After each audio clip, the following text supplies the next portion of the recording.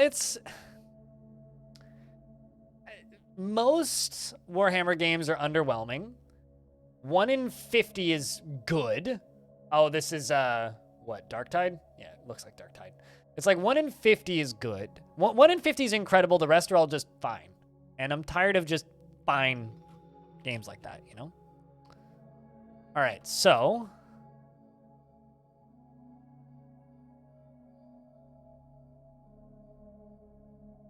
This is the fortress that we... Ador Rarel is going to be where we unretire. So, wish us luck. You have returned after a year.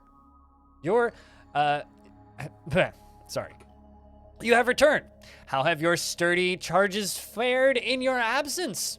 Have they gone on adventures and moved on to richer delving at a new frontier settlements? Perhaps they are all still here, unwilling to leave the magnificent fortress you prepared for them. Deep underground, the promise of treasure and the thrill of overcoming danger have lured you back to this place. Will you strike the earth again? All right, let's pause. So let's see. We now have 25 citizens. And a shit ton of hostile merchants. Not sure why the merchants are hostile. And some wild plump helmetmen, which are just in the taverns. So...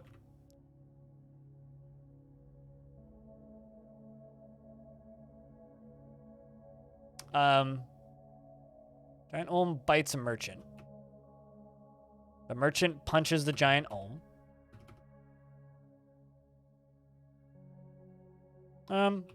Ooh, that's a problem. How much water's in here? Quite a lot in the bedrooms. Well, there seems to have been some flooding. While we were gone. There seems to have been a lot of flooding while we were gone.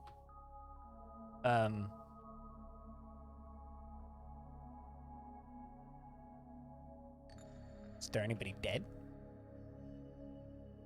Anybody drowning? I'm not sure why all of the merchants are listed as hostile.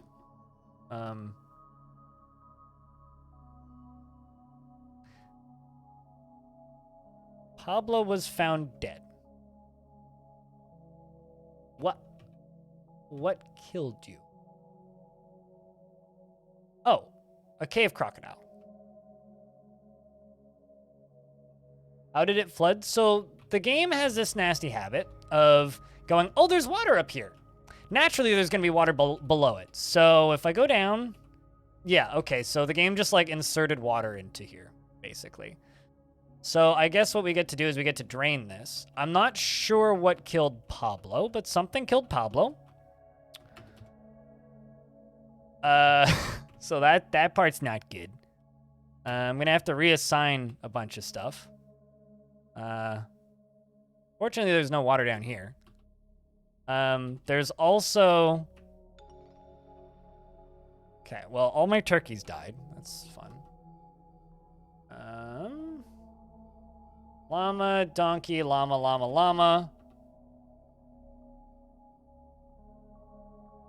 Llama, baby llama. Baby llama, baby llama. Okay. And also, I don't think all of my characters made it here. Because we only have 25. I don't think the second crew made it. Or rather, maybe they did, but they're not in this fort. Maybe they ended up retiring in the one next door. It's a little odd. I don't see any of the...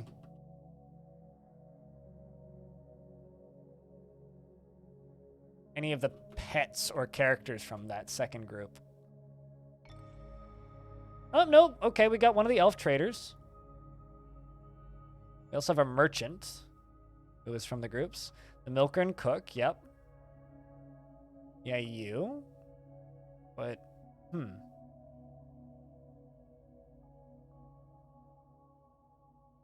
Back to work? Well, you have a good day at work. See you when you get back. The thing that's real weird to me is just all of these hostile traders. Well, it looks like they're all just leaving the map slowly. This is bizarre.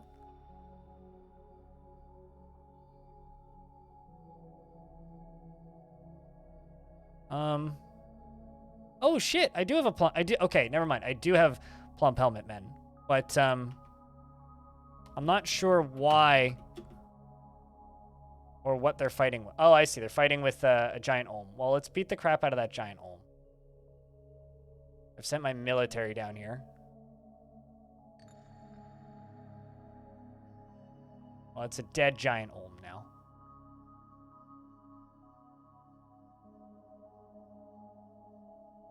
All right, so if I go over to... I have some visitors? Okay, so the plump helmet... Oh, I see. There we go. Plump helmet man engineer is right here. Who's currently being taken to the hospital. And I also have a plump helmet man clerk. Apparently the plump helmet men are listed under pets. Which is a little weird. The plump helmet man clerk is in a tree, though. Where are you exactly? Okay, there you are. You're in a tree. Well, fuck. You should be able to walk down from up there, though. Hold up. Can't find him now.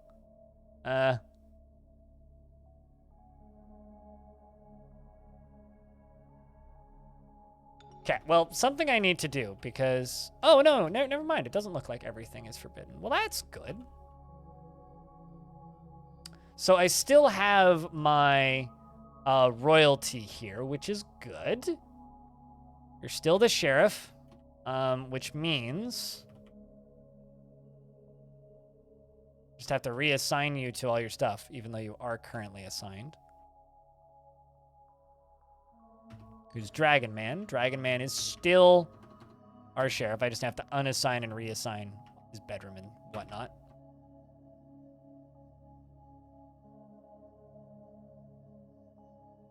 Or her bedroom, I guess. It literally just gave you all of that. Door locked or something? I mean, anyway, we got bigger problems that need to be worried about. I mean, we got this little water problem currently. Fortunately, I don't see that Forgotten Beast anywhere. There's also a red panda on the map, apparently.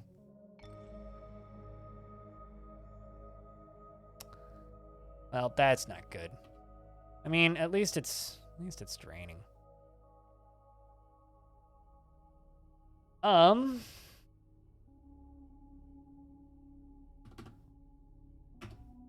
Put that all the way up to #1 priority.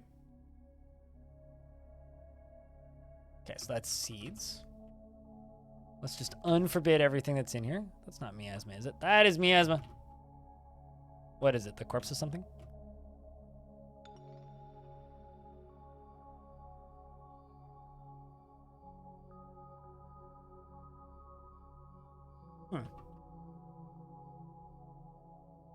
It's a bunch of coins. I think that's approximately where we were when we died. But I'm not totally sure. Well, we're going to have a lot of cleaning up to do, so should be entertaining, I would say.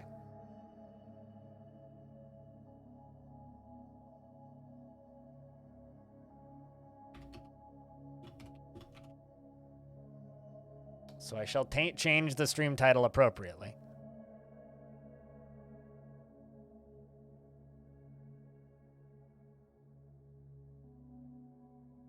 Also, since, you know, it's been kind of a lurky stream, I'd be lying if I said anything else. Jack, can I get a round of beers? I'm just curious how many people are listening to the stream right now.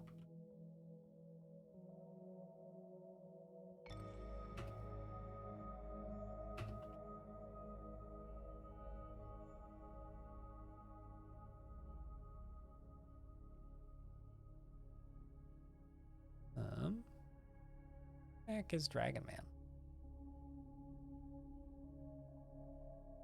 You didn't just keel over, did you? No. What do you require? Oh, there's no chests and no cabinets in your room. Yeah, there is. Okay, I'll give you another one of each. Then maybe you'll stop complaining.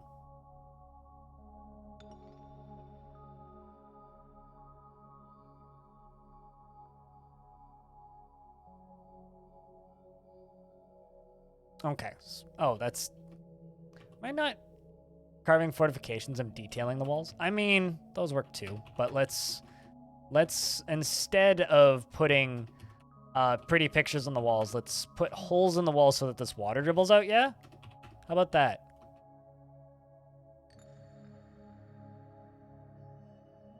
How about that instead? It seems like a much better use of your time, Dwarf.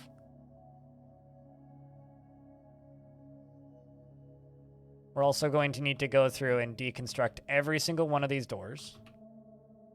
We'll put them back later, I swear. But for right now, these doors have to go goodbye.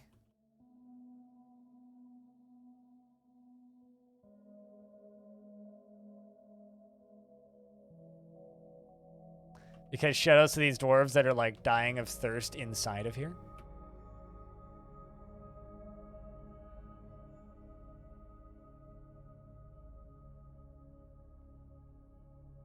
That shouldn't be enough to drown you. I just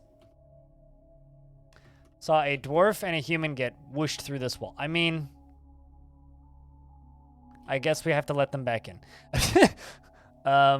Let's just go over here and mine through that real quick. Actually, you know what? Instead of doing that, I'm going to go up this way. Set a high priority dig, which is just that, not what I wanted. I didn't realize I had that selected, but instead of doing that, I'm going to dig through here.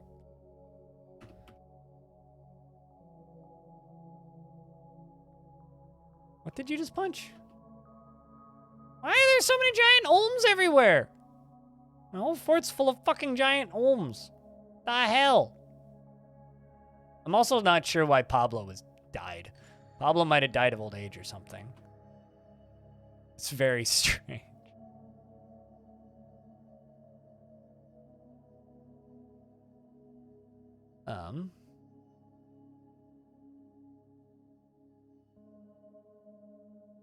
Aquasar has been missing for a week. Okay, so I think that person did die.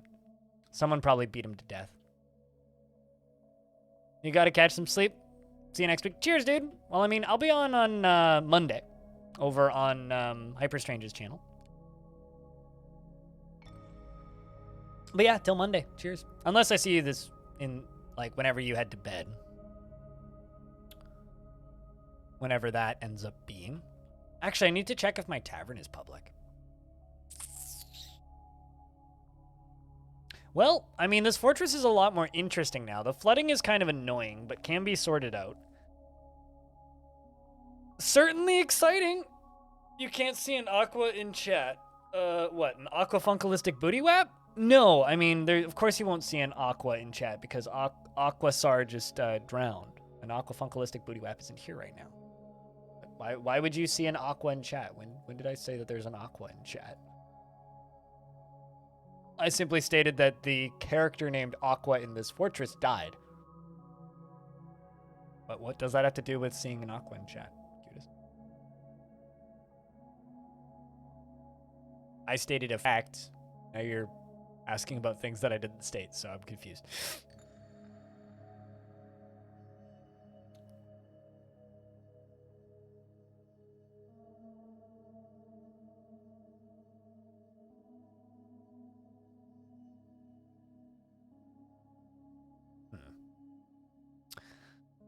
All right, so Aquasar may have died. Either due to some sort of injury or something, but somewhere on the map, Aquasar is missing. There was also that forgotten beast up on the surface. At least for a time. But our drains are getting to work, so at least we have drains now. Also, shoutouts to this human who slipped through this walkway here and is now stuck on the wrong side. All of this water is now draining down into here. And Trezuka is lost. Well, Trazuka, do you happen to have... No, you have a Warhammer. Okay. Cool. The mining through of that area should allow Trazuka back into the fort. Keyword here is should. We will dig through here as well. Is there water above that? Yes. You should just be able to walk in.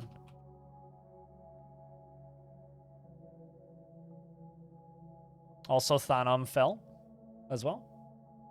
But, you know, we're in fort mode now, so I can, like, talk a little bit more freely. It's just, we're going to be cleaning up this water for the next little bit, because clearly there was some sort of seasonal flooding.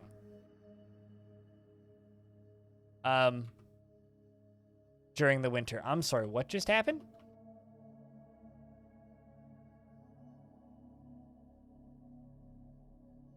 The engraver's lower body takes the full force of the impact. Did you just fall down here?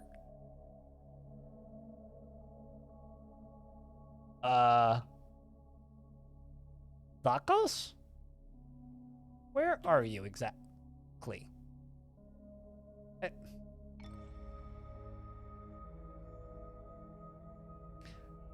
This dwarf just fell through a window in my fortress, down into the lower cavern layers.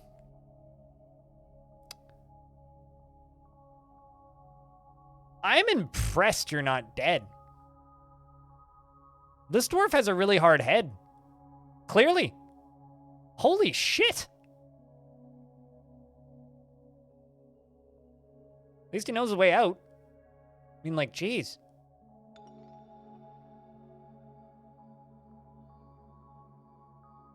That's kind of nuts.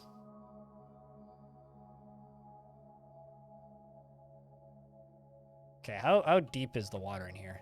Pretty shallow. Well, on the bright side, this will drain pretty quick. I just have no idea what we're gonna... Did he fall on something? I fell on a mushroom cap, but I don't think those are soft. That's like falling and landing in a tree. There's an insane cook running in circles. Sure, that's good.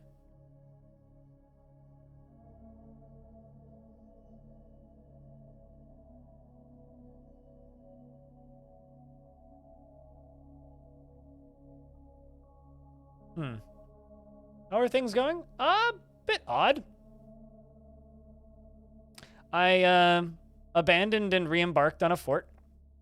And now things are kind of strange. We also apparently have no booze.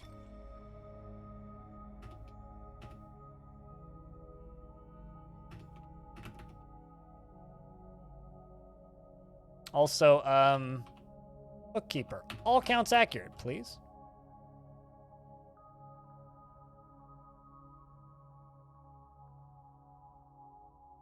You mentioned an end goal for Long Death, but you may have missed what sort of objective. It's still the same as forever. Don't let it die. That hasn't changed. The only thing that has changed with Long Death is it's going to take a break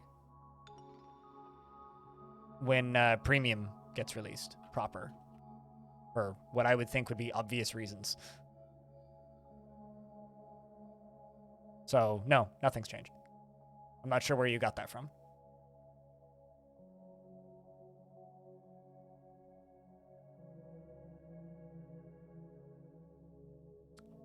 But did you do anything fun with those scrambled eggs? Wait, what?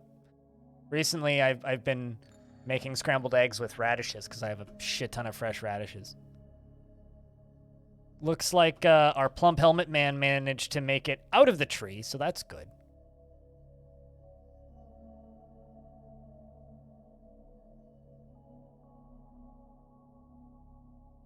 Okay, I don't know why there's a horse over there carrying a door.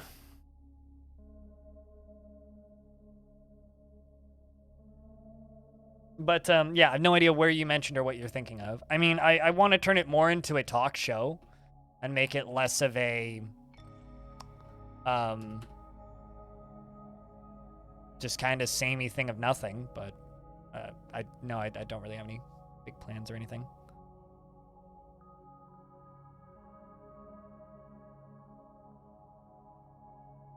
No, I mean, that was just me blabbing.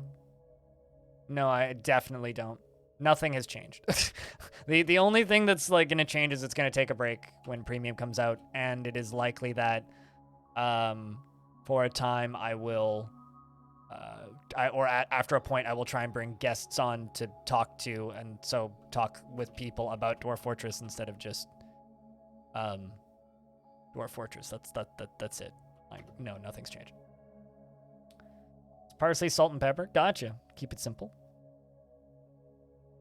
Oh, you did the Gordon Ramsay technique? Low and slow or whatever? The best way to make scrambled eggs. Or maybe not the best way, but certainly a good way. But yeah, nothing's really changed with Long Death. Long Death is gonna stay the same for a long time. And I don't have a big end goal. It's just get it to 1,000 years.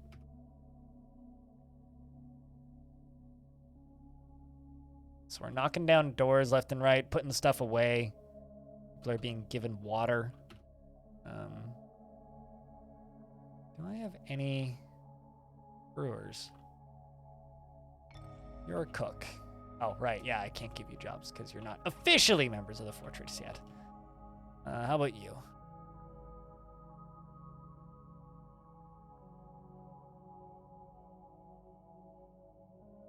At least there's water everywhere. You don't have to worry about getting too thirsty. Cream cheese and capers? I could see it. I really like dill pickles in an omelet. If you want to talk about like kind of salty, pickly flavors for eggs. I'm quite a fan of that. Red panda's fighting. Okay. Let's drain that side as well. I really just need to get it draining. I mean, it's draining pretty quickly. There really isn't that much water in here. That's the thing. It's mostly in the bedrooms. It's this room up here that's going to be a real pain to drain out, but it'll be okay. Kind of thinking about going just above this. Where's that? Right above that tree, hey? Well, what I could do...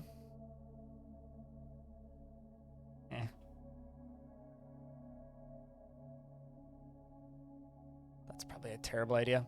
Thinking about like, yeah, you know, I could just channel up into that. It's like, maybe not.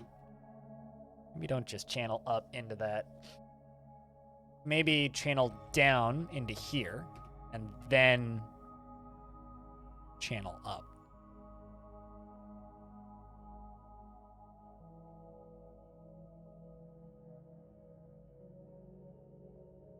Learned of and made a tomato pasta sauce with capers and I mean capers are pretty similar to olives as well. I like watching the dwarves go wee.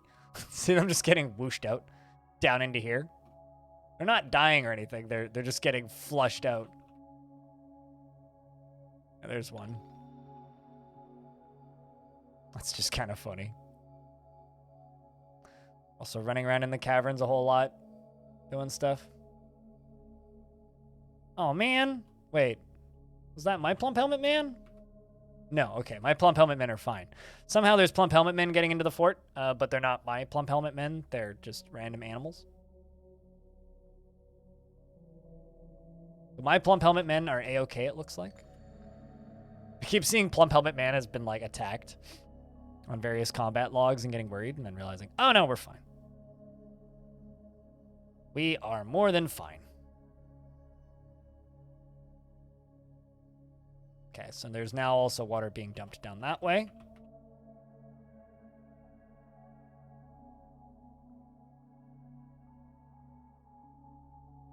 And I'm going to ramp up in to the fort this way. So hopefully start this area drain.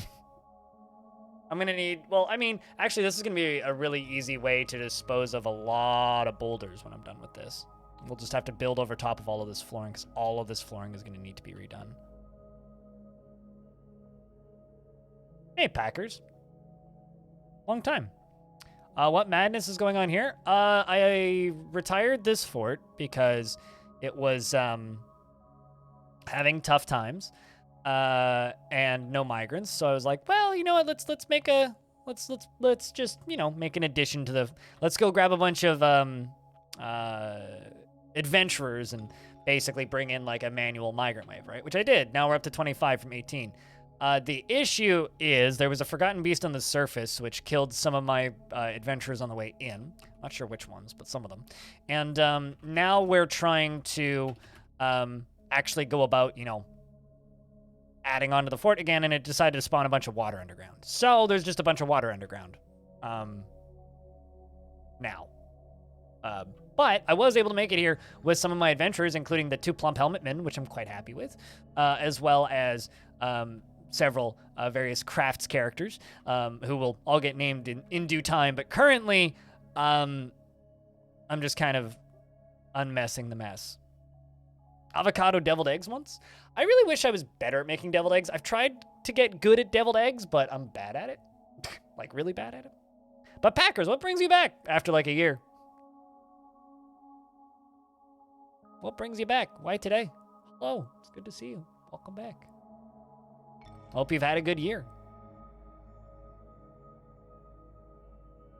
Dwarf Fortress kind of fun? Yeah, no, definitely. I mean, it gives me something to do, at the very least. And the frame rate's still, like, surprisingly fine. It's, like, a little bit on the laggy side because there's dwarves everywhere, but we'll be able to, keep dwarves alive. It'll be fine. It'll be fine. It'll be fine.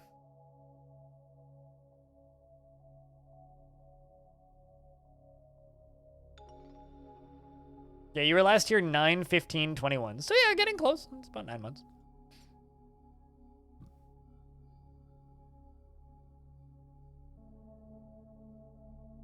Just wanted to, while focusing on in real life stuff. As somebody who never gets time to focus on in real life stuff due to streaming way too much, yeah, I can relate. Real life stuff's good. I've gotten like all my shit together to go camping a whole bunch this summer, and I'm looking forward to it. Get some fresh air. It's fucking needed after this last year. Yeah, things have been pretty okay. Things have been pretty okay. But I just hope that this water drains without too many dwarves dying in the process. It is, like, noticeably starting to drain, though, so that is good. The more concern that I have is there's, like, jabberers everywhere and stuff, which is kind of scary. So, not a huge fan of that, but also bodies everywhere for some reason. I'm just kind of hoping that, like, these supposed hostile merchants that are all here will just leave. I think they were just here during adventure mode. And, like, they haven't really found another place to go yet. Well, at least this area is walkable again. That's good. Meaning the water can drain out of here. How shallow is this? Okay, it's draining.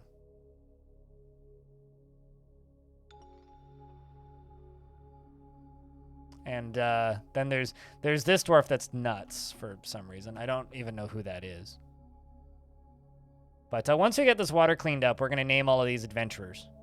So, one thing at a time, for sure.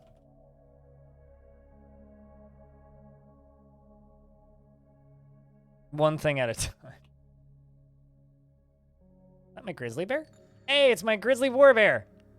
I brought it with one of my adventure crews. Look at that.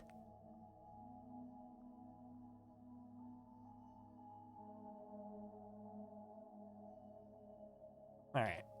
Well, seems like all visitors are welcome in all of my locations. So that much is good. Gonna need to place some beds up in here.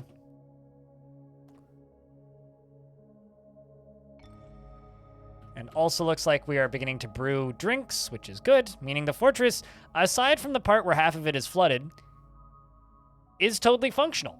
So that is good. I'm just going to need to unbuild and rebuild all my tables and chairs, which shouldn't be too difficult to do. Stocks are getting counted, which is also good. Yay! You know what's kind of funny? Is there's actually like a tunnel behind these that you can't see. I was actually thinking about filling it all up with water anyway. So I think that that's kind of amusing. It's like, well, I was kind of thinking about just putting water in there anyway. But now I don't need to think about it. I can just do it. I should also just dig through this to let this human out. This human got like whooshed through that like fortification there, and then now is just like stuck. I'm gonna try and let him back in.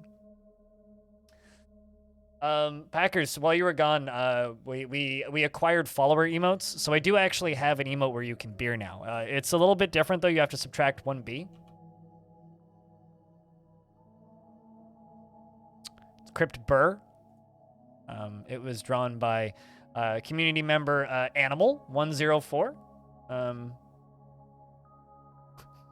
in MS Paint. I think it's beautiful. We all love it.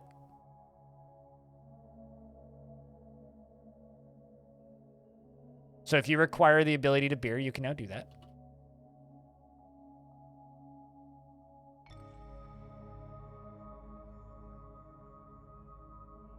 That one is your fave?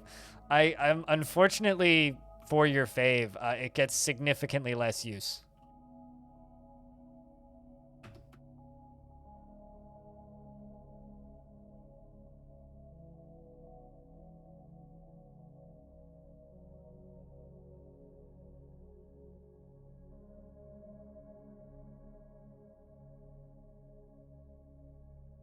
Also, chat, we got legitimate DF news. Not from Summer Games Fest, though. But we do have important games news about Dwarf. You guys want to see it? I'm going to go read a thing. Keyboard stuff. There was some confusion over in the linked suggestions thread and elsewhere about hotkeys, etc. And I generally should clarify different pieces of keyboard support and where we are at. For hotkeys, I'll move some of them, since I can't assume we have a numpad and WASD has to camp out over on the left side of the keyboard forever, but hotkeys for opening and using menus seems pretty easy to support. We do have to show them to the player somehow. Tooltips are the typical way, and there could be some layer that draws them under buttons as well. I guess some games have done it like this, holding Alt for this kind of thing. For designations, I think the WASD plus mouse combination can handle some things that people aren't giving it credit for. Long tunnels and camera keys also work for doing up and down staircases.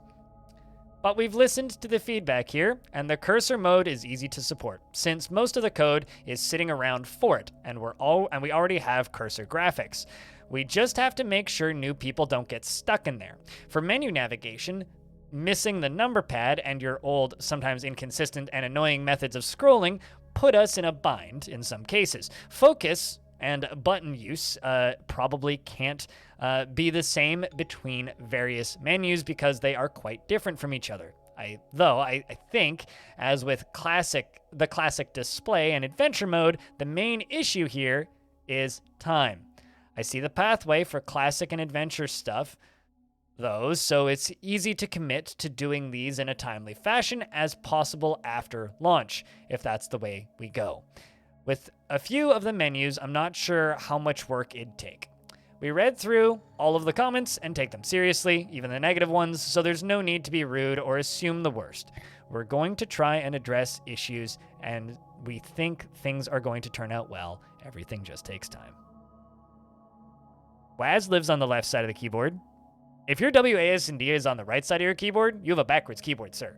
Stop looking at your keyboard through your makeup mirror. Here's a link if anybody wants to go read or respond.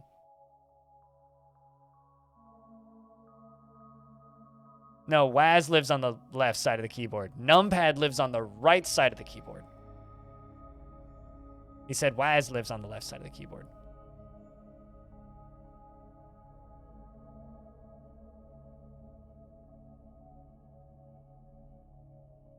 Welcome back, Lord Samuel.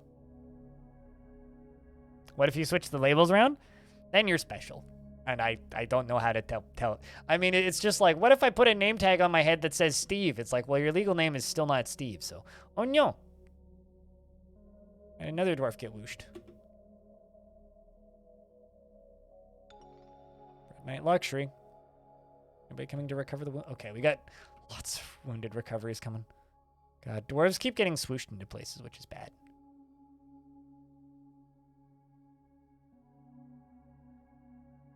Not even sure why you're wounded, but we're recovering you.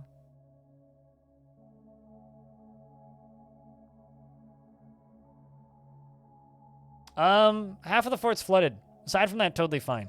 Although there's hostile merchants everywhere. I'm not sure why they're hostile. I'm not sure why they're here.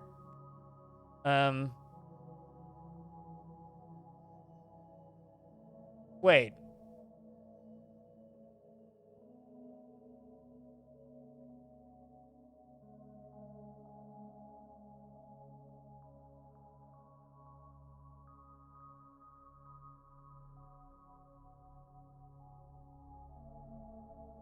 Okay, never mind. I was very perplexed for a second there. Civil War? No, it's not a civil war. I think there was just elves trading here when I left. I mean, and I think it's just labeled them as hostile. They're not actually hostile. They're not actually fighting with anything. So no, we are not in a civil war with our home civ. I mean, the outpost liaison was here initially, and they were wandering around, and then they left. So no, it's not a civil war. It's just half of it's flooded. No, some migrants have arrived. Well, that's a good thing. I'm just going to let these migrants arrive, and like I said, we'll go through everybody and read all of their takes and thoughts later. I want to focus on getting stuff put away and fixed. Getting all this stuff drained. Let's see. Listen to the Plank of Nations. Well, that's good. The fact that we're getting new migrants already means that re-embarking here was worth it. It's just going to take me like an hour to fix all of this flooding. But up to 30 dwarves. That's good that we're getting more migrant waves. I didn't think that we'd get more. Hey, a Krasdorf's guild has been established. Well, once we get this water drained.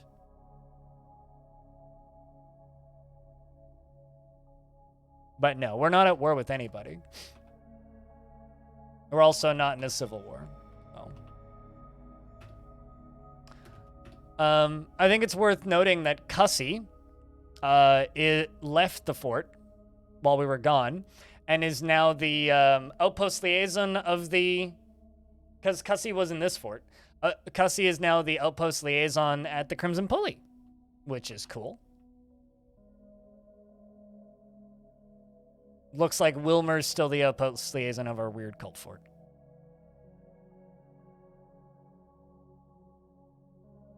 Well, maybe you build boring fortresses. You should build more interesting fortresses.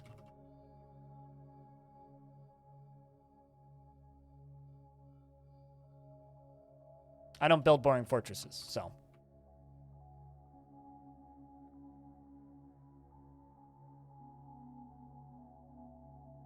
Just don't build squares.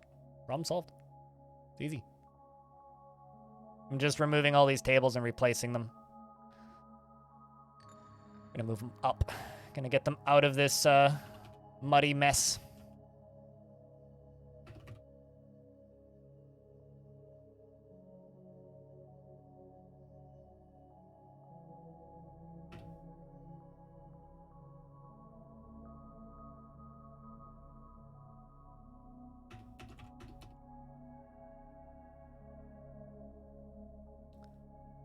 Alright, let's just wait for them to move all that stuff. Shoutouts to those plump helmet men that are dragging gold tables.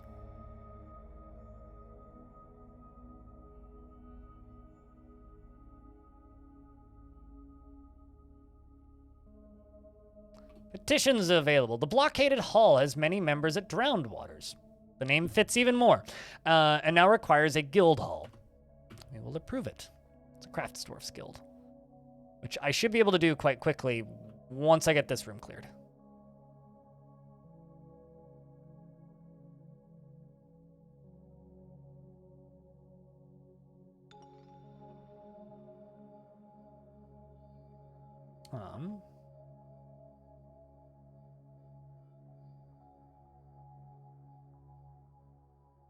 Let's queue up some golden tables. We're gonna need more tables. And we're up to 30 dwarves now, which is a good improvement. Solid, solid, solid improvement.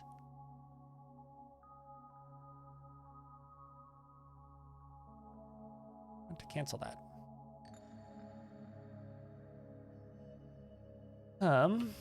Gold throne, there you go.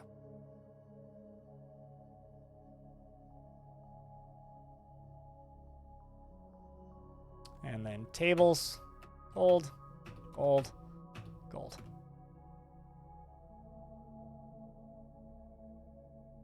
But yeah, fortunately, those squiggly blue lines are evaporating now. So you don't need to be afraid of those squiggly blue lines for too much longer. Packers.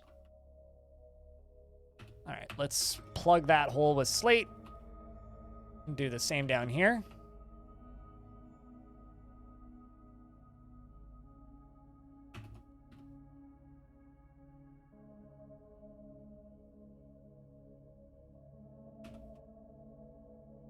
I mean, it's not like it's unplayable, right? This is totally fixable.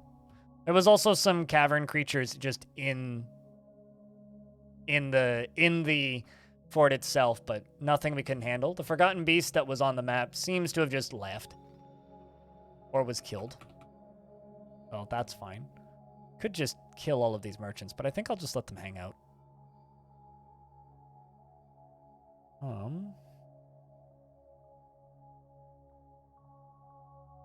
But I mean, the result is like we've already gotten another migrant wave. We have our elves and other characters in the fort now, as well as like, you know, some merchants.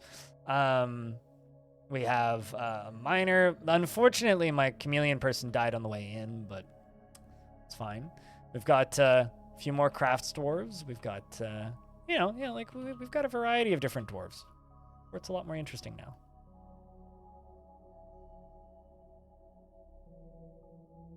Blue squiggly moves, then it's dangerous. That's what your dad taught you? I mean, I wouldn't trust blue and squiggly things ever. Dwarf Fortress has taught me that much. All of this water's evaporating now, so I can fill these holes that I dug in the wall back in with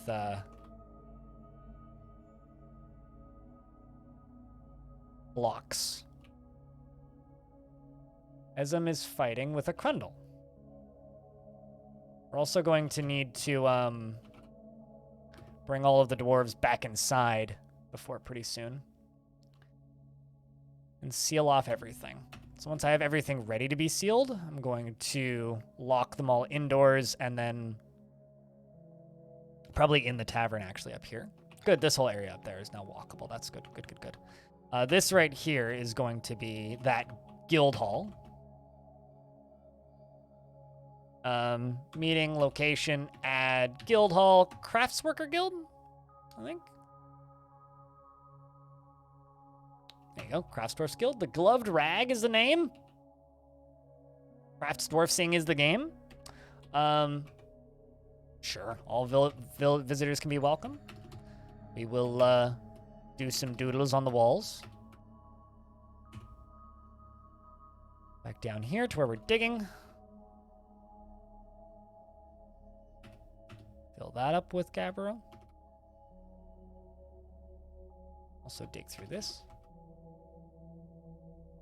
Also dig through all those. Also, chat investments are open. Hey, Rolf, how are you? Good day. Good day. But yeah, this will maybe take me an hour to clean up. Shouldn't be too bad. Looks like I missed a door, though. I'm just happy nobody, like, immediately died. And I think one dwarf died of old age. Because Pablo died, which is unfortunate, but Pablo's dwarf was pretty elderly. That or they died to one of the underground creatures. I'm not totally sure, but they died to something in the fort.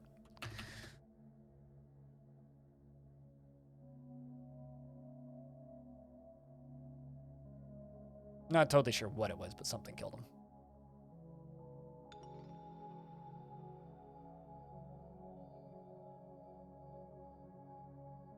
But fortunately, we got plenty of food, plenty of booze.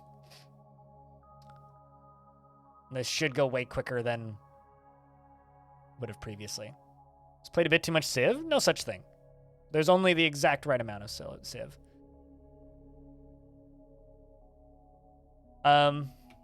Also, hey Clino, I saw and read the post that you linked. I think my main comment is, I hope people weren't too rude, because that's bad if people were rude.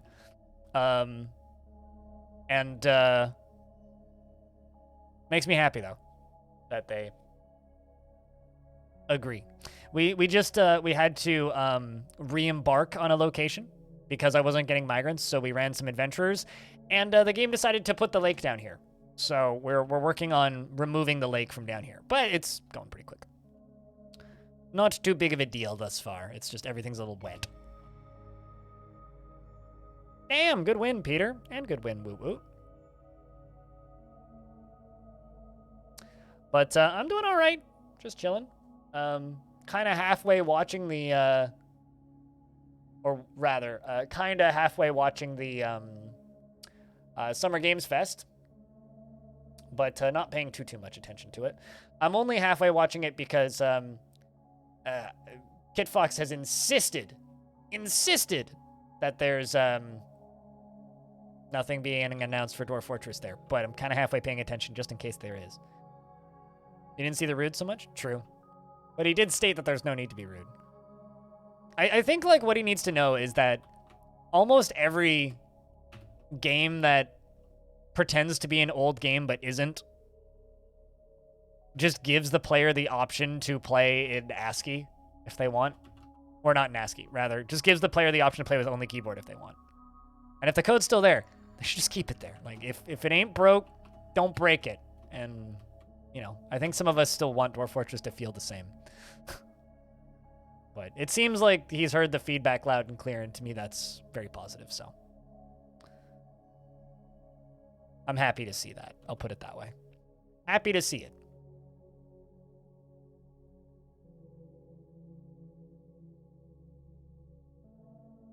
No, I mean, I had so I once re-embarked on a fortress that was beneath an ocean. This was before I knew that Dwarf Fortress had a bad habit of, like, inserting water in places where it wasn't supposed to be. And I built a fortress in the cavern layer underneath ocean, and not only was the entire cavern layer full of ocean, so was my entire fortress. And it was like everybody immediately drowned, and there was some dwarves up on the surface. I'm like, well, I guess we retire this place now. This place is fucking cursed. Yeah, it's a bit too moist. Like, see, I don't mind when things are moist. Like, I like a good moist cake. I like a good moist watermelon. I like a good moist I don't know, angel food cake or a cheesecake. But the second that I'm like given a moist fortress, that's too much moist. I'm sorry. That's where I draw the line between positive moist and negative moist.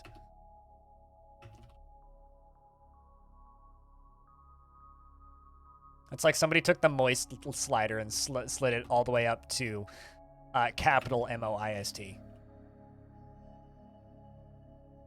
I've had watermelon on the mind recently, cutest, because my mom was all like, "Hey, do you want a watermelon?" And I was like, "Sure." So my mom gave me a watermelon, so I had a watermelon on Monday, and I spent most of Monday just slowly eating a watermelon.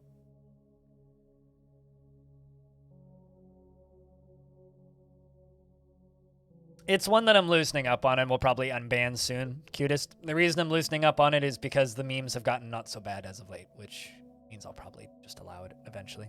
Melon Monday? Fuck yeah. It's like Blue Monday, but melons.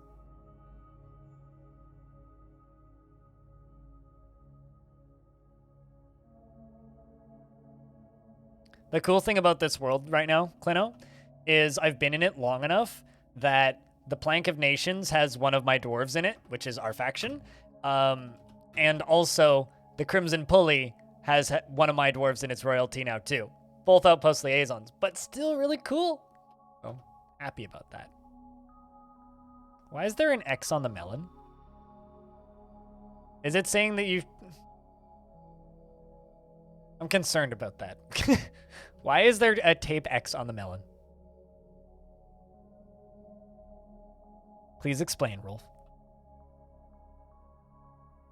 Yeah, no, I'm hoping for a good stream today, because today is the, the last stream of my week, so. Hoping for a good stream. I have very high hopes for today. Ooh, that game looks pretty.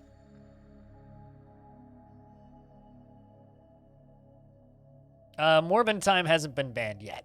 Nobody's given me reason to ban Morbin Time. Someone asked me if I was morbsexual, though, which I'm still not totally sure what that means. I don't want to fuck Jared Leto, which is what I think they were asking. So, you know. So, my response to that one was just question mark?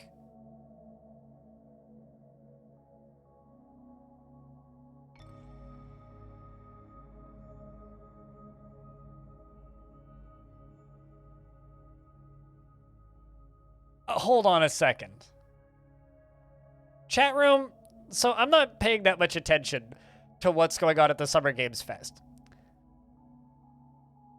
Is Bloober Team actually calling their sequel to Layers of Fear? Or the Layer of Fear? Was it originally? Hold on. Okay, so are they... Is that a sequel? Because they... Okay. So they...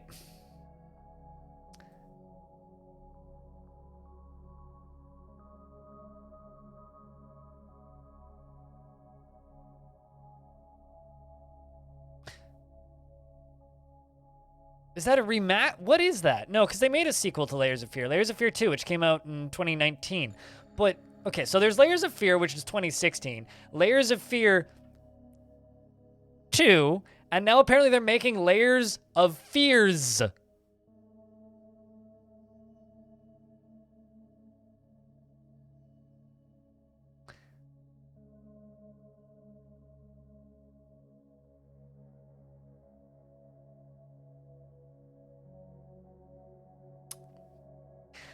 Because boobs are sometimes called melons, so here's a bit of a lewd joke. Oh, see, here I was assuming that it wasn't like a nipple covering. I was assuming that's the hole where you... The melon. Anyway, I'm gonna close my email now because that just made me lose brain cells.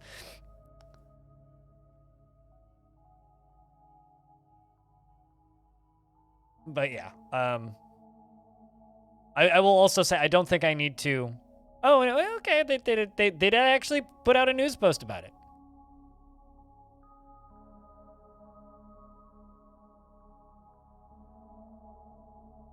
Yeah, I'll probably cover that along with the Monday upload that I'll probably do.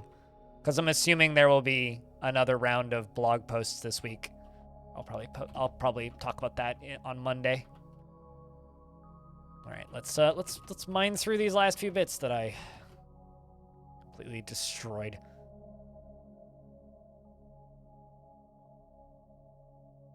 Table is still working. I think we're also just going to place... Oh, needs bed. Okay, well. Let's just make 30 beds, and I will just place a bunch of beds up here.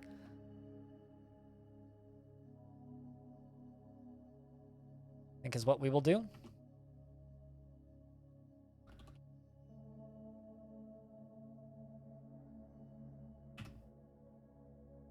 But yeah, I will cover that alongside of...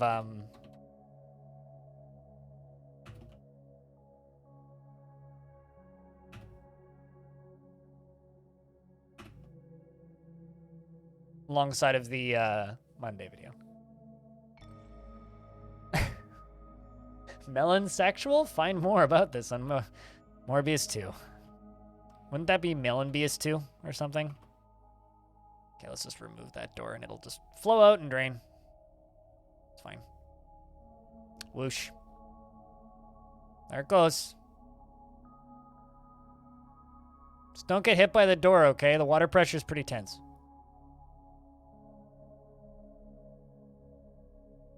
Also, I realize we're still listening to kind of this one. This noise machine. Let's go to a different noise machine. Let's go to something that's a little bit more jazzy.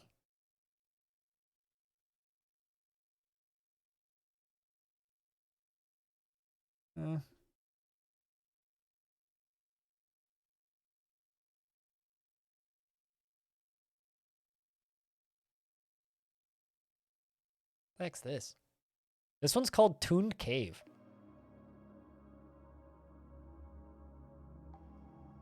Oh, it's cave sounds with dripping. Let's go with that. What could possibly go wrong? Aside from everything.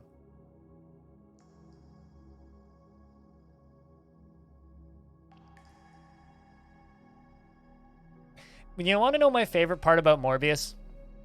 Is that movie came out and flopped really fucking hard, right? And then people posted a lot of memes on the internet to make fun of it.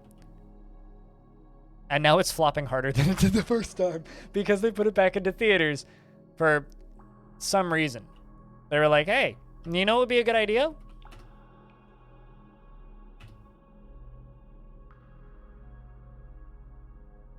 Putting this movie out again. Because people obviously like it because there's memes all over the internet.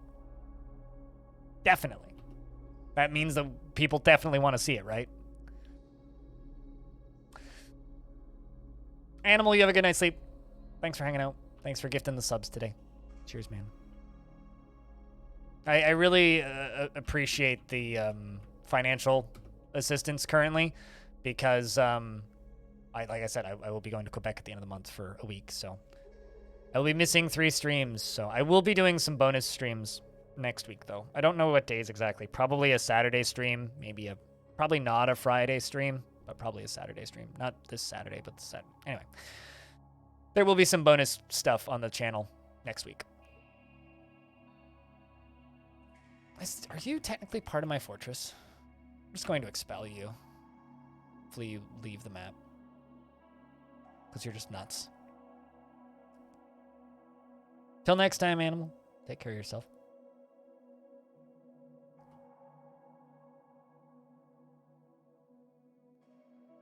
All right, container.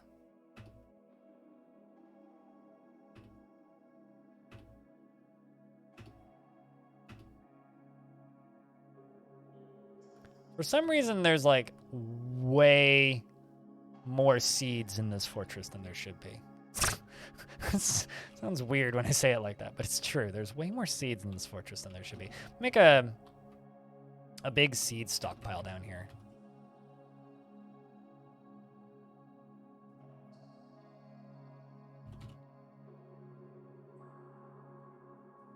Let's just put all the seeds there. Also make a bunch of bags too, but say that this mess is almost cleaned up. We are getting there.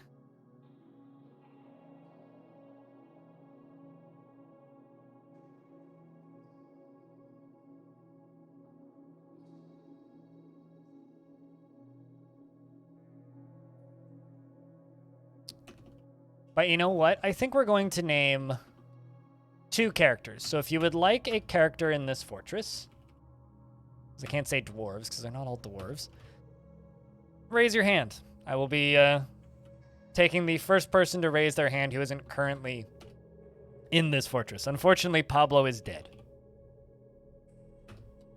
And so is Aqua. Hazaza!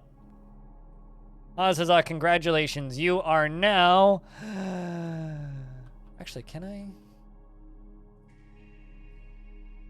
No, I can't name the plump helmets. I was going to give you a plump helmet, man. You can be a smith.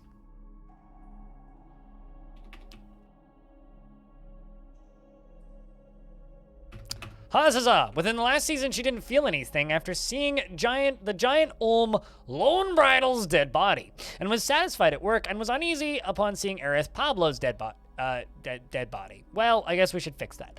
She is 70 years old, born on the 16th of Hematite in the year 140. She is a worshipper of Glyneth, the frightful strangeness, of course, the deity, the very popular deity, in fact, of misery and torture. Torture and misery, specifically. She personally sees introspection as important and dreams of mastering a skill, not raising a family. She has incredible muscles of stretched over a broad body. Her narrow, flattened ears are fused-lobed, and she has a broad, square chin. Her nose is convex, and her hair is pale taupe. Her skin is cinnamon, and she always presents herself extravagantly as possible, displaying a magnificent image to the world. And she is unfriendly and disagreeable, and bothered by this since she values friendship. She is given to flights of fancy and to the point of distraction, and is curious about the world. She generally is grateful when others help her out, and she tries to return favors. She generally acts with a narrow focus on the current activity, and generally overindulges, and does not easily love, and rarely develops positive feelings. Slap the red hot metal. I do our best to slap the hottest of metals. Slappest the reddest and hottest of metals.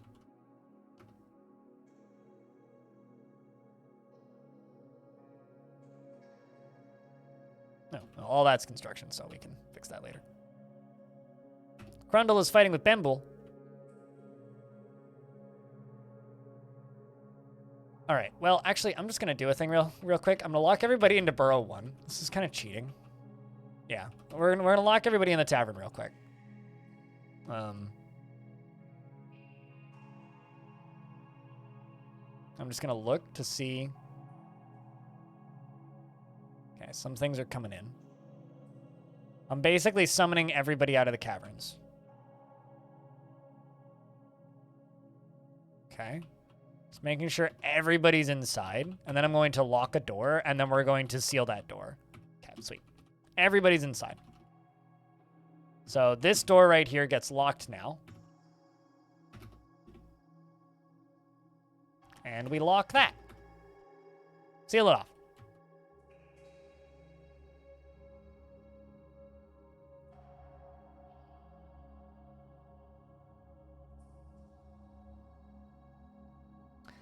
All right, so I will just read off the named dwarves in the fort currently. Sethados, El Meso, Lab Chimp, Thanom, Zakos, Trizuka, Faulted Thrower, Haz Huzzah, Bread Knight, Luxury, Dank Penguin, Stone Gran, Stoned Hobo, Selowek, Space Pirate, so you already have one here, Space Pirate, so your hand raise was illegitimate. Taco Nuva, Dragon Man, and then two other unnamed ones, and then Cutest Ghost, so you also already have one. But not Stoned Hobo, because he's not here right now. Space Pirate, let's check in with your dwarf, shall we? She is satisfied at work, but feels self-pity after being unable to practice craft for too long. You want to practice craft? What craft? Here, you know what? Just because there's going to be a lot of it getting done over the next little bit, let's give you stone detailing. But in general, how old are you? 86? Still pretty happy? You don't like wearing old clothing? And you have some good friends. Still in the fort. And Cutest as well, you are a peasant. You're content after eating a fine dish. 84. Nope. Like, nobody died in this fort. Pablo died. It's the only one who died. Well, I mean, there was one other person who died, but that was a while ago. I know it wasn't you. What made you think you died in this fort? This fort has been, like, very uneventful. Like, there's been some forgotten beasts, but I didn't really have the materials to make weapons to fight back.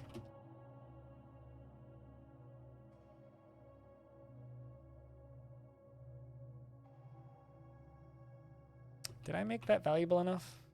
Not quite. Let's put 2 more gold statues in there.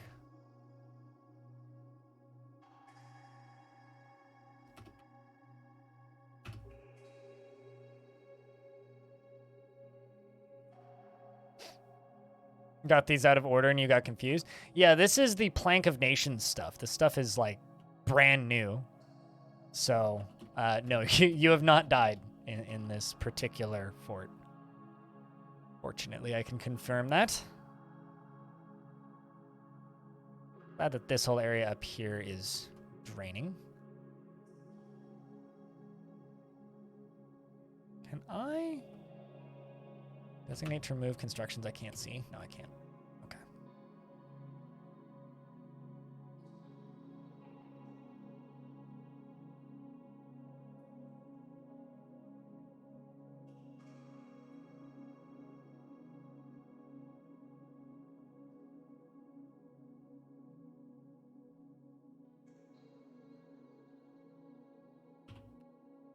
Those can all be slate or gabbro. It doesn't actually matter. Same color. So when we're trying to coordinate by color, it doesn't actually matter. How many random visitors are still here? Still 210. Can I, like... I can't expel them. They're actually just friendly visitors, but for some reason they're labeled as hostile, even though they're not. I kind of don't mind having all of the merchants hanging around, though. They're kind of neat.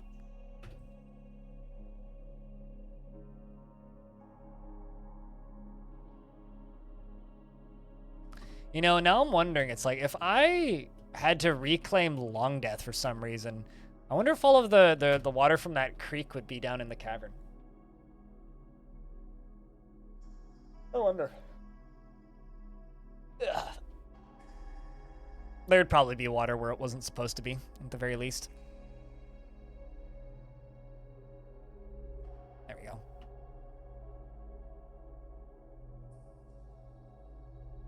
I hope that those craft dwarves are satisfied.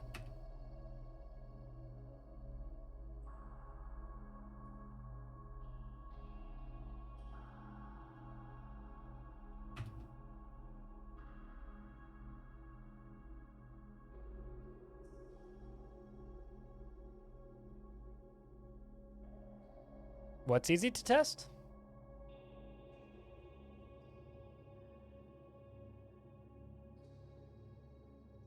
A silver warhammer has been misplaced. No doubt, the ghostly Aquasar is to blame. All right, well, there's a ghost of Aquasar, Chameleon Man. So let's make some slabs. I think.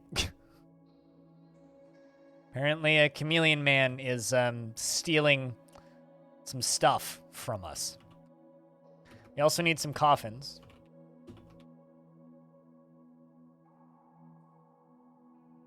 We're also going to make 10 gold sarcophaguses. It's the other Aqua. Yeah, who died. Kinda got slapped by a forgotten beast. Oh, the moistness of reclaimed long... Yeah, I guess that is easy to test. I'd just have to copy the save file.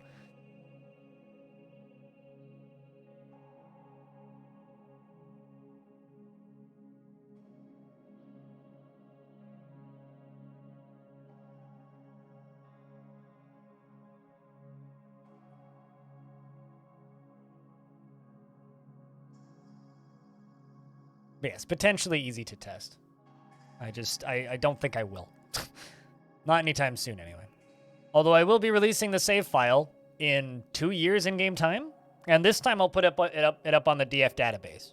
And if you want to link it other places, you absolutely can, but I will be uploading the save file as is in just a few years in-game time. Ugh. Basically, like, maybe one more stream worth of time, and I will be able to just release it.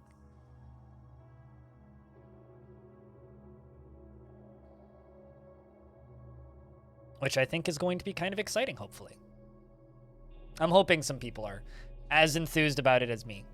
Oh, also, Cutest, I don't know if you know this, but Postal Brain Damage released this morning, and it has overwhelmingly positive reviews. So, I'm happy for those guys.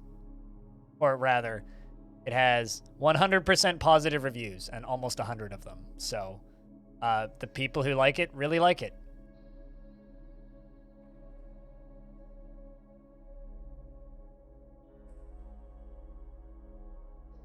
Do old save files exist somewhere? On my hard drive, yeah.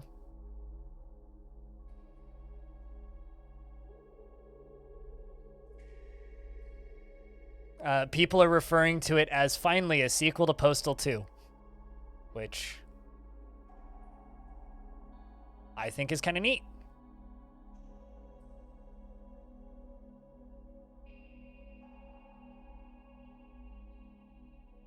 Autumn has come, meaning we might suddenly have traders here? Which may be weird.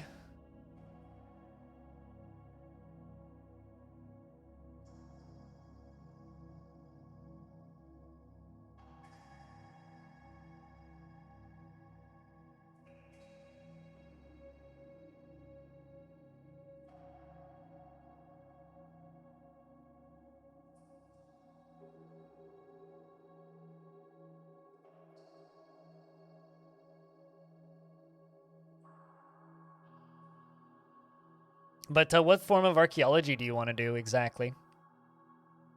Do you just want to like stare at it in Legends mode or something? But anyway, if you want me to upload or re-upload any old save files, let me know and I can do that. But I will be uploading year 400 save file probably next week.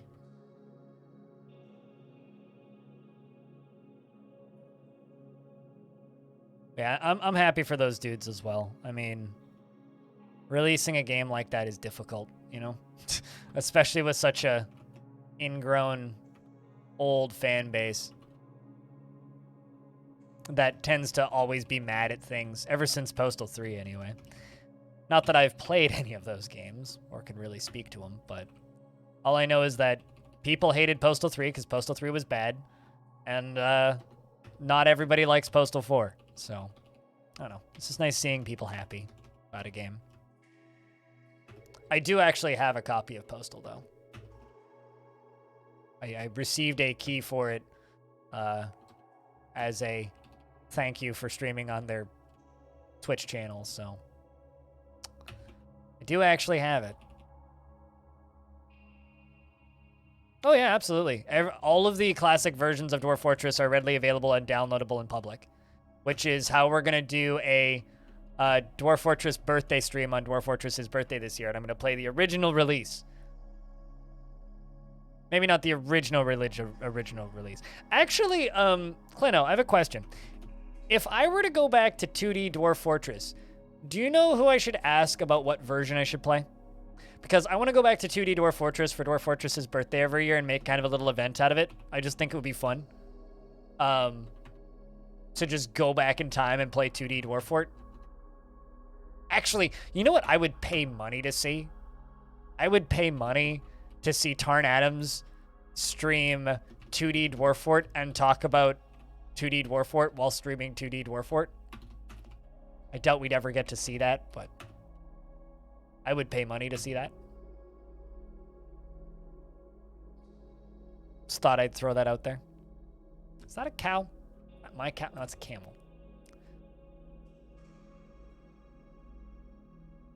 Trying to get this whole area sorted.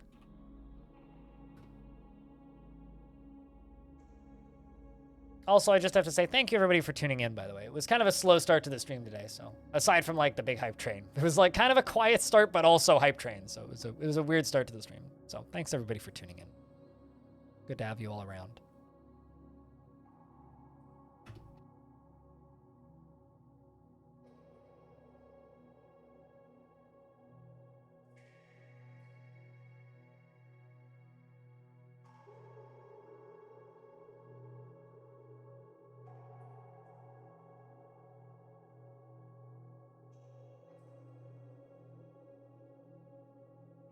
Crypt Burr. B needs to be capitalized. Sorry to, like, inform you of this, but it's a fact.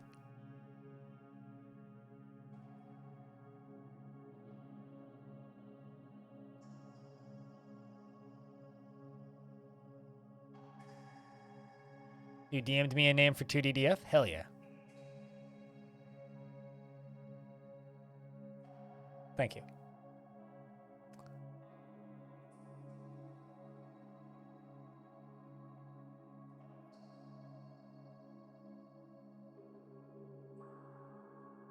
Although it's okay, the bot doesn't differentiate between upper capital and lower capital, or lowercase. Capital and lowercase.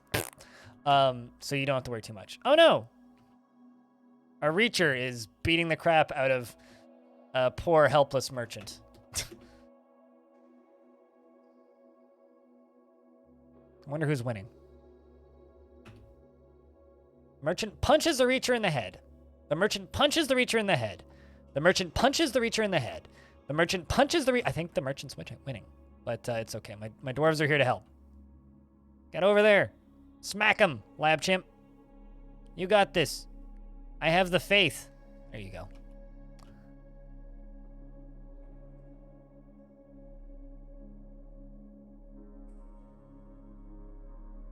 But yeah, that's something that I'm kind of planning on doing, just because I think it would be fun, you know?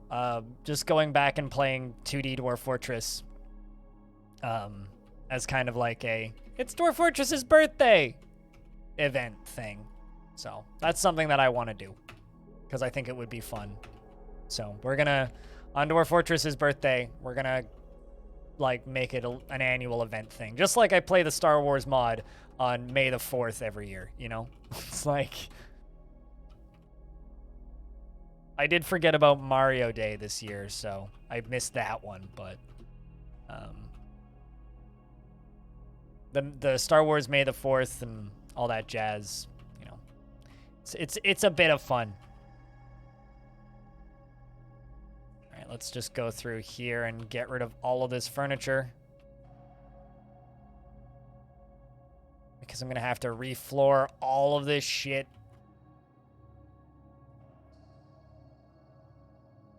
This is the actual pain in the ass here, is reflooring all this stuff. So I'm also removing the beds from these dwarves. Poor dwarves. So sorry. I don't want to do this, but I don't really have an option. Unless you want mud on your bed for all eternity. I don't think you do.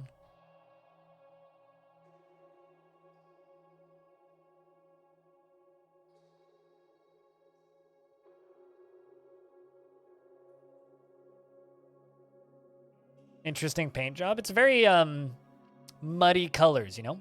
So, chat, I'm going to open up another one. I'm going to name another dwarf. Well, I want Homestuck to be burned in a fire, so never. And I'm not a brony, so never. Sorry, it has to be franchises or things that I care about. Sorry, but this is a personal thing. Pokemon I could do, maybe. Pokemon, maybe. But yeah, Homestuck just makes me want to throw myself off of a high ledge. That's my take on Homestuck. The one that lets dwarves make Gatorade. I mean, unnecessary, stupid mods are the best mods. It's just like, you know, Thomas the Tank Engine is the canonical dragon for Skyrim. Naturally. Is that a necessary mod? Absolutely. Do you have to use it while playing Skyrim? Absolutely. Are you even playing Skyrim if you're not using that mod? Absolutely not.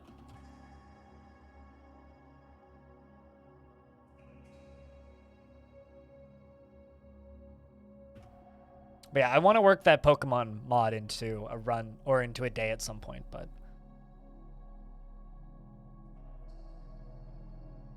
yeah, I mean, there's absolutely good things to do with it. My ex was just a massive fucking fan of it, Star Legend God, or not Star Legend, Packers. So it's like, because my ex was a massive fan of it, I don't have very many positive associations with it. It's like my ex's friends who I didn't like, and the parts of my ex that I don't miss. So it's like, yeah, no, I do not like that shit very much.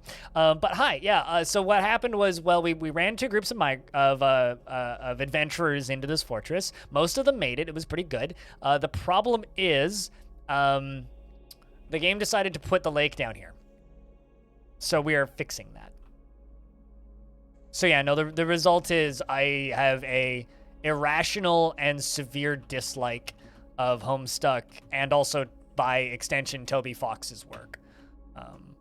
Toby Fox is very talented, and so's Hussey, but I don't want anything to do with any of those fandoms ever again. And if I could stay as far away from them as possible for the rest of my life, I think that would benefit me mentally and in other ways greatly as well.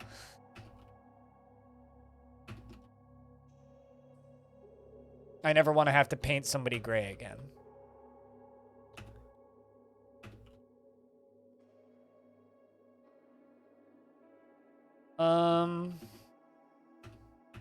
That and that. Hopefully filling all of that in. But aside from that, nothing really happened. There's also merchants everywhere for some reason, and I'm not totally sure why. But we have plump helmet men in the fort that are ours. Look at this. We have a plump helmet men clerk.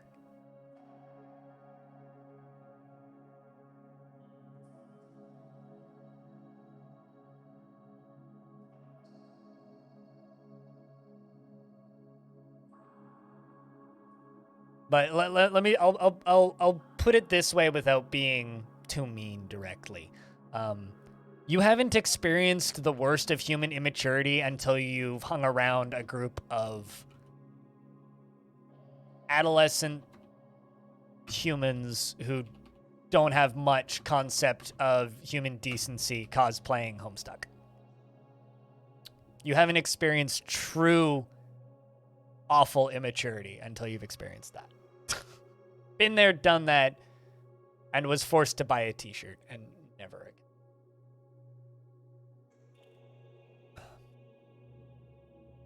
What does that mean? You're better off not knowing, probably.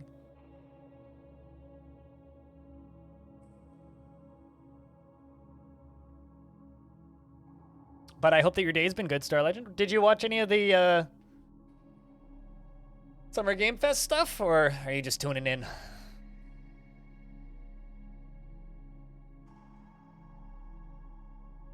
Immature teenagers dressing up as annoying characters from a series of trippy, annoying people.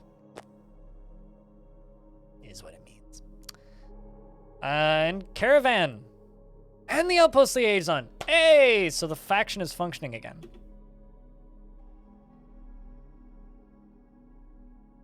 That's good. Which means re-embarking here was the best thing we could have done. Let's bring those 2 lead coin bins up. Oh yeah.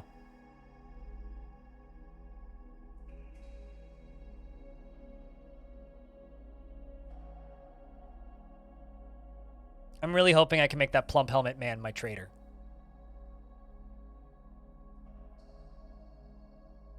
Spent your teen years living in college campuses with an early inclination against fandom, Star Trek. Well, just remember, the word fan is derived from the word fanatic. Being fanatical about anything is a negative, even if it's something that you love, right? I don't hate fandoms blanketly, but there certainly are some fandom groups that I just have such negative associations with that I don't want anything to do with them ever again. And as like an easy example, it's like, do I have anything against the webcomic Homestuck? No. It's fine. The writing's fine. It's interesting. It's a fun to read thing. But if I ever see somebody painting themselves gray again and I have to be in a room with them for more than a minute, I will leave whatever function or event or thing that is just so that I don't have to be near them. Because holy fuck.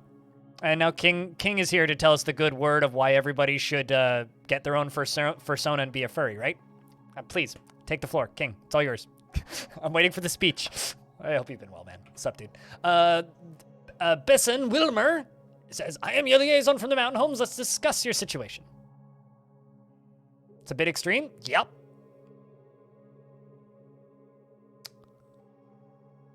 I'm not denying that. Trust me. I would rather set my hair on fire than have to hang around them for a couple hours again. I don't really know what to ask for right now, so I'll just bring us cheese. I'll figure that out next year, because currently I'm still fixing my fort.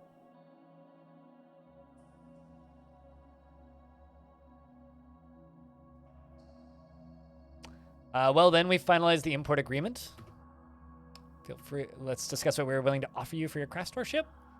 What do they want? They really want pearl ash and handwear, and short swords apparently, and crowns, I think. And Wilmer says, Sathados, I look forward to our meeting next year. Our fortunes rise and fall together. Embrace your inner bones. Is that what we're talking about? Drink calcium and be merry and all that jazz. Unfortunately, you know, someone actually asked me if my profile picture on Twitter was an NFT, which is also my profile picture on Twitch, by the way. It's not an NFT. You can copy, paste, and save it. Just credit Cooler, please.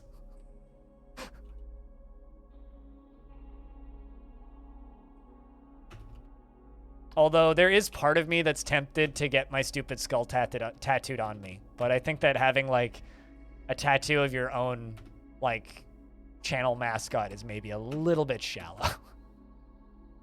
I've thought about it a couple times, though.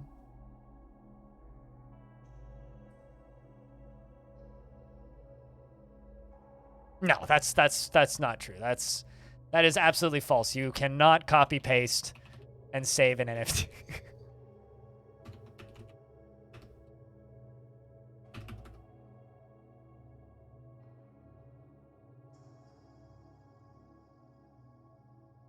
I'd have to live stream it. I'd have to find a tattoo artist that would be willing to live stream it. Not all tattoo artists are willing to live stream it. So no, I wouldn't.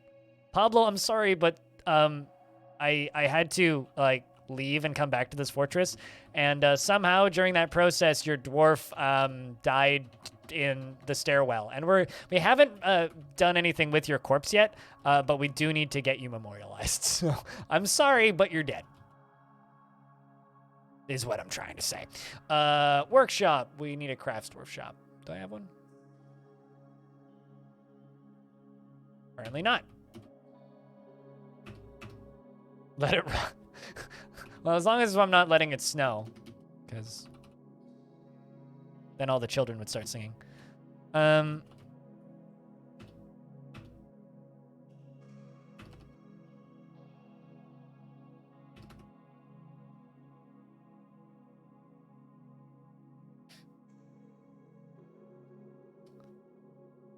Speaking of NFTs, a certain regular here contacted you on Discord randomly to talk about investing in cryptos.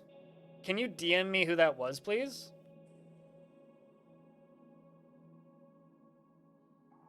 That would be greatly appreciated, actually.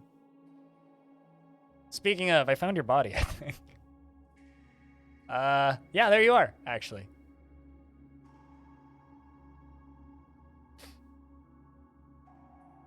Or rather, if you could DM me a screenshot of the conversation, that'd be even better.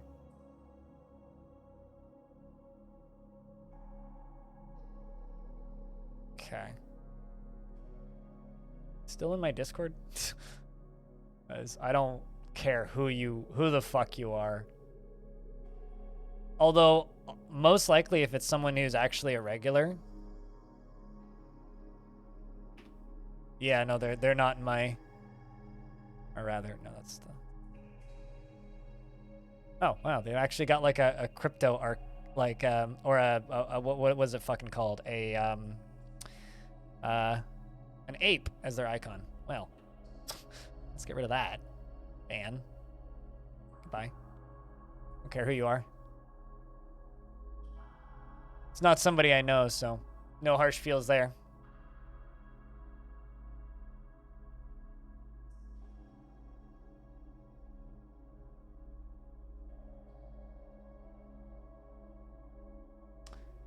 Cheers. Yeah, banned. Like a month ago. Yeah, if somebody's in my Discord and DMing you about crypto shit, just fucking ban them. It's fine. Like it doesn't matter who they are. I don't want. It's just for the same reason. Like if somebody started trying to peddle penny stocks in my Discord, also ban them. It's not a form of solicitation that I'm okay with. If that shit pops up, it just needs to go. It's that simple.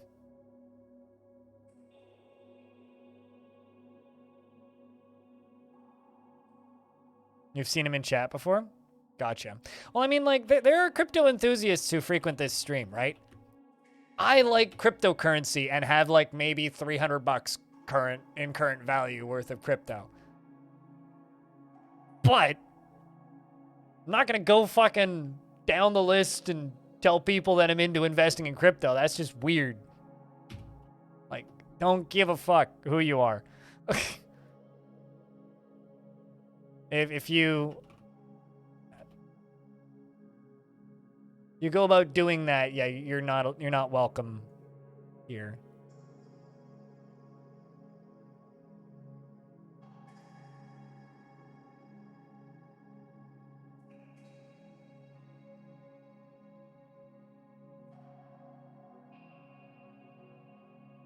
I think the tech is really interesting, and I do think that there is potential possible uses for it in the future. Have we found one that makes sense yet? No. It's that simple.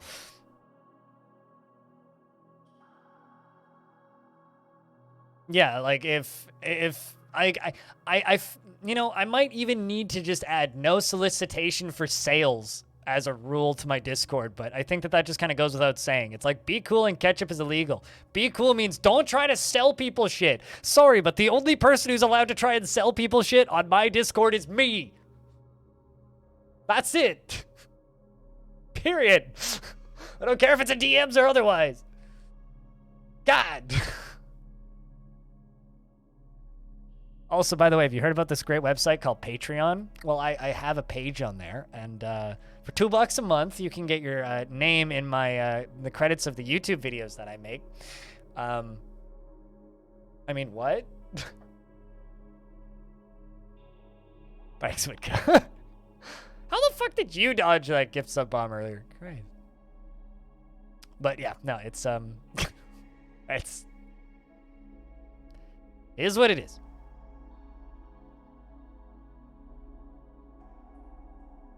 The only place to sell people shit is self-promote in, is that's what usually work. Oh yeah, no, totally. I mean, here's a side statement though. If someone goes into the self-promote room of my Discord and posts an NFT project that they're involved in, that I'd be okay with. Because you're just posting it in the self-promote room. Hey, this is a thing that I'm working on. Just like, I don't know, if you own a online pickle store and you sell pickles to people on the internet, and you go into my Discord and you go to the self-promote section, you post a link to your pickle store website where people can buy your pickles. One, I probably would want to buy a pickle, but two, that would be like a legitimate use of that room. That I'd be totally fine with. Would I point at you and laugh at you for being silly and, you know, being involved in NFTs, and I'd ask how much money you've lost. But like, aside from that, you know, aside from me mocking you for being goofy and being involved in dumb shit, that would be an acceptable thing to do. Wouldn't actually be that upset if anybody did that. Yeah, I mean, like, come on, if you're selling like handmade organic dill pickles, I'm in. Fuck, I don't know why I went to pickles. I was like, what is something silly someone could sell on the internet? It's like, it's either pickles or dragon dildos, and I know, but for a fact, both of those things are for sale on the internet. Because that makes more sense. Yeah, you can eat a pickle. You can also screenshot a pickle.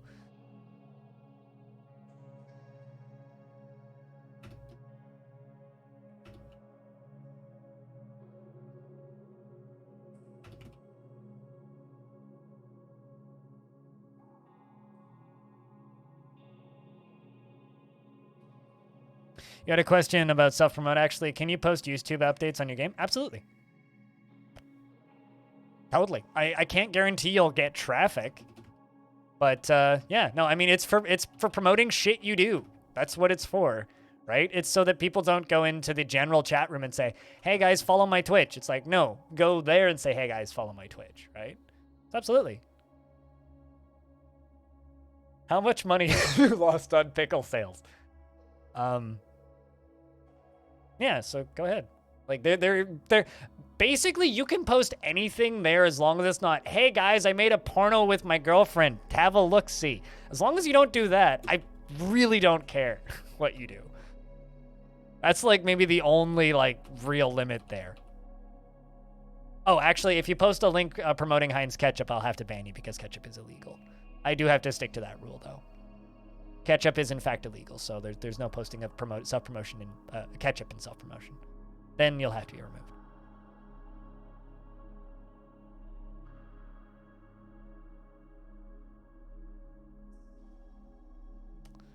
There we go. Getting the poor chameleon put to rest. Oh, I'm not a Discord partner anymore. I guess you missed that, but there's a reason I'm not using the Discord mug.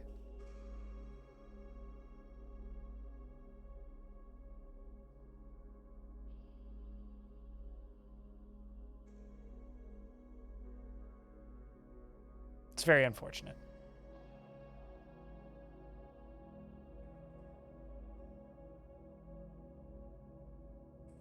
Yeah, so theoretically, I could just, like, go full on the 18 plus content, but frankly, I don't want to know what kind of porn you watch. I know that like might sound weird in this like very open society that we live in, where a lot of people are in very, you know, like healthy, modern, open relationships and all that jazz. It doesn't change the fact that I really do not care to know what kind of porn you watch, so I don't really see the benefit of having like a hentai room or something.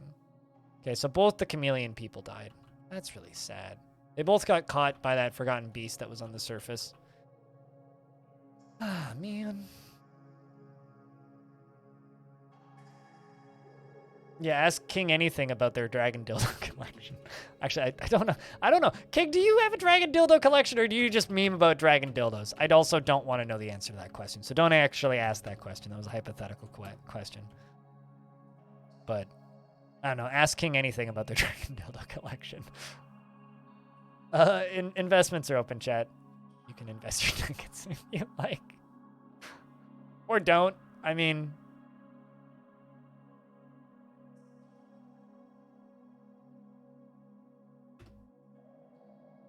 Oops, I forgot the exclamation point. Yes, absolutely. I fully approve of everyone's loving consensual acts very far away from me. Like, and that's why I don't really care. Like, I thought about making, like, a not safe for work room so I could have a weed room. But, oh man, one of my elves died? Oh, that's a bummer. Which one of my elves died? The wolf died. The problem was, like, right when my elf party arrived, they all got just fucking mobbed by that forgotten beast. And, like, I saw half of them just go flying. I was like, well, okay.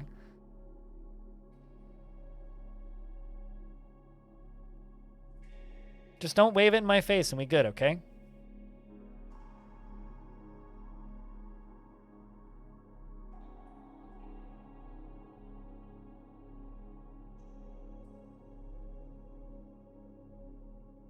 Well, I mean, a weed room, yeah.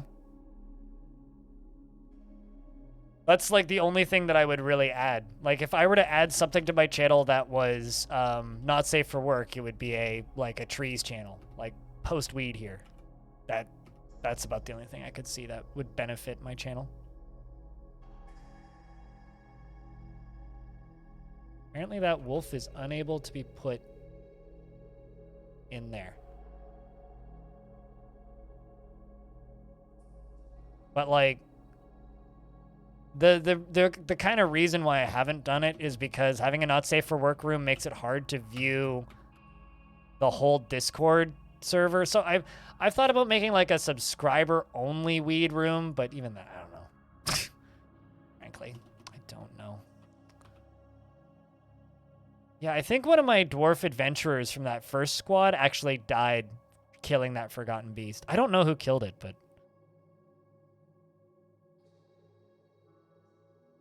Okay, you know what? That's it. It's going to dump that dead wolf.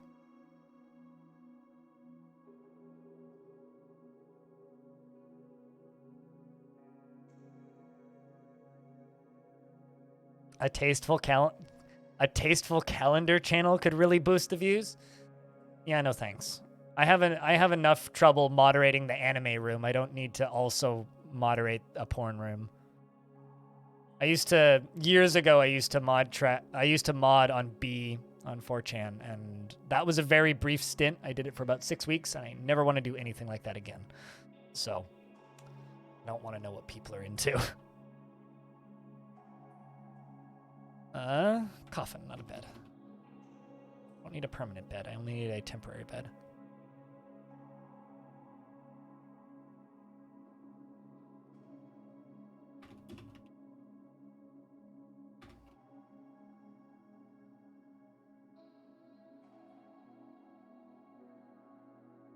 Things you can never unsee? Yep.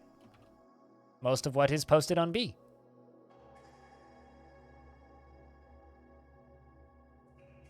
All right, so let's go through these bedrooms and fill them up with blocks.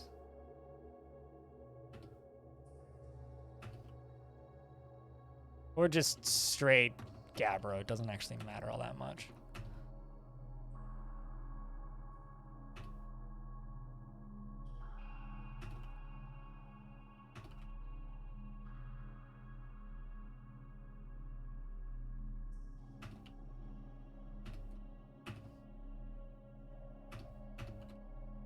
Let's do those two and then set those back fully up as beds.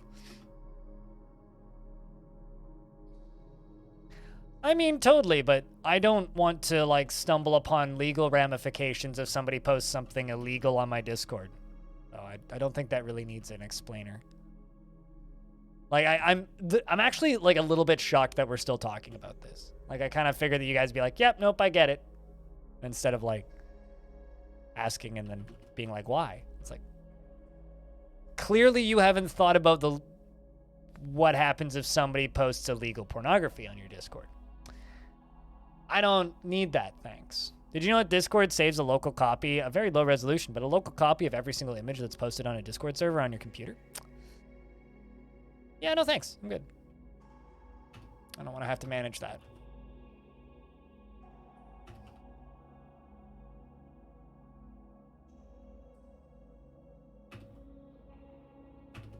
I figured it would just be like kind of a given.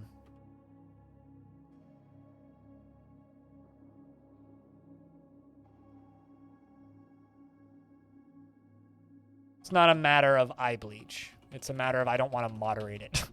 Like, yeah, there's really nothing in life that I haven't seen at this point, but I don't want to moderate it. But what's dwarfing today? Cleaning up mud because the game decided to put a lake underground. Why do I keep hitting capital? So I'm reflooring all of this shit because the game decided to dump a bunch of mud. So this faction wasn't sending migrants to this fortress for some reason. So we left and re-embarked here. Now we've gotten 2 migrant waves, plus some elves, some plump helmet men, plus a bunch of strange visitors that are just here now since we re-embarked. So we had to re-embark on this spot because it was, you know, a messy situation, or rather a very boring situation. So now it's a very boring fort with also mud all over the floor because there was water down here. So we're just, you know, fixing the problems and then naming dwarves as they come up. And, you know, we're up to 36 dwarves now, considering this fort was locked at 18 previously. It certainly pumped some life into it, so I'm quite happy.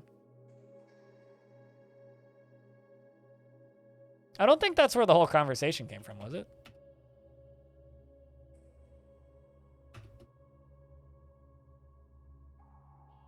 I'm pretty sure it was like we were talking about self-promotion rooms, and then I said the only thing you can't post in there is your homemade porno.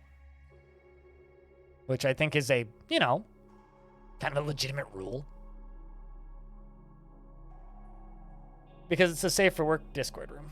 And also then I just talked about why I don't want a not safe for work Discord rooms. Pretty simple.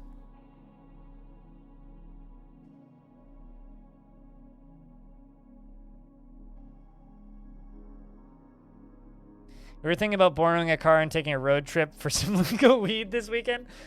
$1.50 a liter. Oh my god, it's so cheap.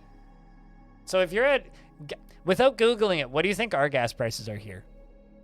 Aqua. By the way, I'm referring to $1.50 a liter as cheap.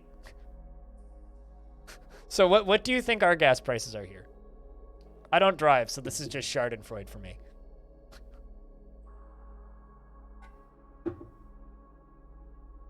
Because I'm curious to see your guess.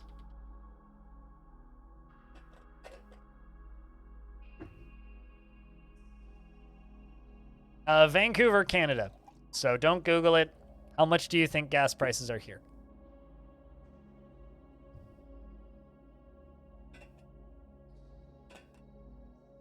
$2.25, $2.50. My parents have an electric car, and they're laughing at their cheap power bill. It's about 80 cents USD over there. Wow. Yeah, but you live in a... Will you be insulted, Cutest, if I'm like, you live in a third world country? Where currency has no value? and everything is fake. So I don't know, 6-ish. Wow. Okay. Yeah, it's about 2.40, $2.40 Canadian.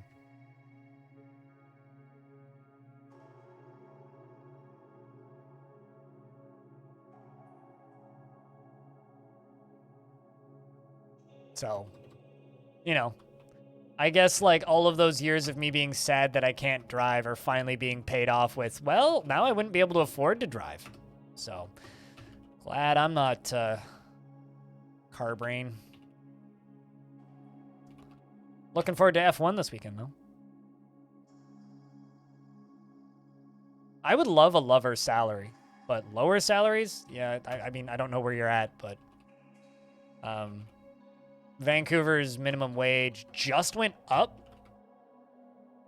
which means now again, I was above minimum wage 1 year, and now I'm below minimum wage again, based on the amount of money that I make through content creation, which is fine.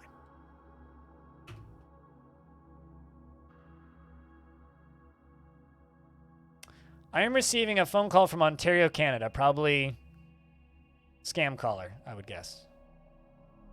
I'm gonna pick it up so they don't leave a message. Hello?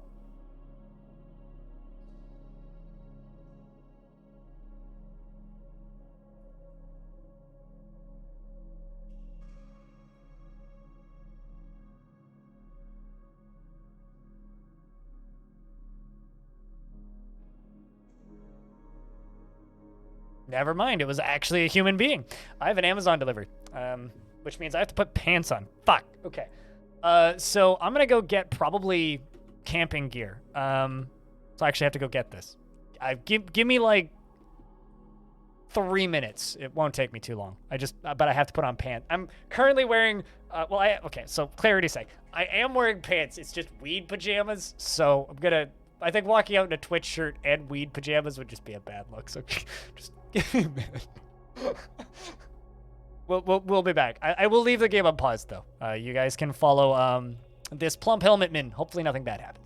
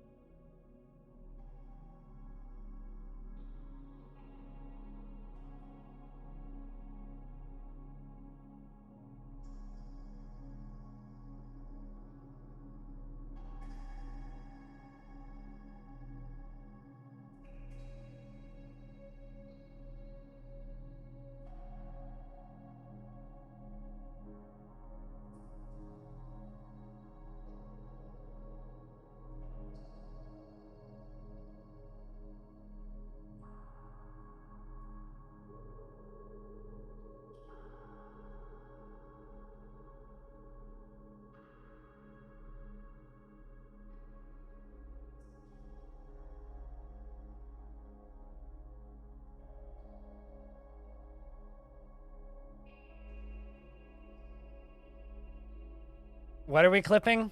It is Stoner with an Amazon order. I mean, come on. Be nice to me. Just because I have hobbies doesn't mean that you have to make fun of me. What?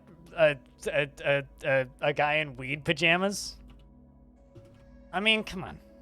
Anyway, I'm now the proud owner of 2 hiking poles, 2 foldable ultralight hiking poles, a sleeping mat, a bug net, a ultralight tarp, 100 feet of paracord. What else is in that? There's a bunch of shit in that. Oh, a hammock, poles, or poles to hold it up. Also ultralight that fold down to that big, and some other stuff. Oh, a stuff sack, a dry bag. Yeah, I'm waiting on some other stuff, but not gonna go through everything right now. But you know, there's a thing called vanity, right? And I refuse to walk outside with my weed pajamas on. Anyway, Stone has been taken by a fey mood, apparently. What are you going for? Clothes shop? Sounds like fun weekends on the way. Yep, that's the plan for this summer. It looks like a clothes shop. Stone has claimed a clothes shop.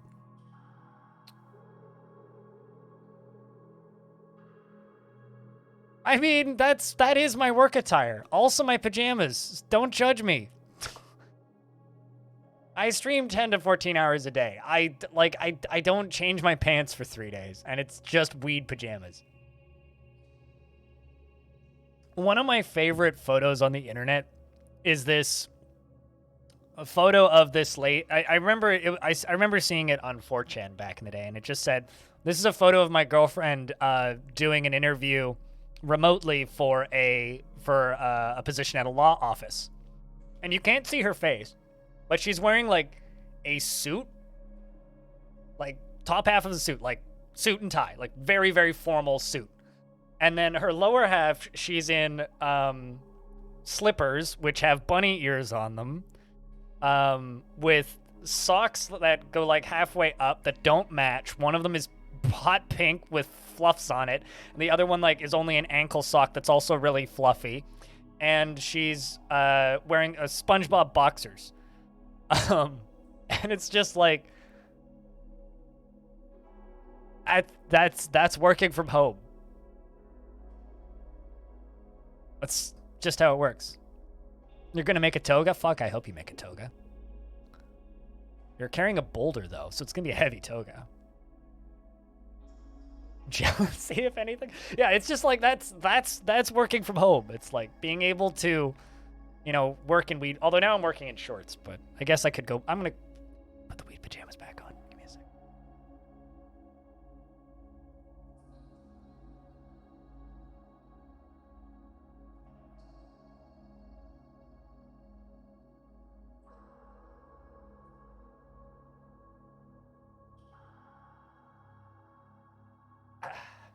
Weed jammies we acquired.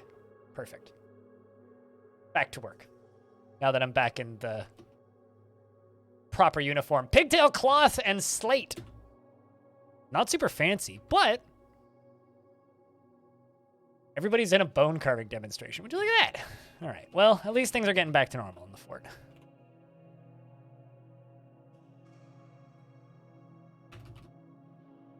Let's continue building this area out.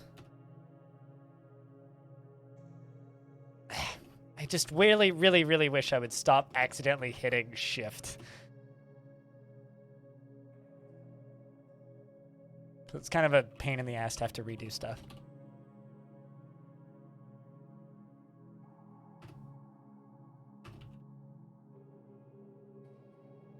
Also, when it comes to crappy work uniforms, for years my work uniform was a McDonald's uniform that was perpetually drenched in, like, oil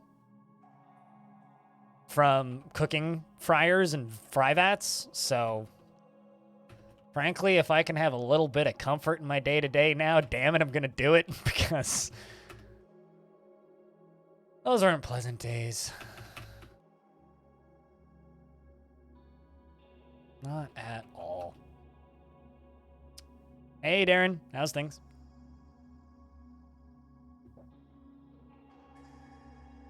I'll post pictures of all the camping gear.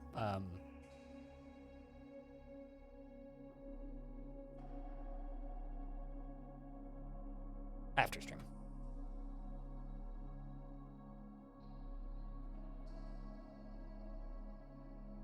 But how's things, Darren? Welcome back. Good to see you.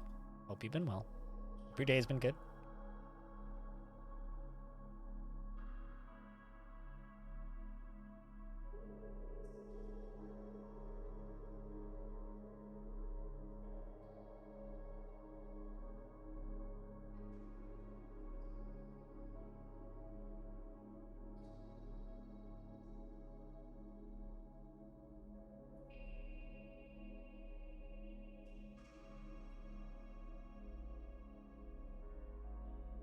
Oh, there's a Reddit thread.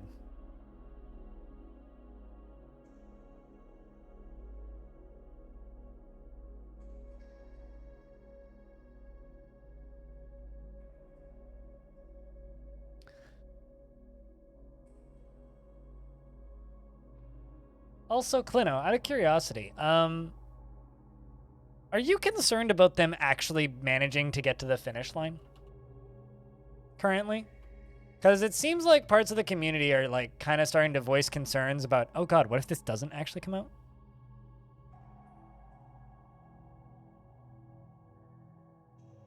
Because to me, it's like their revenue seems to have gone down, and they've definitely like noted that, but they never like they haven't quite given me the impression that like Bay 12 is in a bad spot right now.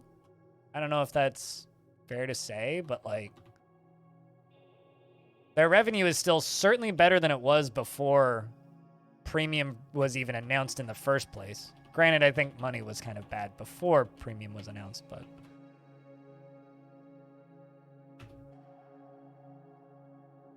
certainly, like, I don't know. It doesn't seem like they're in that bad of a spot. And if you just go by what people are saying, it looks like it's the worst spot they've ever been in. But I'm trying to just judge by looking at, like, old posts on the forums and looking at old stuff from back in the day, and it certainly doesn't look like they're that in that bad of a spot currently, but what do I know? You're preparing raw fish. That's good. Ezim, are you a boy or a girl? Excellent. That's perfect. My headcanon is that all the male dwarves in this faction are fish cleaners, and so it's really funny that the new fish cleaner who migrates here is a male dwarf.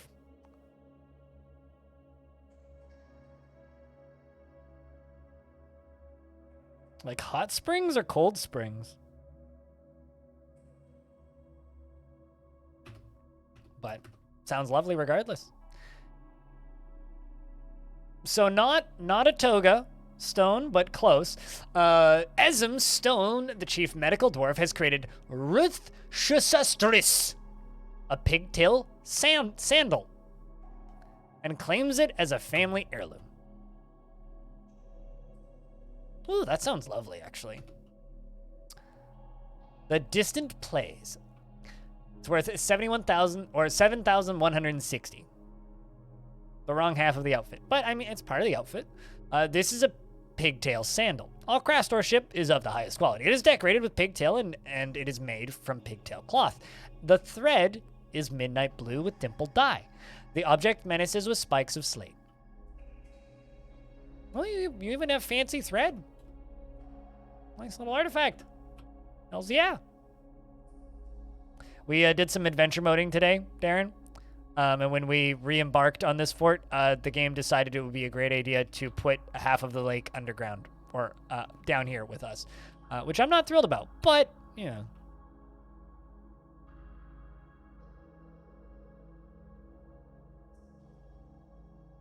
It's sappy. Well, I mean, it's what it is. Yay, that's good. Glad to hear that progress is being made. Potentially slow, but still progress. Progress is progress.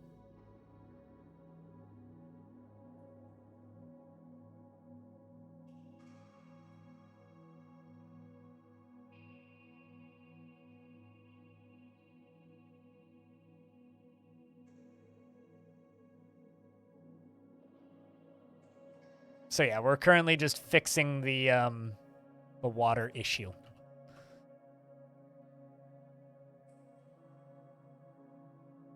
Or rather, the mud issue, I guess. Maybe the more accurate thing to say. Bed, like... Okay.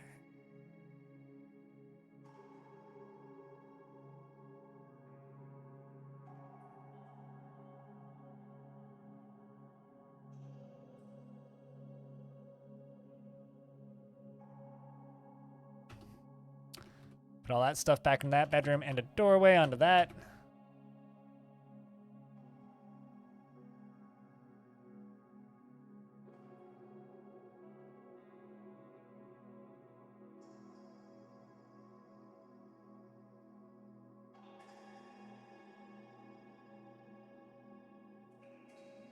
Looks pretty good so far.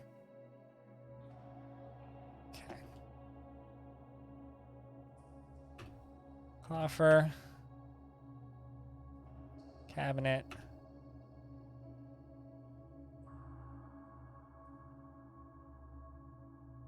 And a door. This will be assigned to somebody.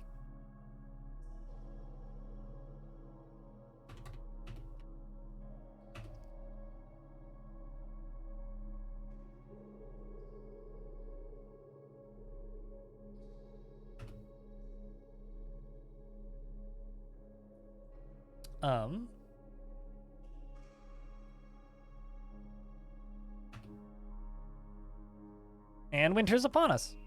It's like.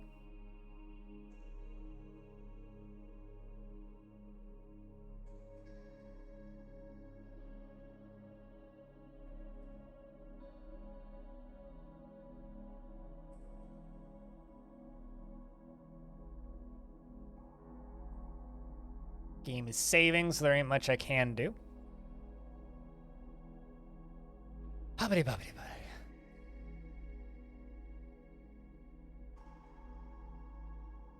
Damn. I'm proud of those postal brain damage guys. They've still got that 100% positive review score.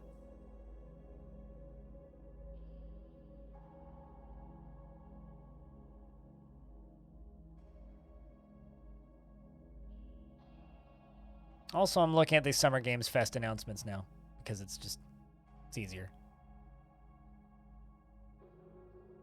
The announcements so far. Call of Duty, sure. Gotham Knights, sure. Oh, bear breakfast. This is something that people are looking for. It's a bed and breakfast, but you're a bear.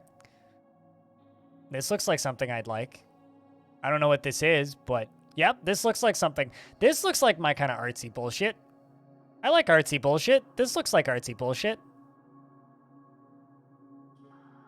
Yeah, this absolutely looks like artsy bullshit that I would like. All right, gonna wishlist that.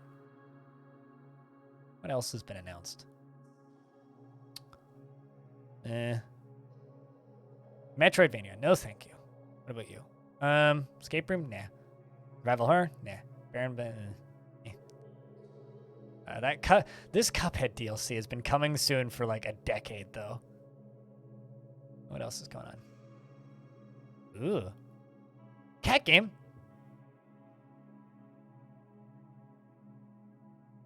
Do you play a cat? What is this?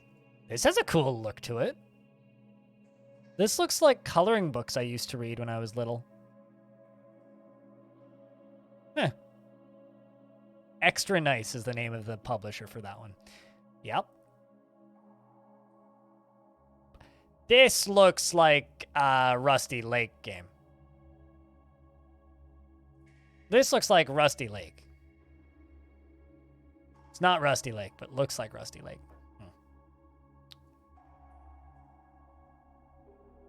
Looks depressing. Looks depressing. Oh. Looks like a Sui game. This one looks neat. Whatever. Probably should pay attention to Dwarf Fort. You know, because it's almost like Dwarf Fort is what matters. But, yeah. Stuff's been announced. Go add stuff to your wish lists, chat. Or don't. It's up to you.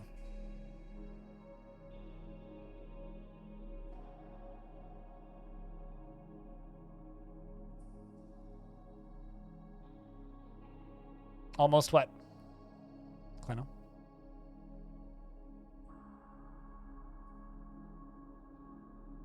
Or almost like Dwarf Fortress is more important.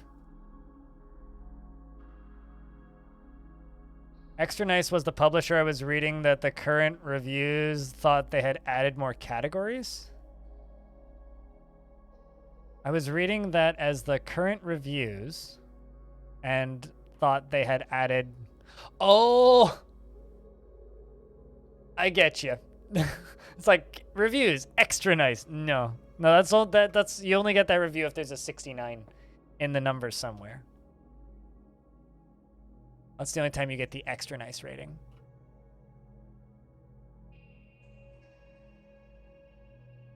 You know what? I'm just going to put I'm just going to put beds in every single one of these bedrooms. And we're just going to get all of these bedrooms made into bedrooms again. Just so that I can actually have bedrooms.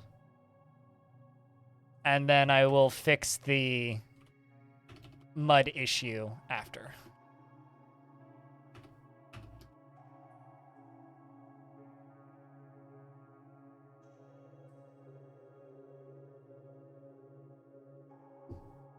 It said Extra Nice. No, that definitely was that's definitely the name of the publisher.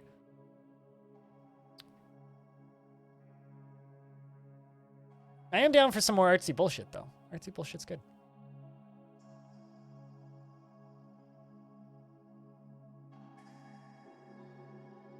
I would... Chat, do you guys want to watch me be a cat? I hadn't really thought about it. I know I'm going to play it. I hadn't really thought about whether or not I was going to do it on stream. Apparently it's about 8 hours. We could just be a cat one day. Just play the whole cat one day. Yeah, actually. For reference, Be a Cat is this.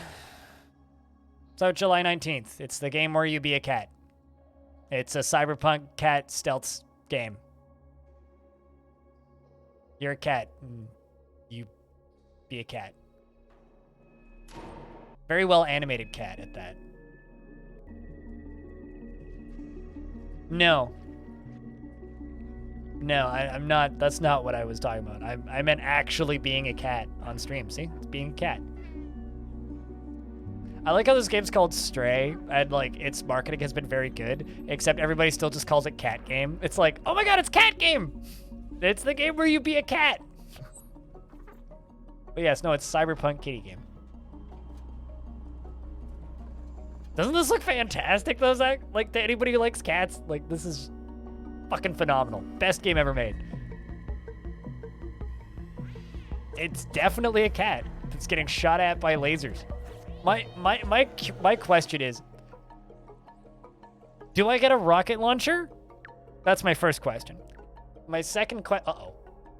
I was looking at cats too long. Vile Force of Darkness has arrived. Where? Exactly. Oh, I see. There's 3 Gs.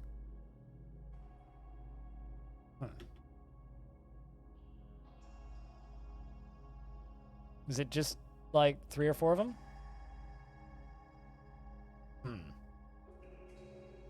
Where are they from? Well, they're wearing they've got leather. I have 5 dwarves in my military.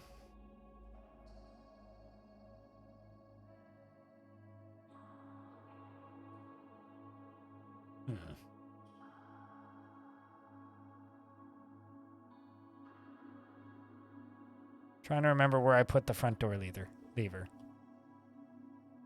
Honestly, I don't remember right now. Assuming it's even still there.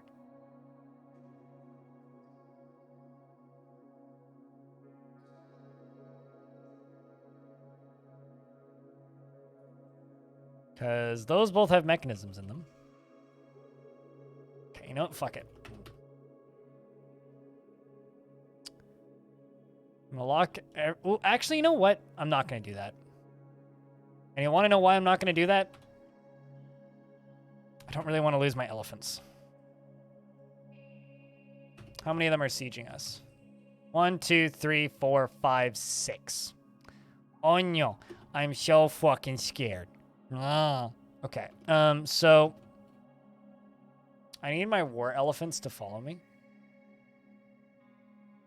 Also have a war grizzly bear.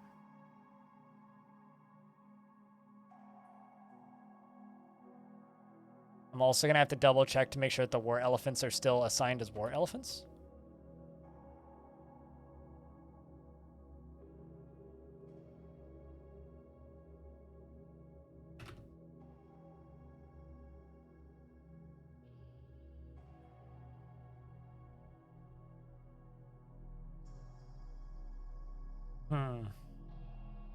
It's vile, and there isn't many of them. So it can't be that bad.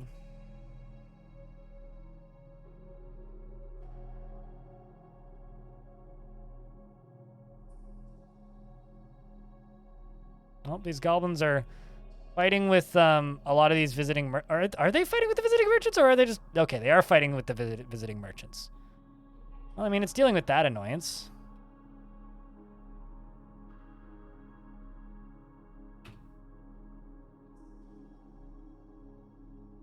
Okay, it looks like my war elephants are still assigned to the right dwarves, so that's good.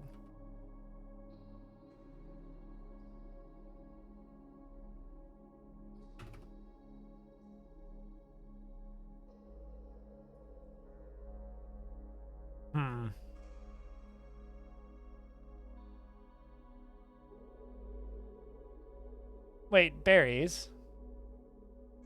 How come you say yes, you would watch me play Stray on stream if you're like, ugh, cats? If you don't like cats, why would you want to watch me play a game about being a cat? Dwarf, why are you hauling a metal bar?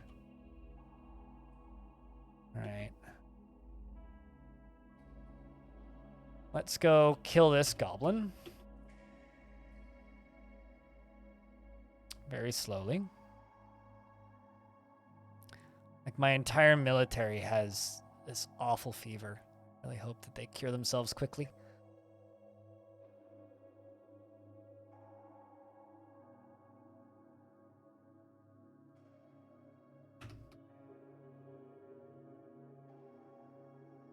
No, don't you fucking die, dwarf. It's 2 dwarves dead. Lab chimp is dead. We're gonna have to rebuild my military after this, aren't we?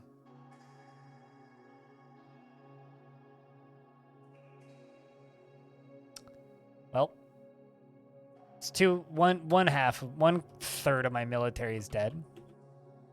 Someone else just died. You're all the way... Fucking fuck, dwarves. That's all I have to say. Just cancel that. Just get back inside if you idiots can. Sathados and Dank Penguin are all dying.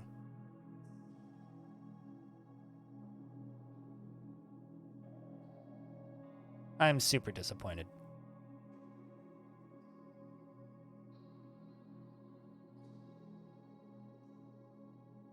Like, to the point where I kind of want to save scum that. That's just maddening. Oh, cool. Yeah, you know what? I'm going to save scum that. Chat, you guys didn't see anything. I very rarely do that, but I figured they would just run out there and fucking die, but I didn't realize it was so bad. So, you know what? End task. All right, let's try this again. Oops, that's the wrong install.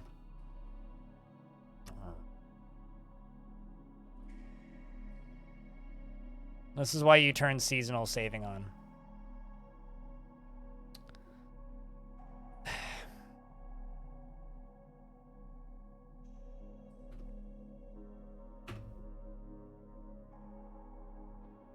We missed about half a season. But I didn't realize that those dwarves would be so debilitatingly weak. So what I'm going to do is I'm going to remove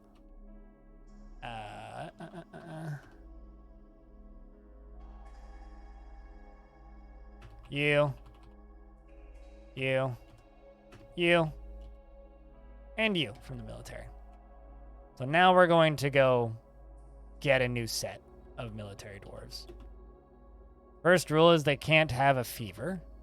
Space pirate. You dream of raising a family. Is gripped by crippling shyness. Okay, often sad and dejected. Probably wouldn't be very good at the military. Bonham. Dreams of raising a family. Find something humorous in everything. You have a fever. Okay. Seasonal saves and backups. Well, I don't have backups for this one. Just seasonal saves.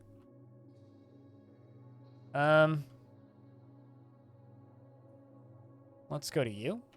You're a talented axe dwarf. She is careful with resources and often spends unnecessary effort. She has little time for forgiveness and will rarely seek retribution.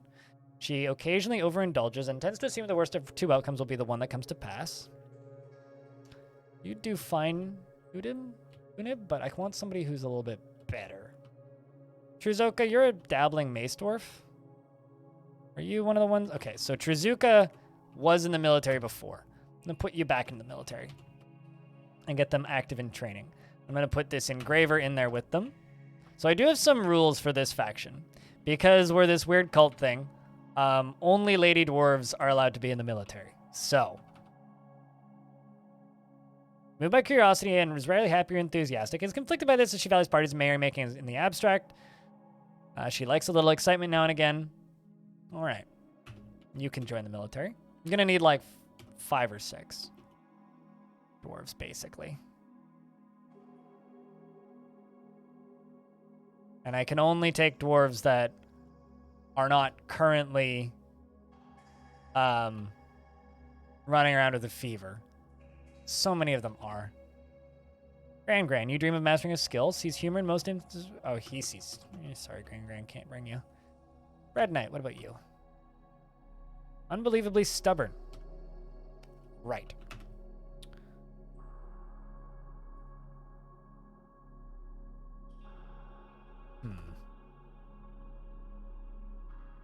Is that insane cook over there? Furnace operator. Short-term rewards, is a friendly individual, confident in her abilities when undertaking certain ventures, tendency to go it alone without considering the advice of others, can't handle stress. Perfect. Okay, you two.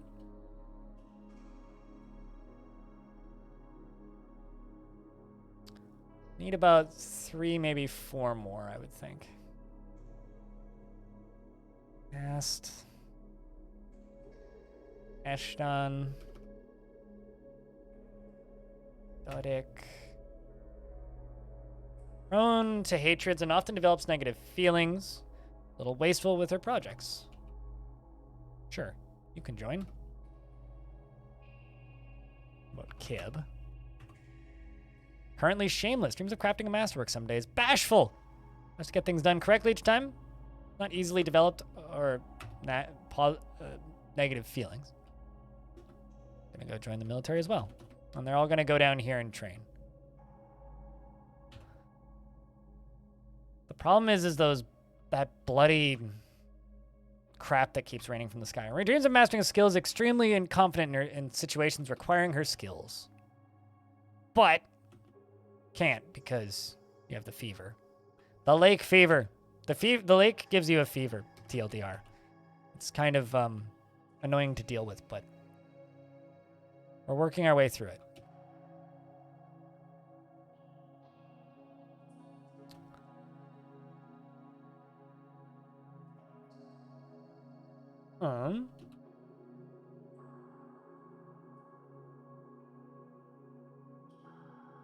But as long as we can get them fully kitted out. At least relatively kitted out. Bars, iron bars, gold bars, silver bars. Only we had a better layout of bars. Lead. If only I could make armor out of lead, you know? or copper. I can make 2 iron shields. We'll do that.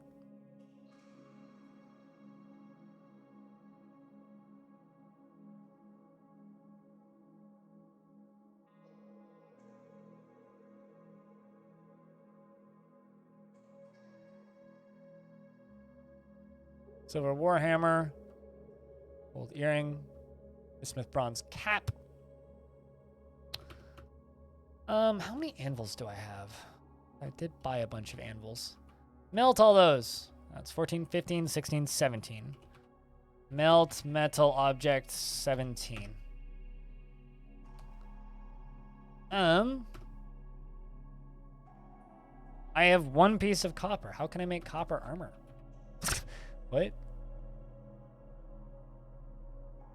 Yeah, I have 1 copper bars. I've got 3 bronze bars. I could also make a bronze shield. But, like, not much more than that. My options are unfortunately somewhat limited. Vaulted, did you? No, you didn't get the fever.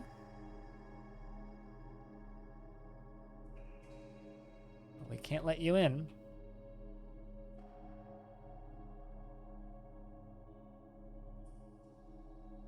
Dreams of attaining a rank in society. Right, yeah, this was one of my adventurers, so I can't let them in yet. Got a bunch of adventurers that I would love to just like let join the military, but just can't.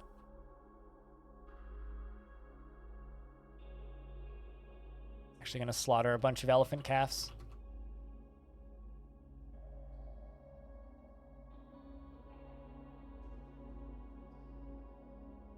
Well, there's a bunch of llamas.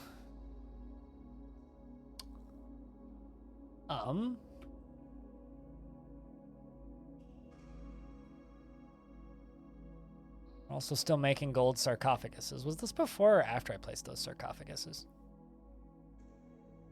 I think it was after. I'm pretty sure it was after. Hope it was after.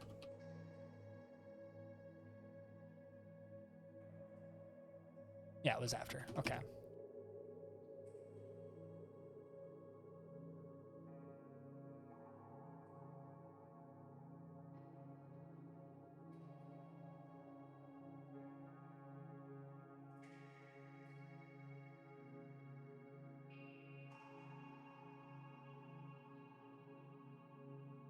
Well, Dragon Man, you should be going to location and filling out some paperwork, right? Oh, also, something I want to test. I'm going to do a live test just because I need to find out. What happens when I pull this lever? I'm going to go pull it. The science must be done.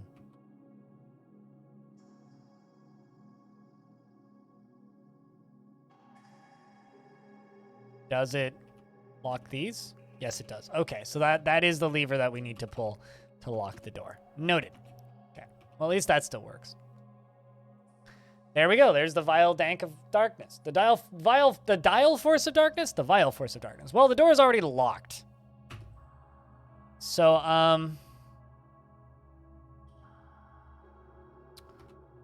I also did not take enough time to train my dudes, which means I'm losing my elephants. It's okay. I think we can totally import more. But let's just hope that the elephants turn around and fight with these goblins. I do have some war elephants, like this one. I'm hoping maybe it'll go and kill them. Come on, war ellie. Come on, war elephant. That's what I'm talking. Okay. Well, the war elephants seem to have taken 1 out, 2 out, 3 out. Come on, guys. Come on. No, not one of my war elephants. That's so sad. Come on, war elephant. You can gore another one. The war elephant attacks the goblin crossbowman. Misses the goblin crossbowman. Copper bolt is firmly lodged in the wound. I think I'm going to lose all 3 of my war elephants. But they did manage to kill 3 of 6, which I think is pretty good, frankly. They're still shooting at my elephants, though. It's a real shame my soldiers didn't get more time to train. Come on, war elephant. You got this. Oh, come on. Quit giving into the pain. Yeah, panicking war pansies. More elephants, my butt. Jack, can I get some Fs for my poor elephants? Because, I mean, the goblin crossbowman punches the war elephant in the left foot. Like, yeah, my whole squad is just a bunch of recruits. Really don't want to fight goblins with recruits. Because the same thing will happen again. Poor elephants. Elephants. How many elephants did I have? I don't know. Like 5 war elephants. I don't know the exact number. I've lost 2, so 5. Because there's 3 still. Plus a bunch of babies. But the humans will sell them to me, so I can just buy more off the humans.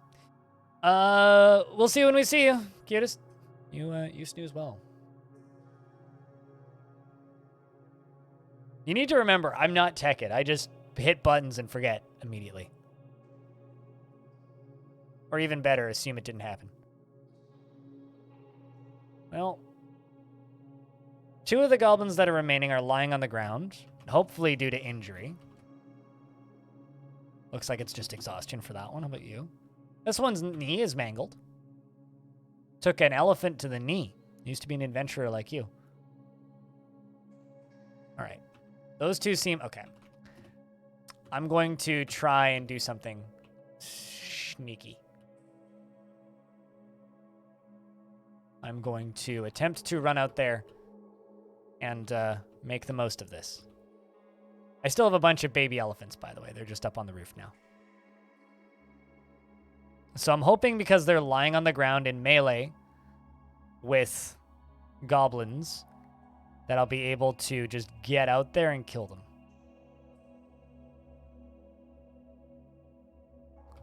All right, get out there, Trazuka. Make us proud. Runs up to the goblin and kills him.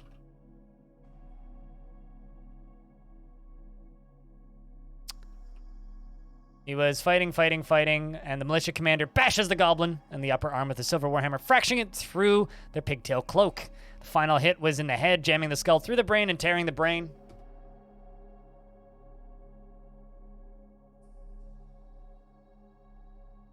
And looks like the siege is over. A goblin crossbowman is still fighting with one of my baby elephants. Looks like the elephants were able to take out enough of them that much less of a problem. Did it just die? No, there it is. I think that's the only one left.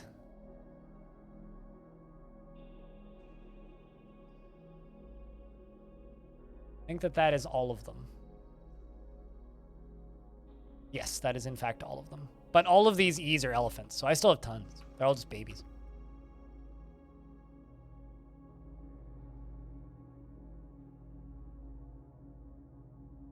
But I'm gonna not slaughter some of these elephant calves. And all of the adult elephants are gonna be war trained. So are the dogs, in fact. May have to geld some of the dogs, but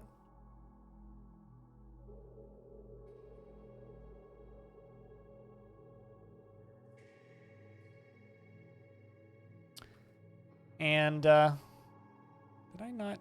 Oh, yeah, okay. So this was before I went through and redid all these doors and wall bits.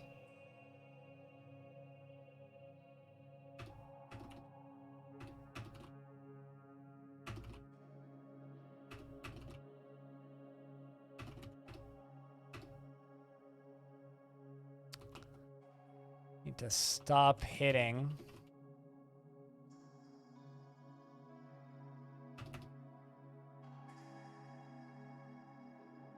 Capital F. Investments are open if you guys want to invest your tickets.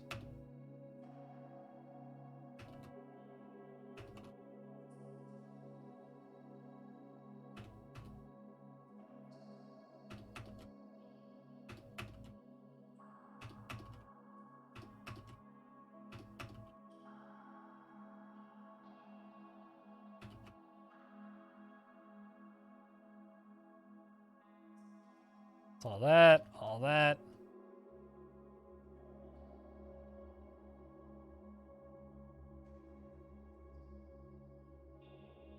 Killed him with his own skull. It's actually a pretty common death when getting hit with an impact weapon, as it cracks their skull and it jams through their brain and it tears their brain. It's actually a pretty common death. A dark one, I might add, but death none the same.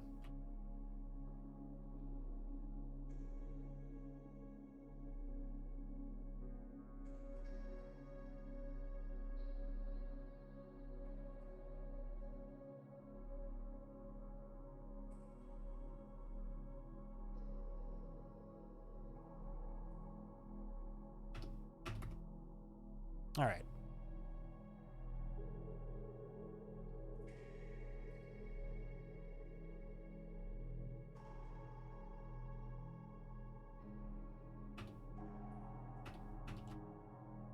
Because they can't smooth tiles where stuff is beginning to grow.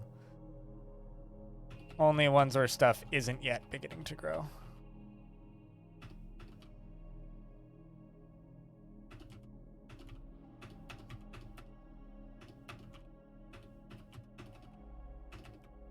Just happy that this mess is fixable, you know? It's not an unfixable mess.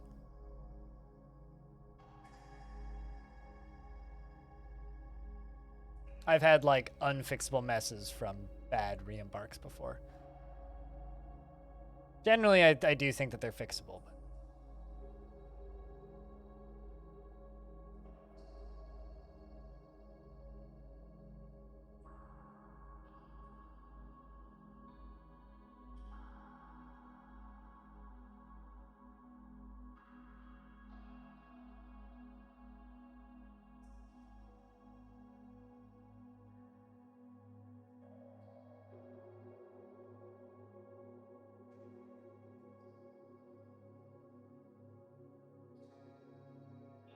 But are there mastodons?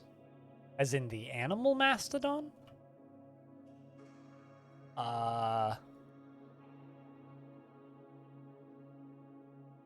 Doesn't look like it.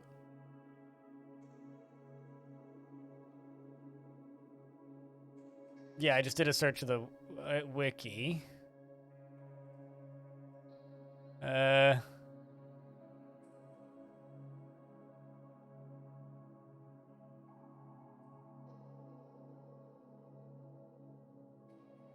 There's a thing called Modification Project Arc, whatever that is, which I think just adds a bunch of... Not entirely sure what this is. Okay, so there's a Arc project which adds a bunch of animals. Yeah, no, there is not in vanilla, anyway. There is a mod that adds it, though.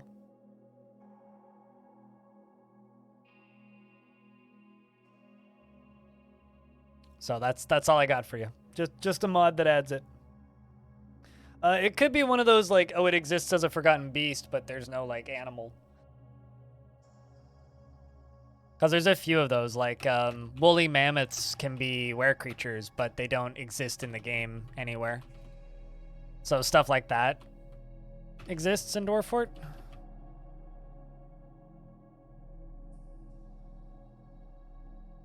Which just kind of causes people to get very confused. Oh, Jesus. I managed to seal 3 of these. Oh my god.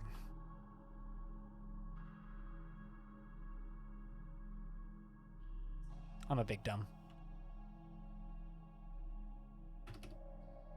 Anyway, let's assign these all as beds.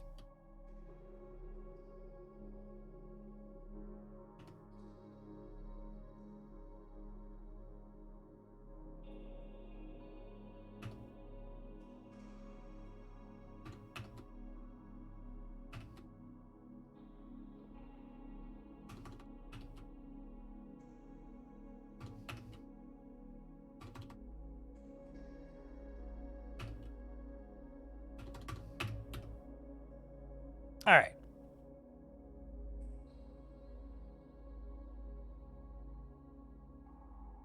We'll also do the same treatment for the center bit. These bedrooms are the slowest cleanup part of the entire thing so far. Okay, I'm going to do something now that's going to take forever. To dump all of the body parts and corpses. 669 corpses in this fort. Neat.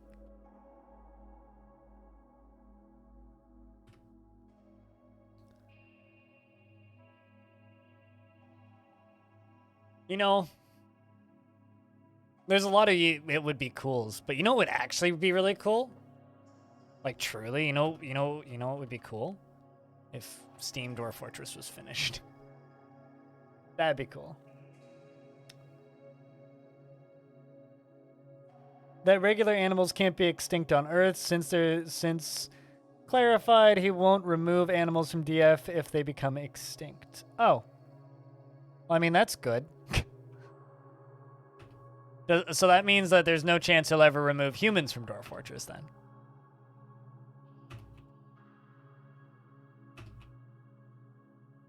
Well, I hope that the people who discover and update Dwarf Fortress in the far future then, you know, have the decency to leave us in post-extinction.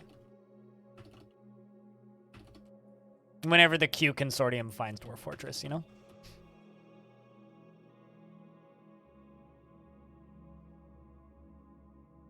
All right, let's place cabinets in all these.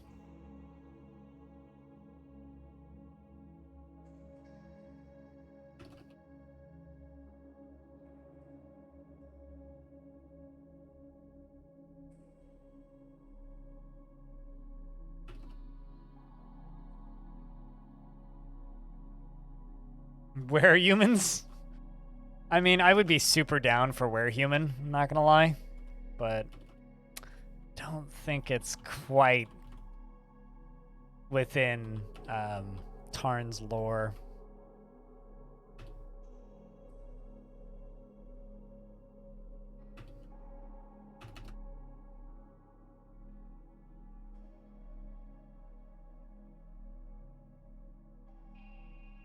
Q would be a fun forgotten beast. What, an omnipotent being?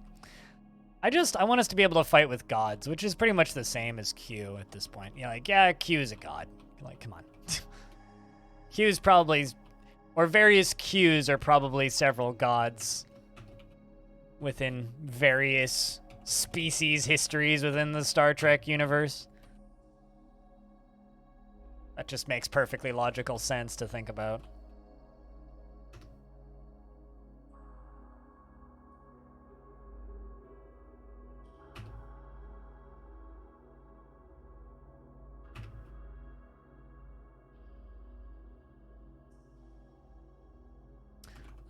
Block, rock, 200. I'm gonna need more. We're gonna start making Gabbro blocks. I'm also gonna need to mine out more Gabbro pretty soon. I haven't seen a human in my whole life, Stone, so I don't know.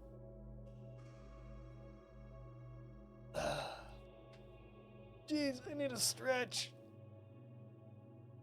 Ah.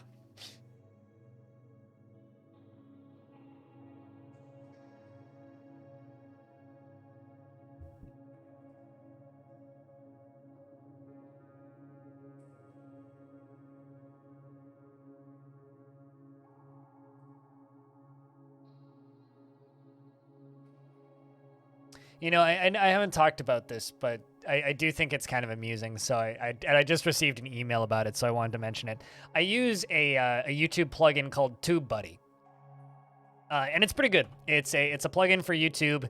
It gives you some some easier stat tracking stuff for YouTube and a bunch of other features. That it's a very useful plugin. I pay for it once a month, and it's worth it. It's a good plugin. And there was one time I agreed to do a feedback session with them and one of their community people, because, like, you know, they're a decent sized media group, and like it's a pretty big plugin, so it's basically a tech startup, right? Anyway, there was one time I agreed to do a feedback session with them where I'd sit on a call with somebody who works there, and so I did that, and it went pretty well. They were cool. The person that I spoke with was cool and gave some interesting feedback. They talked about some features that I had to promise to not talk about, even though I haven't signed anything. But we talked about some future features and some things that they were working on. I gave feedback on UI design and such. But something that I think was very funny is he had to go directly from the meeting prior to the meeting with me. Right? Not a band I listen to. Pink. Also, strange name. What? Anyway, went from like his previous meeting to the meeting with me. And then he very clearly like would prep all of his materials to the type of work that the person that he's going to talk to is working on. So all of the examples, because like it's like YouTube media and such, right? Like it's basically it's a plugin that makes things like tags, thumbnails, and all that shit way easier, which it does, and it's great for that. But he's just like, sorry, I have to like redo all of this. And all of his like presentation material was based on Bible studies, and was for Bible studies and like stuff of that sort. So he's just like, oh yeah, well you see, our general demographic isn't often gamers. Like we don't generally get. He's like, I don't ever get to talk, like just sit here and talk about video game statistics. So I'm sitting here talking about like, well yeah, no, like any tools that can make it easier for me to like predict what sort of search terms people are going to be using for an unreleased video game and stuff like that would be very useful. And he's just like noting all this down, like this is all like really helpful shit. And he's just like, you know, I've been talking to Bible study people all day. It's really nice to talk to somebody who actually has interesting interests. Instead of just like, yeah, this is how you make the SEO on your, you know, choir recordings better. Or like all of his examples for how to make like shorts go viral were bits of sermons. I'm just very amused by that. I don't know why I'm so amused by it, but I really am.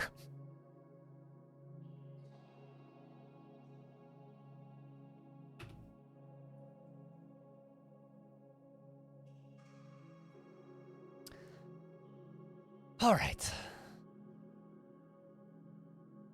Also, Q wouldn't be a good Forgotten Beast because we'd never forget Q. I'm sorry, what?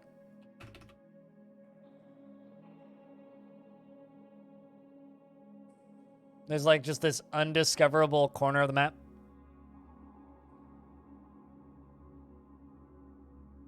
Your target was churches?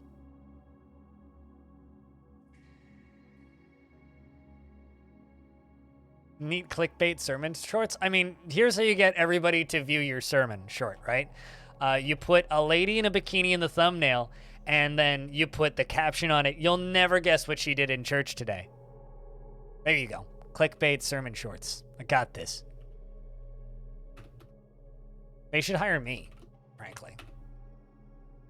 I'll fix their low viewership.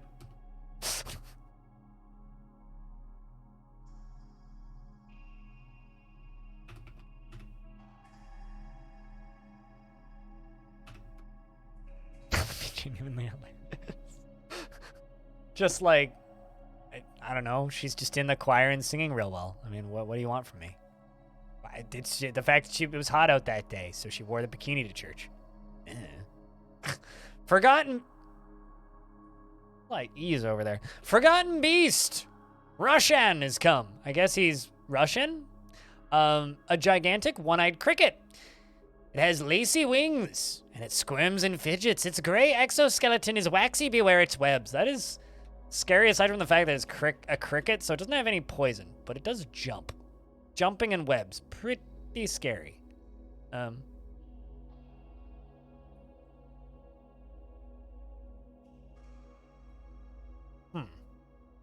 Well, it's gonna go murder some Crundles, so. It's all in Latin? That's kind of cool. The coolest part about that is that they sing in Latin. That's kind of neat, actually. Latin's a fascinating language. I love seeing these old plump helmet men running up and down. Look at that. I hope that this plump helmet man asks to join the fort after a year, and I'm really, really hopeful that we can just make him into our clerk. Plump helmet man mayor.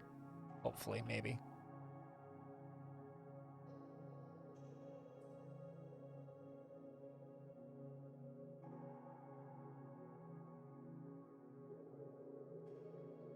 Thanks for the stream. I have to go. Happy 420. Thank you very much for the first notification of money in 5 hours. Thank you very much for the $4.20, and thank you very much for gifting way too many gift subs earlier. Thanks, mate. Jack, can I get a big round of beers for our good friend Space Pirate, because it's 420 somewhere. Actually, it's 421 somewhere now, probably, but.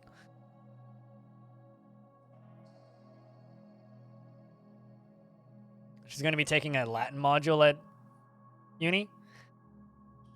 I mean, not the most modern day practical thing to learn, but definitely like that's the sort of thing my dad would retire and go take in university. Like my dad would like post retiring, if he can like afford to go to uni, he really wants to go to university and study like philosophy and Latin and Greek. So my dad's probably going to go like become a modern day ancient philosopher post like retiring. He's going to retire and then he's just going to go learn Latin and then write philosophy in Latin. That's probably my dad's future right there. God. I really, really hate that stupid fucking. Because, like, so many of them just have that fever. Makes them worthless in combat. I hate it.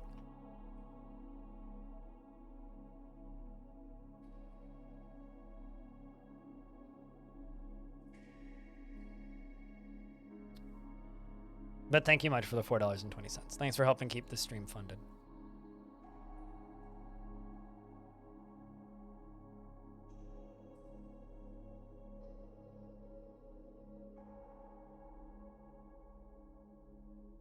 Also, I'm thinking either sometime in July or August is when I'm going to pester Tarn to chat with me again. I might wait till August, just because, like, August might just be a good time to do that. Because I have a feeling if we're going to be close to some sort of release, it's probably going to be August.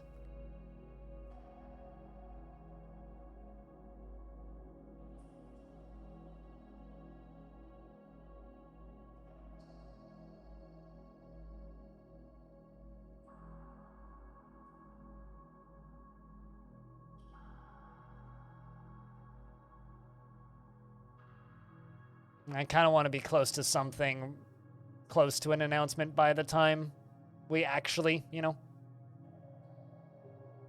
talk to Tarn next. Actually, I think it would be best if it's like post-release date, announced date, but I don't know. At this point, I feel like there still won't be much new to say, you know? Until, like, we know exactly what the exact feature set is going to be for premium, there's actually not that much reason to do it. You know what I mean? But I don't know why I'm rambling now about talking with Tarn again. But I'm just placing floor blocks everywhere and my life has no meaning, so I talk about something. But yeah, no, I need to figure out when we're going to do that next. It's probably going to end up being either late July or early August. Yeah, I don't understand what's wrong with up here. What's up, Crafty Kaiju? Hello. Oh, it's because it's a wall that hasn't been deconstructed yet. Why is it not in my vision?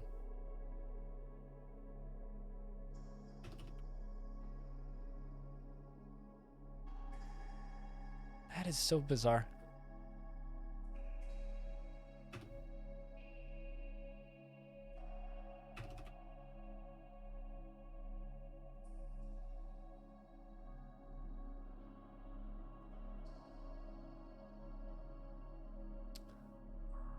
Well, welcome to the stream, Crafty. We are running around and fixing things because I had to abandon and reclaim this fort.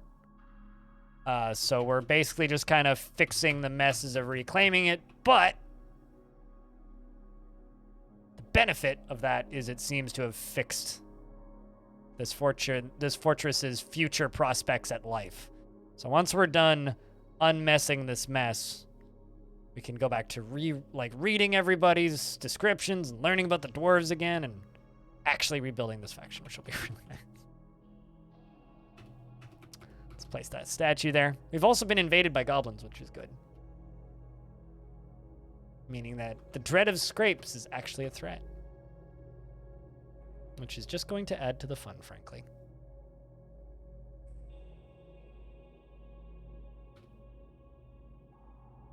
But I hope you're doing well. And thanks for tuning in.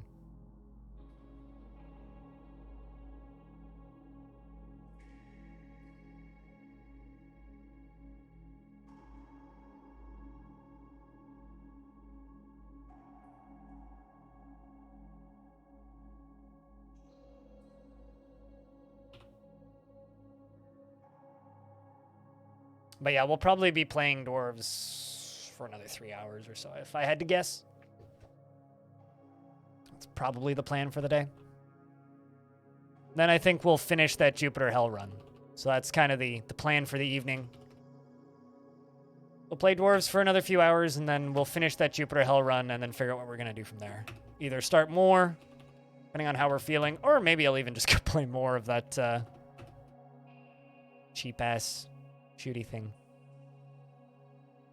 What if you made an entrance where you could pull a lever and flood the room and drown the goblins? I've done that. I've made water cannons. If you go watch my VODs of a game of the fort called Hot Beards, we made water cannons that were so powerful they shot halfway across the screen out the windows when I caused them to gurgle. That was a pretty good time. I've also made lava rooms.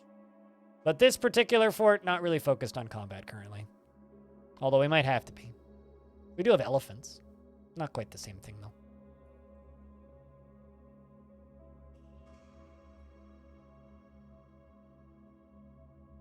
Not sure what that has to do with anything, though. I'm not really taking design suggestions. No. You know what's funny? Is this Forgotten Beast has actually taken damage a couple of times already from various animals. I also don't know what that means, but okay. What choice did I talk about?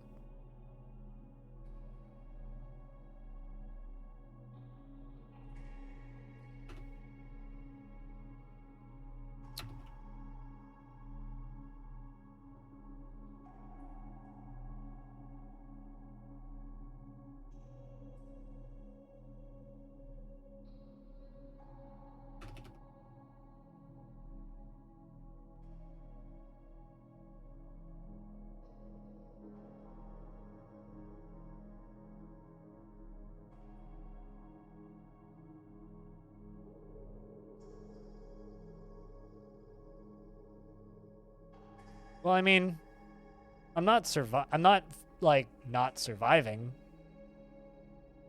I mean, I guess you're writing it like that's the only option, I guess, and it's not. I mean, there's lots of things you can do in Dwarf Fortress that isn't just murder shit.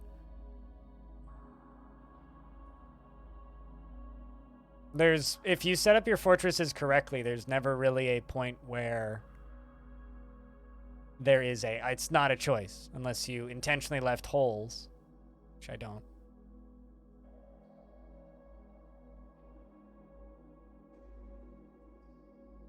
I'm currently just focused on rebuilding the mess that was caused from the game deciding to teleport a lake underground when I reclaimed this fort. I'm like, just getting rid of mud. But no, I mean, if you play the game correctly, like, you always have full control over what you want to do with the fortress that you're playing as this future. So, always up to the player, not the game. Let's do that.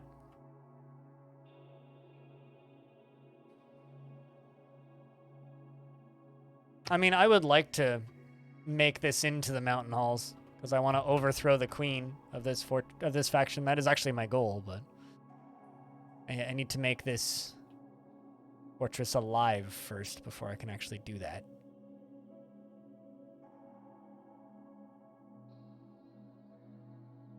Confused by the way that's looking. So odd.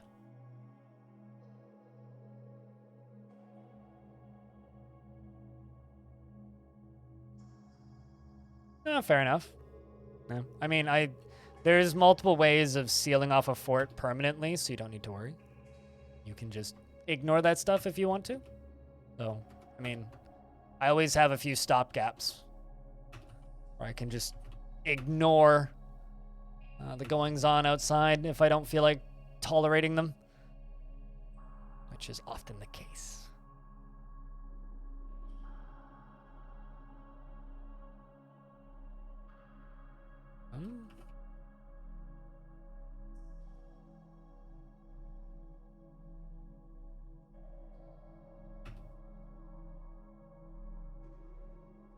I mean, you can leave a way in that has a door that closes,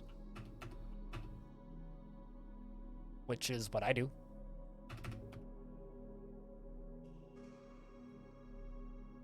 In fact, I'm looking forward to trading, hopefully soon, because it's almost spring, but I'm looking forward to trading because I need to get rid of a lot of old clothing.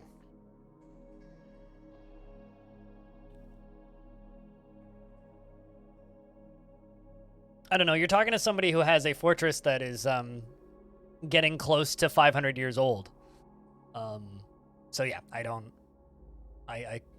or getting close to 400 years old, so I just completely, or rather, I believe that the entire game is contortable if you have either the know-how or the desire to do so. So, there's that.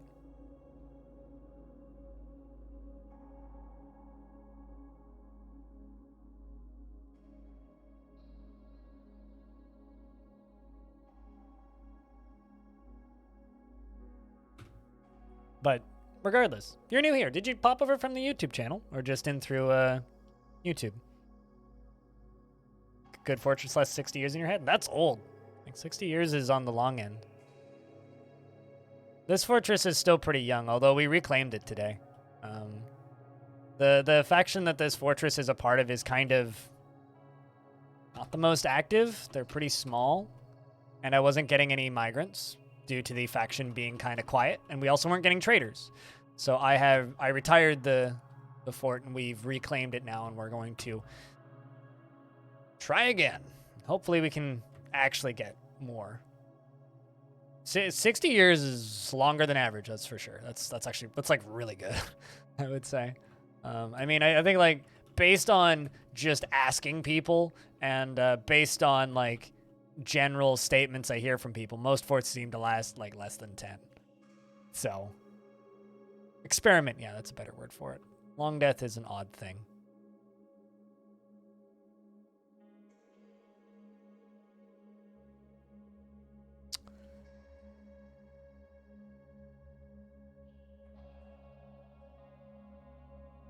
You know, we all freak out about forgotten beasts that have web, but nobody's ever freaked out about forgotten beasts that have .com. Why is that?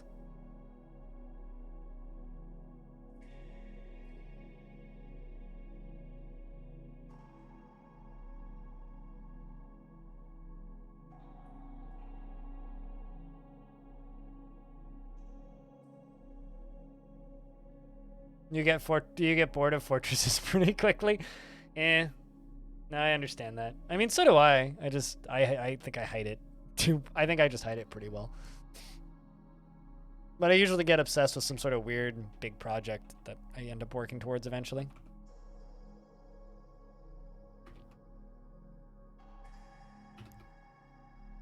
Make some silk bags.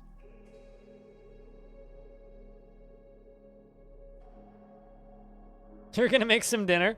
Yeah, I think it's like bedtime for most of Europe and also dinner time for Eastern. So, go do what you gotta do, dude. I'll be here. I mean, we've only been live for 6.5 hours. We got like 6 left. At least. Ideally.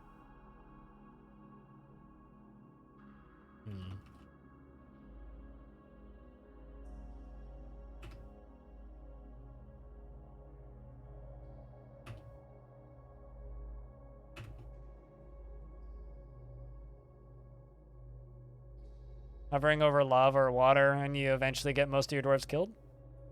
Sounds like you need a better OSHA rating for your fortresses. Audio, what up? It's good to see you. Hi, hello. How's things? G'day.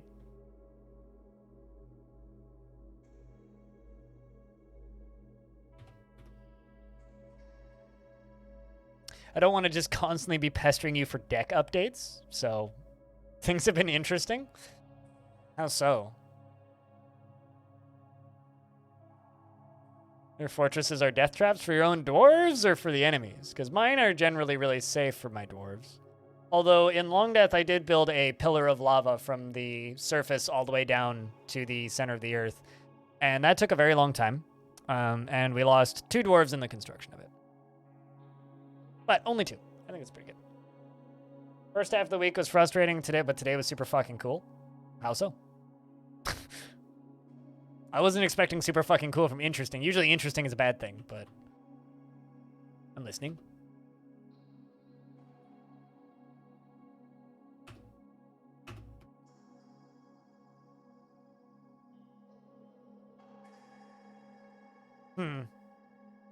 That's not very good for your dwarves' health, though.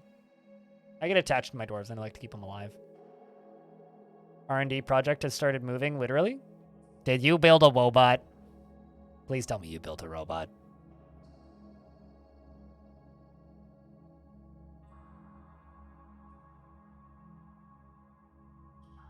You're testing robot? Ooh, what kind of robot?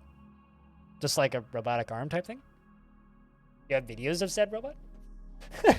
my dad every now and again will just like text me videos of cool fucking robots, and he'll be like, "Look what I got to work on all week," and I'll be like, "Look at you, Mister. I build robots for a living." Yeah.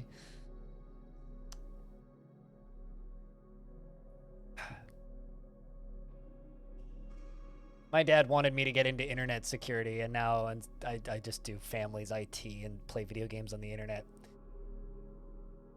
Fortunately, I didn't want to get into internet security. It's a cart. It rolls up and down the aisles in stores and receives trays. Ooh.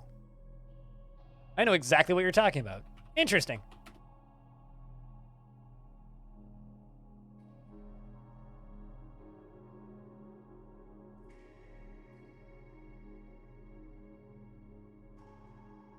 No video? I mean, I wasn't asking for official video, but you know what I mean. You know, like, no sneaky, like, GoPro footage that you just, like, happen to have conveniently for personal security reasons? I get you. That's cool, though. Getting to play with robots is fun times. Not yet? Gotcha. Don't do things that'll get you in trouble at work. Rule of thumb. Also, melting steel anvils that I bought. A bunch of them.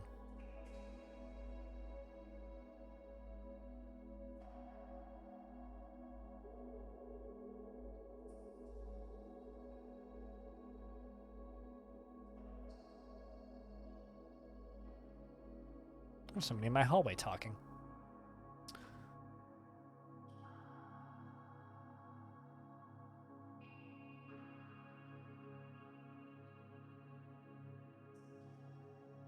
Because they didn't charge last time? I didn't realize you actually had GoPros at work. I just said GoPro because there's one staring at me right now, and it's the first brand name I think of when I think of a camera because it's staring at me right now. So it's just the first thing that came to mind.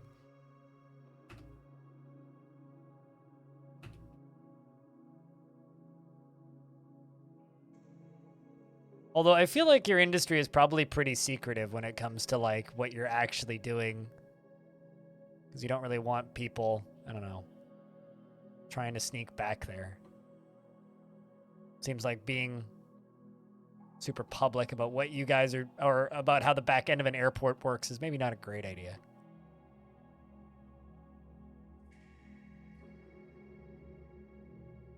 On the thing to observe it, it's like 12 feet in the air. Oh, damn. Huh. Yeah, most of the robots that I've gotten to work around in previous jobs are just like robotic arms on assembly lines. Pick a thing up, move it over there, put it down. Although I broke one of my dad's robots 4 times in one day when I was working there, because it was this half of a drainage pipe and seal thing. It was like a pipe seal for fuel lines for farms. And basically, I had to take one half of it, and I had to put the seal thing in the middle, and I had to put it on the top, and the plastic thing would come over, and it would pop it down and seal it into place. And then I put the top half on, and then I'd put it into this mold and take the bottom half off, and this little robotic arm would take this tiny little glue needle and go all the way around the edge of it and put the glue in the exact right spot. But if I put it even slightly too high, or if it didn't click into place, or if it was slightly to the left, it would come down and bend the needle and spray glue everywhere. And I did that like 3 times one day, and they were like, "You're not going to work that job anymore." I was like, okay, cool. That one was finicky and annoying. Sup, Bacon Cow? How are you? Things are all right. We're cleaning up this fortress. We did some adventure mode earlier, and brought some adventurers into this fortress, which has been fun so far. The issue is, now that the game decided to teleport the contents of a lake in my fort. So that's why everything is all red and muddy, is because it is full of water. So we are currently in the process of redoing all my flooring to unfuck that problem. But aside from that, pretty good. Hanging out, chilling. Stream's been pretty fun. No complaints. It's gotten a little quiet in the last few hours, but I think that just kind of happens at this time of day. We had like 70 people here like 2 hours ago, but it's quieted down a bit.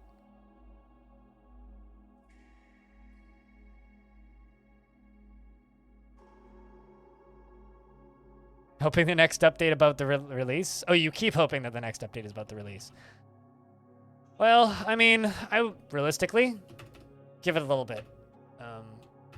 Although I am kind of not pretty close. I'm quite close to certain, and Clino might be able to echo this a little bit. If it's anything like previous releases, you'll have like 2 weeks notice. It'll be like, oh, by the way, it's coming out in 2 weeks. And that would be generous. Like, previous releases for Dwarf Fortress are like, Tarn will be like, I think we're getting close on a, like, Future of the Fortress at some point. And then, like, 3 days later, it'll be like, it's out.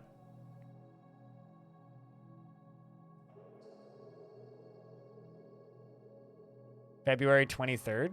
You think it's out February 23rd? That's an oddly specific date.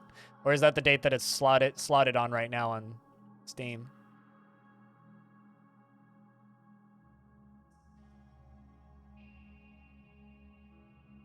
Oh, February 2023. I don't think it'll wait that long. And the reason I don't think they'll wait that long is I think they need the money.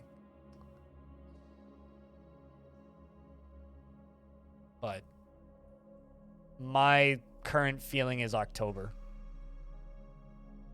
I mean, Fort mode is basically done. They just need, well, it's finished. They need tutorials, tooltips, and then they need to bug fix. August 15th? I think that's a bit optimistic. As long as they don't release it end of this month, I'm good. Because I won't be here the end of this month. But I don't think it'll be out in August.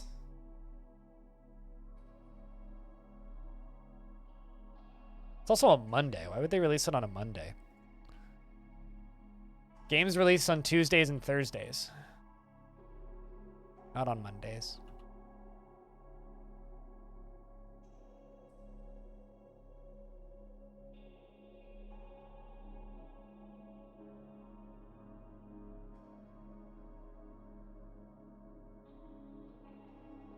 Or rather, if Kit Fox has anything to say about it, it won't release on a Monday.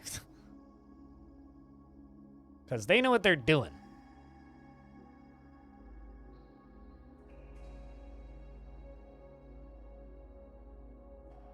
So for some reason, I opened up this game on Steam.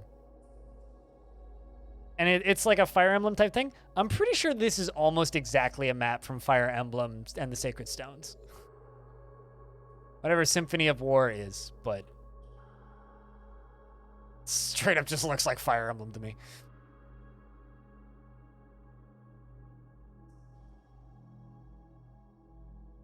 I would argue it's the that Monday is the opposite of fun.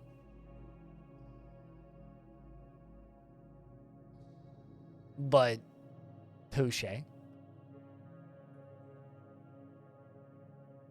Although, fun exclamation point, or with double exclamation points, that kind of fun can happen any day of the week.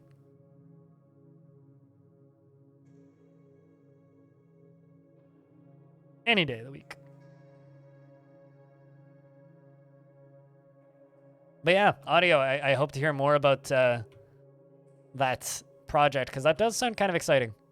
Not gonna lie, that does sound kind of exciting. Something I do need to do for this fort, though, is I really need to get a underground elephant habitat built. Maybe down here, even. Build a big old square and then cover it with water from up here with a pump. Just pump some water down. Because we really, really, really need something. Somewhere to put our elephants that isn't above ground so they don't get killed in the next invasion. So I think I'm actually going to get some digging going.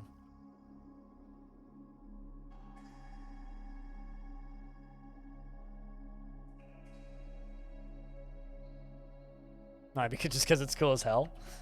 Yeah, I hope you do too. That would be neat if you got something that you could publicly share. Elephants need a really big space, so damn it, I'm gonna give them a really big space. I also don't want to give them a really big square, so I'm gonna some tweaks.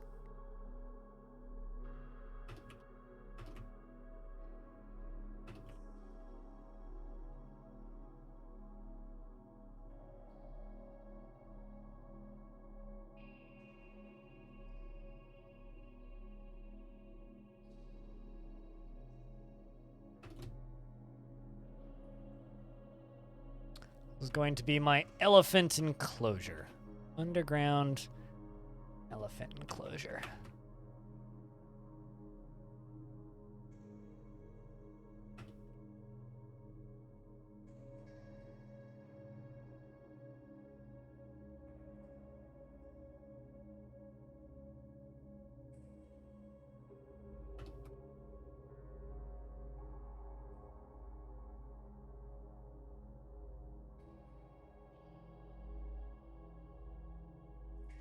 And an elven caravan has arrived. Hell yeah. Don't mind the goblin bodies, yeah? No, really. Don't mind the goblin bodies. It's fine. Got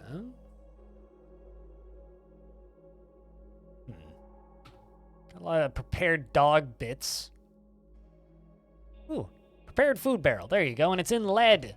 Excellent. That we can sell to elves. What else do you have? Nothing else? Okay, that's fine.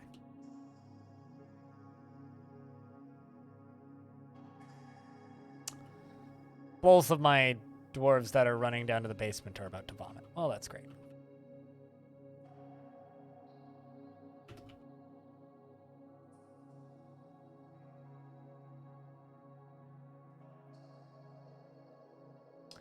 Am I making it tall enough for trees to go? No, because I don't want trees to grow. I just want cave moss.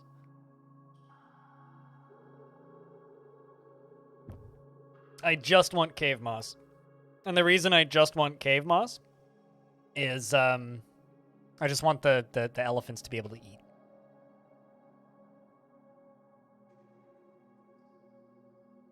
That's all I want. I just want the elephants to be able to eat. This isn't for growing trees. It's just for growing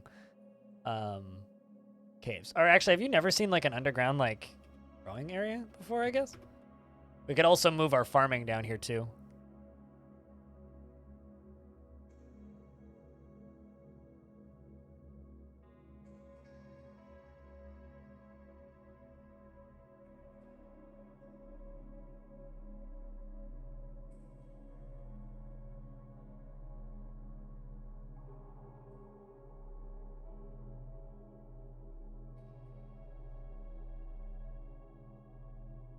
Can you you can't train them to eat trees? What, elephants?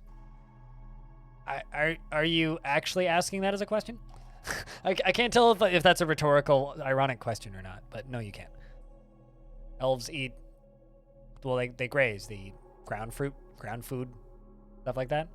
I mean, they might eat leaves off of trees, but No, it would just clutter up my grazing zone.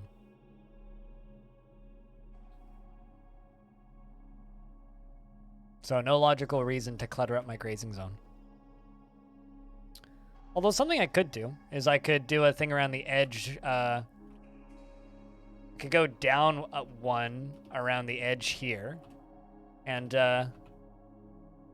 make it into a water source. Could do that. That could be kind of neat.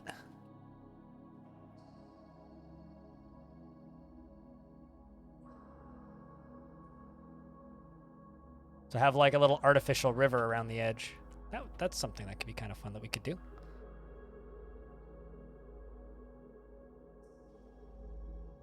Although, I don't actually want to do, well, not all the way around the edge. Let's do it one tile in, but still too wide.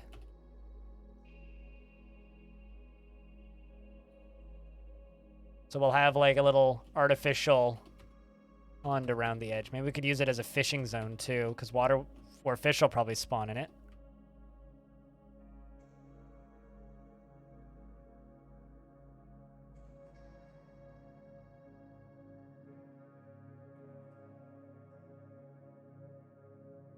It's kind of hard to see.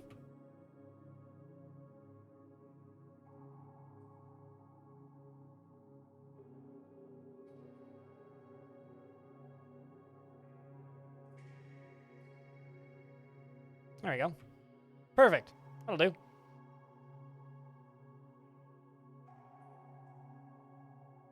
All right. So we'll let them work on that while we work on stuff above ground. We're filling up stockpiles pretty consistently, which is good. I was going to make more beds and make this into a guest bedroom / dorm. But then I didn't get around to it because I got attacked and we had goblins to kill.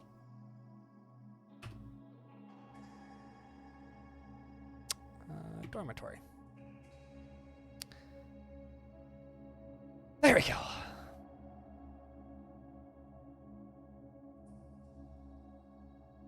But yeah, no, I have a feeling if Dwarf Fortress is going to release with just Fortress mode, it'll probably be out this fall.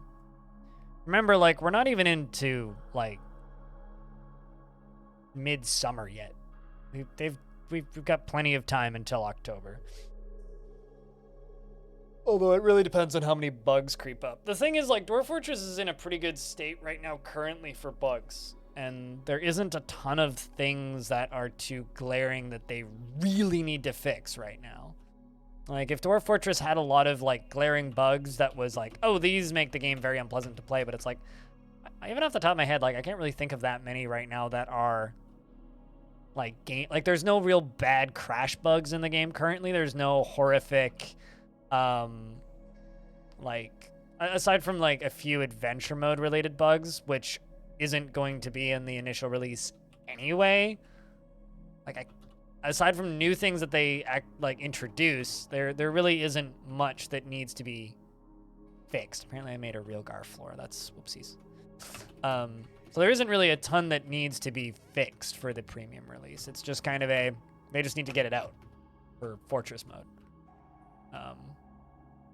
So I'm not too worried about bug testing taking forever. I mean, it might. Watch me eat my words, and it'll take a billion years, but I don't think it'll take that long. It's possible you guys completely disagree with me there, but I don't think it'll take that long.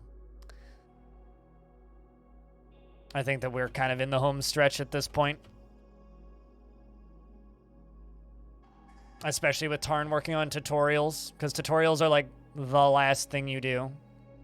So, you know, just trying to keep chat moving. Chat's been really quiet the past 2 hours, and this has been happening more and more recently, so I've just got to kind of talk about literally anything. But the more active the chat, the longer we play Dwarfs today. Otherwise, we'll switch games earlier.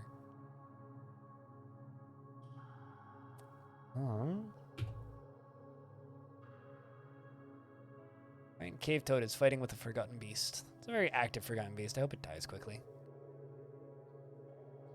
Don't really want to have to deal with it, frankly.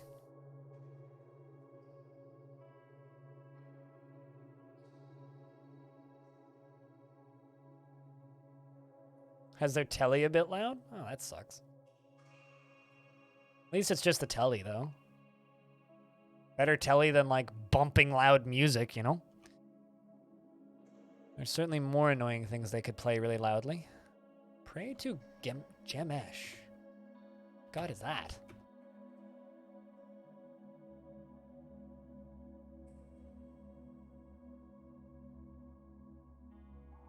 Deity of the Mirror of Roasting most often takes the form of a skeletal male dwarf and is associated with disease, death, war, and fortresses. Oh, you'll get along here just fine. Well, that's cool. Seems to like to receive the worship of many characters. Had a book written about him.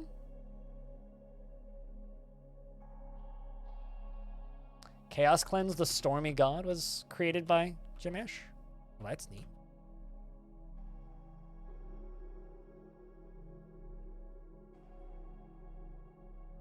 So, what I need to do up here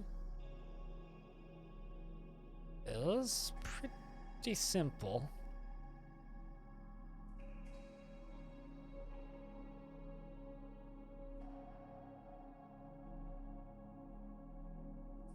Actually, no, that's not what I...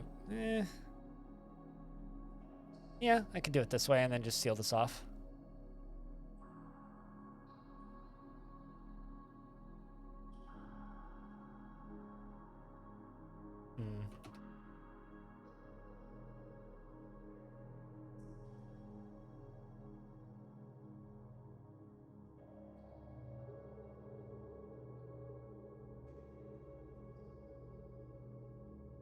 Trying to think, how can I do this safely?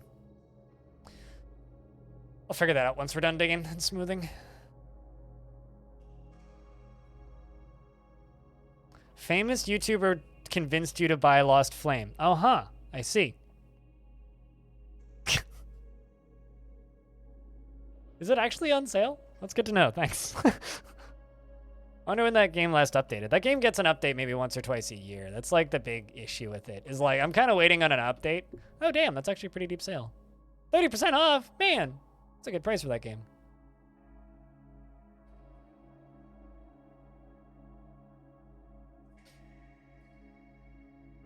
That game is awesome. I just wish more people played it.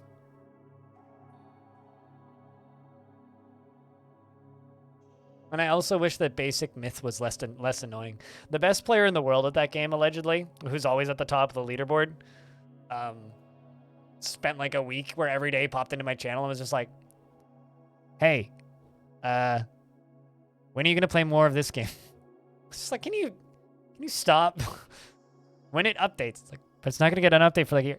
It's a big room because I need to feed elephants, Bellinair. So it's going to become my underground farming / elephant husbandry spot. And elephants need a lot of grazing space. Like, how much grazing space do elephants need? Yes. So I'm giving them, also going to give them a little creek on the edge where they can have water if they want. And then the middle bit is just all going to be grazing space.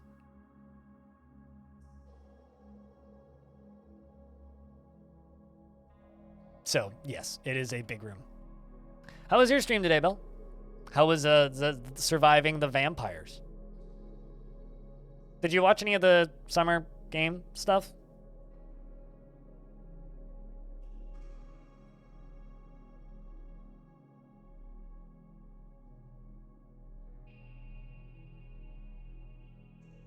A little bit? Yeah, I kind of half watched some of it.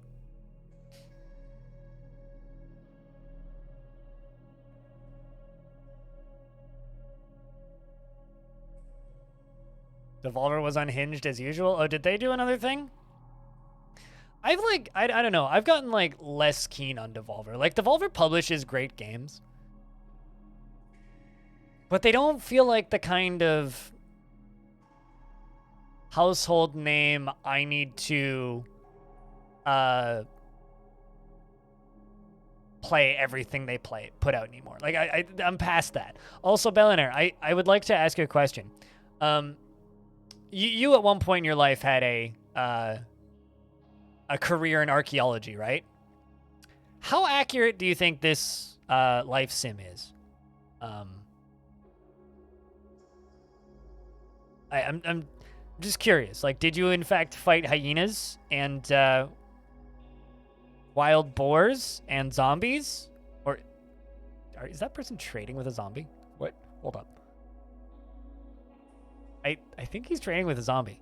Anyway, or he's looking at his inventory instead of fighting with a zombie. Anyway, I'm curious about how accurate you think this is. Pretty accurate? Well, that's good. Potentially something to check out on the YouTube channel then.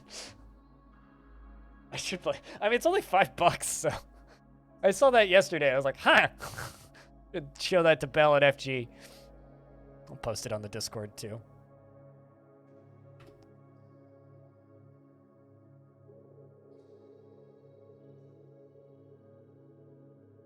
Felt like it might have some good memes. I don't know. But yeah, we're digging out a really large space, and this really large space is going to be turned into a really large space for elephants, because elephants need really large space.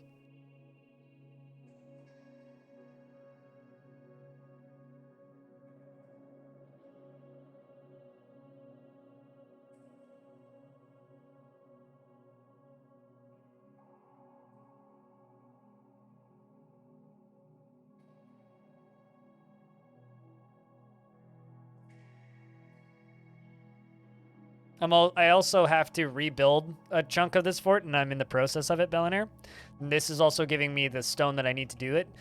And, well, or rather, I don't really need to rebuild this fort, but let's just say I reclaimed this fort after leaving, and it decided to teleport the contents of a lake into my bedroom area and my tavern/temples. So I've had to replace all of the flooring up here with blocks. So it's been a journey, but we're getting there. All in due time. We are in fact getting there. We are slowly putting everything back.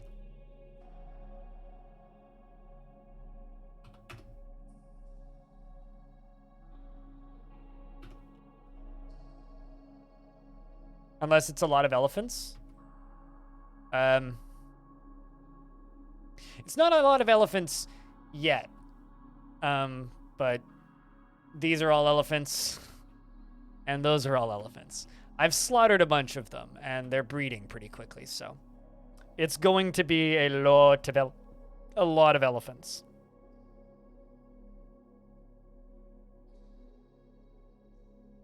Fan explosion? Oh, I hope so. We'll never run out of meat. Also, I made some reference to the Finnish people eating horse, and this Finnish person in my chat insisted that that's not true, and the Finns don't eat horses. So, just want you to know this is your fault, Bellinair. Seeks out exciting and adventurous situations. I do also have space if anybody would like to be named as a dwarf, by the way. This faction still all seems to be ladies. So, oh, nope, there's one. There's a non-lady.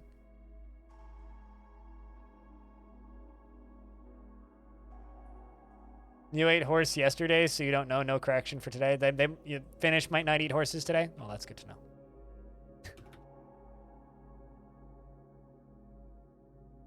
I ate pasta and beans yesterday, and a sandwich.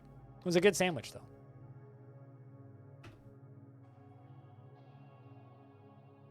Mason. Incurious. Actually getting male dwarves now. This is crazy. Oh, there's another one.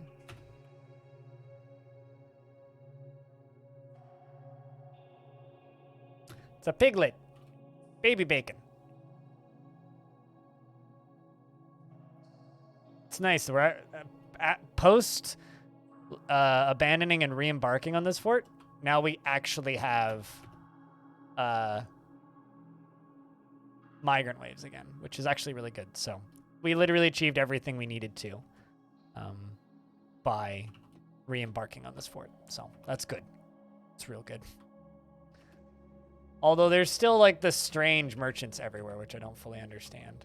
that are all listed as hostile that are not actually hostile.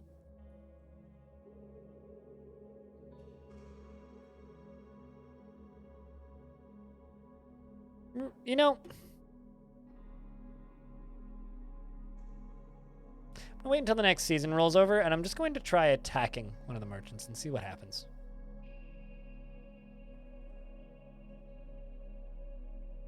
I don't know what that is.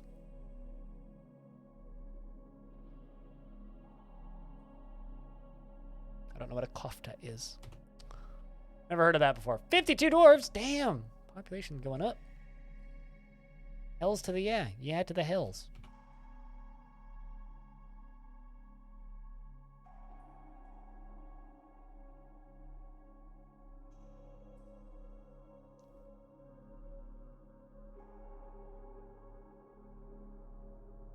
Okay, so what I think I can do... What I think I can do...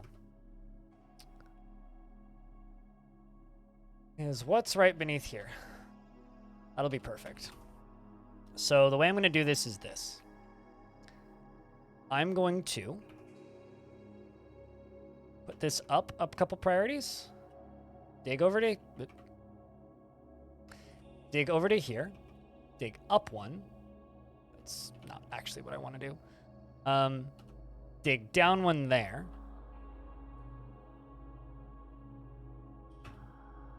And I need a floodgate. Let's make a floodgate out of gold. Why not? Let's be super classy. Let's place a lever right here. We're going to do this with a lever and a floodgate.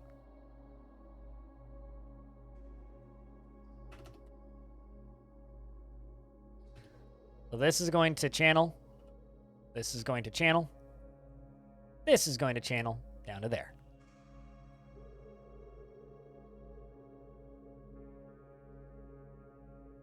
Although, except I need to actually dig up both of these.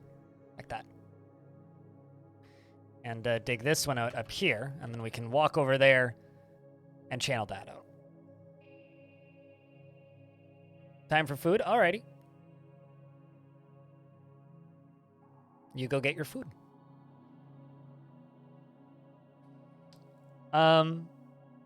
Because it wants you to share your resub anniversary. If you wait until somebody else resubs, you could maybe start a hype train. I think that there's a way to skip the notification, but I don't know where Twitch hid it. Well, I don't know why you'd want to. Nothing wrong with sharing your resub anniversary. But yeah, if you time it well with somebody else, you could maybe get yourself into part of a train.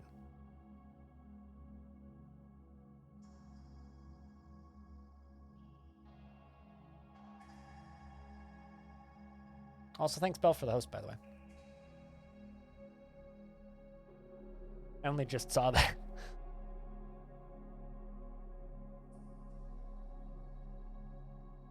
Usually beef or lamb, like turkey in the past world. Fair enough. Yeah, I don't know. I've never eaten horse. Although you'll be proud of me, I've bought jerky to take backpacking. And I'm going to take lots of pictures of me being on top of a mountain. And earlier today, a bunch of backpacking gear arrived from Amazon, which is now in a pile on my floor, which needs to be organized. But looking at it, it'll all fit in my backpack, which is good. Still need to figure out how to fit a sleeping bag in there. That's going to be the big thing, though. You'd love some jerky too, or biltong? Yeah. I'm also making a tiny little campfire enclosure that I can bring with out of a tin can.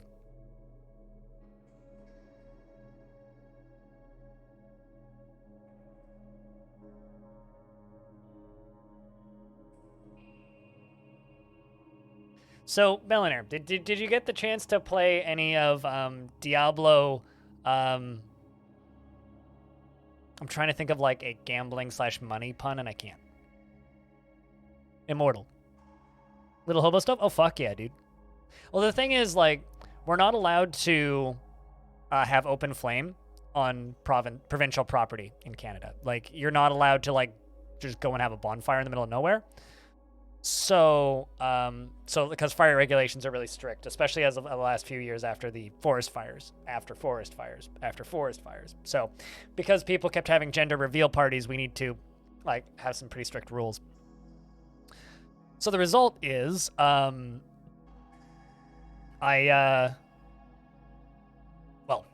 you know, the result is we have strict rules now. So essentially, the kind of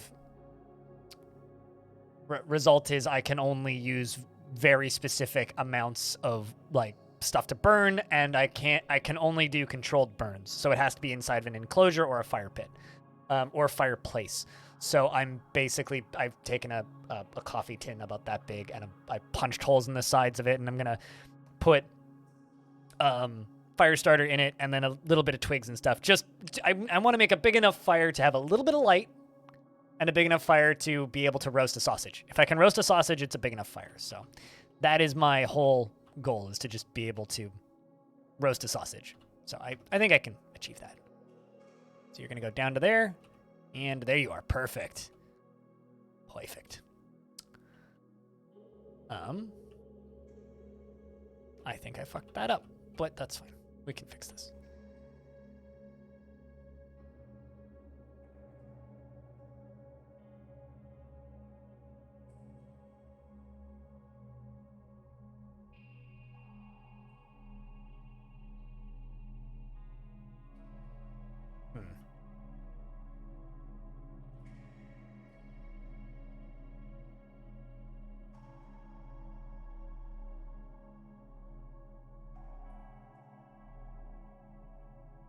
My dude, just dig out those. Literally right in front of you.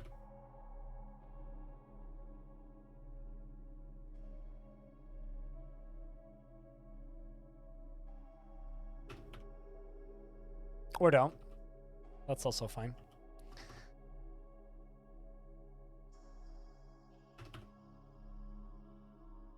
Now you will. Perfect. Those things are fun to make? Yeah, no, I mean, my friend was just telling me that I should spend a whole bunch of money on a portable camp stove, and I'm like, how about I don't? And instead of spending way too much money on a portable camp stove, I spend almost no money and make my own fire starter and make my own stove, because, like, it'll come out being about the same size. It'll be about the same size when it's finished as a expensive camp stove, and I get to make it myself.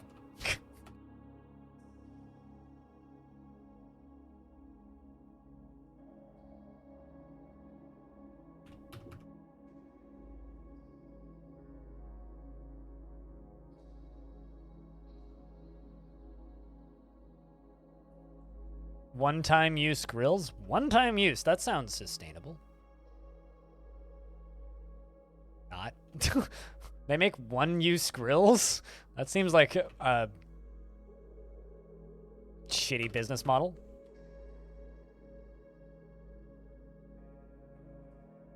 Absolutely not. Yeah, that's awful. Fuck that. You also need to remember that I'm going to be backpacking, right? So anything I take into the wilderness, I have to bring back with me. Right? So if I bring out a one-use disposable grill, I have to carry it back out. So I'd rather bring a multi-use grill, because if I'm bringing it back out with me, I might as well bring back something that I'm going to use a second time. Otherwise, it's just kind of a waste, to put it simply.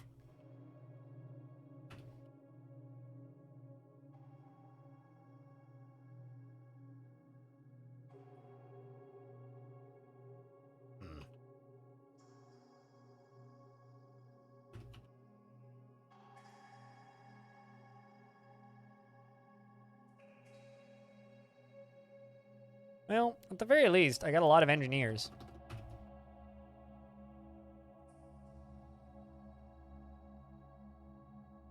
There you go. Go make me a golden floodgate, please.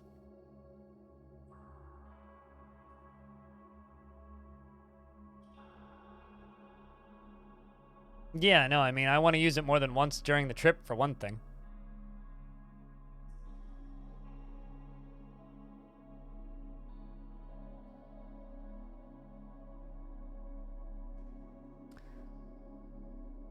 Although the best part is the place that we're going actually has, uh-oh. The Forgotten Beast! Thrilly has come. An enormous scaly frog. It has an enormous shell and a bloated body. Its lavender scales are small and set far apart. Beware its deadly bug. Excellent. A legendary Forgotten Beast frog, here to eat the legendary Forgotten Beast grasshopper. I think they're on the same layer, too. Because we have that thing, and... actually, it's been a while since I've seen the other one. But perfect. Giant frog to eat the giant bug. Where was I?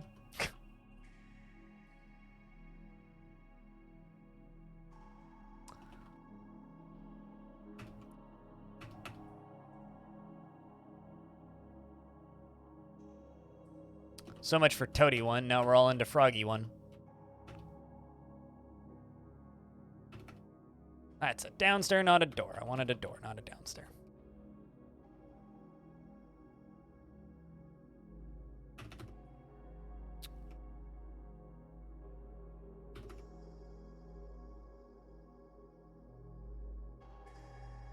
Yeah, I could see somebody taking one of those out for a picnic, but actually doing anything else? Nah. Nah. That's all I have to say to that is nah. I have a question, Bill. Do you think that Starship Troopers RTS is going to be as good as FG and Kiri claim it is?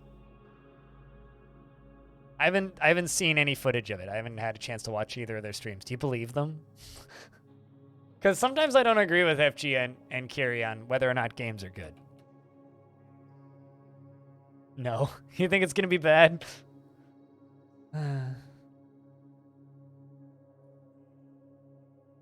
Shoutouts to this plump helmet man. One you made was an alcohol stove made out of a cat food can. Little cat food tins are great. Like tiny little cans are great. I want something that's big enough that I can actually use as a fire pit though.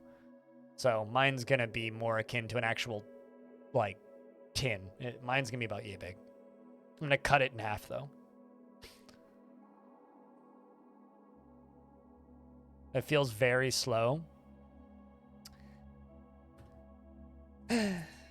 That's probably not a bad thing if you don't play a lot of RTS games. All right, golden floodgate, go right there.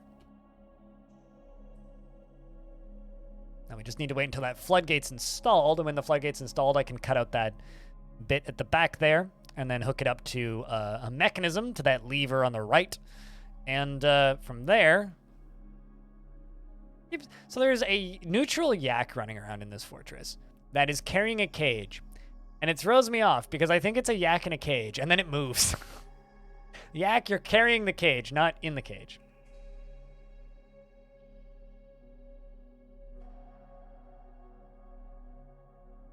Yeah, I mean, I don't really plan on using it to actually cook stuff. I plan on using it to, like, just sear a sausage or roast a marshmallow. Like, I'm not really... Maybe put, like, a potato in the bottom of it wrapped in tin foil to bake a potato, but that's, like, the most I'd do, really.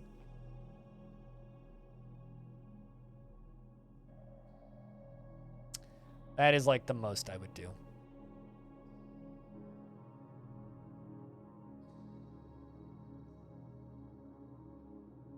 All right, so who...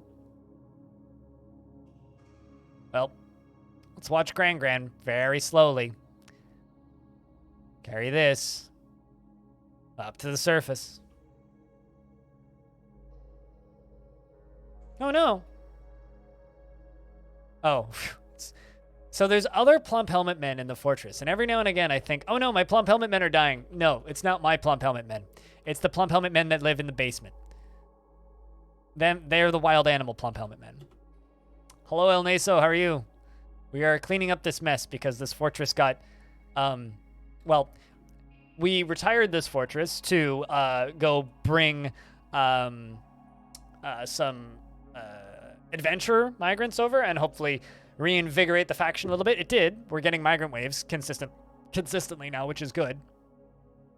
The issue is it decided to teleport the majority of the stupid lake into the fortress. So now we're fixing that. Stupid mess.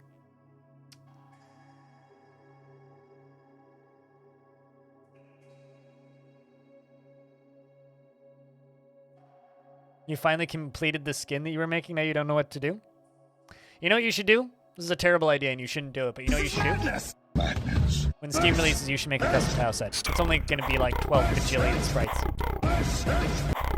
Yeet. I feel like I haven't seen you in like a week. How you doing, hobo? Dude, the fucking... Have you seen that footage of Frontier's F1 manager? Because that looks really good.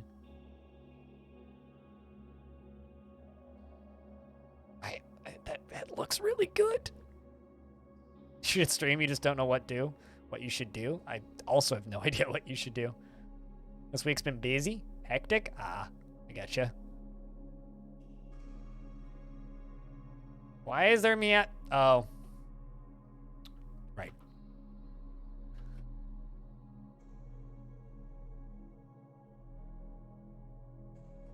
Another thing I should do.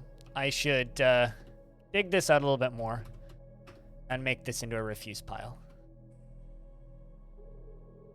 But I hope it's been a good kind of hectic and not a bad kind of hectic.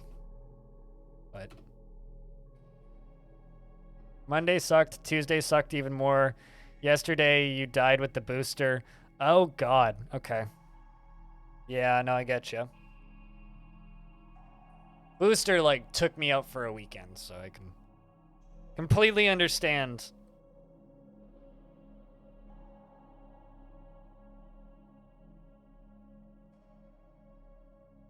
Completely understand.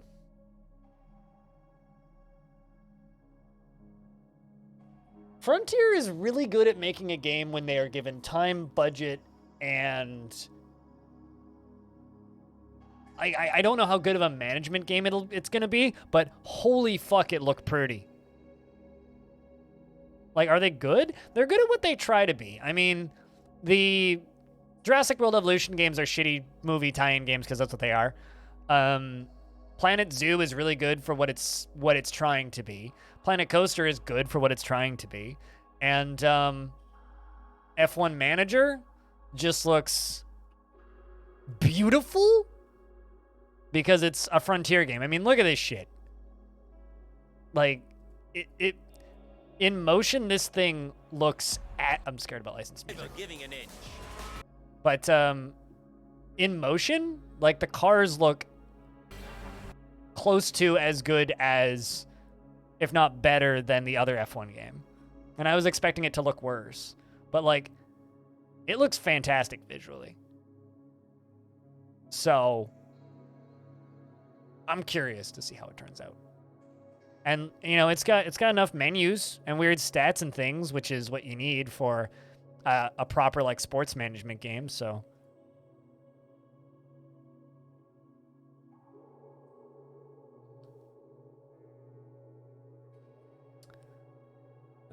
but tomorrow's hopefully going to be fine. Saturday's going to suck massive donkey dick. Sunday is Baku. Looking forward to Baku.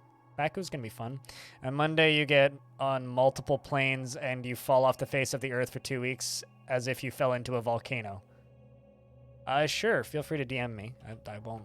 If you want things to be kept hush-hush, I can do that. But, so we won't see you for 2 weeks, I gather? But yeah, super duper looking forward to Baku. Baku is like the one track in that region that I do kind of really like. Baku's consistently a fun track.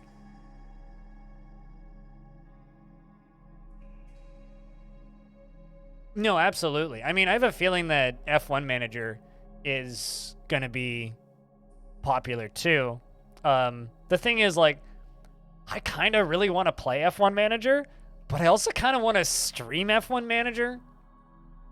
But I feel like I don't know how well it would be received on the Twitch channel. But, you know.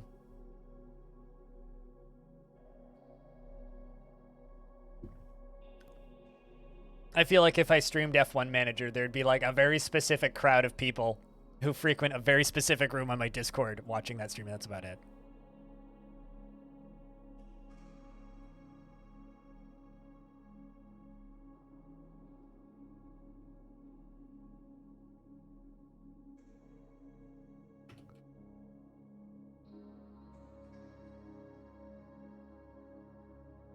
Oh God, you poor soul, Hobo.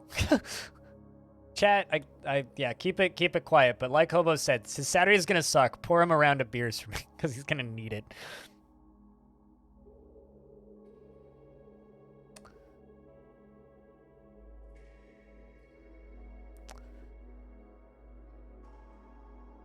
But it's Doxy, so can't actually say why.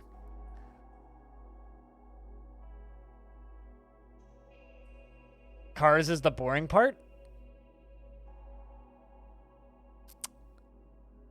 Let me ask you a question. Is a management game where you manage a business interesting to you? Because that's essentially what a sports management game is. Except instead of managing income, expenditure, upkeep, and cost, that's one thing. Whereas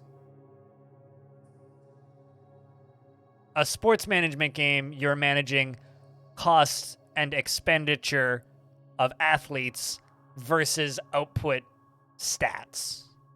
So it's like a statistics management game or like a business management game with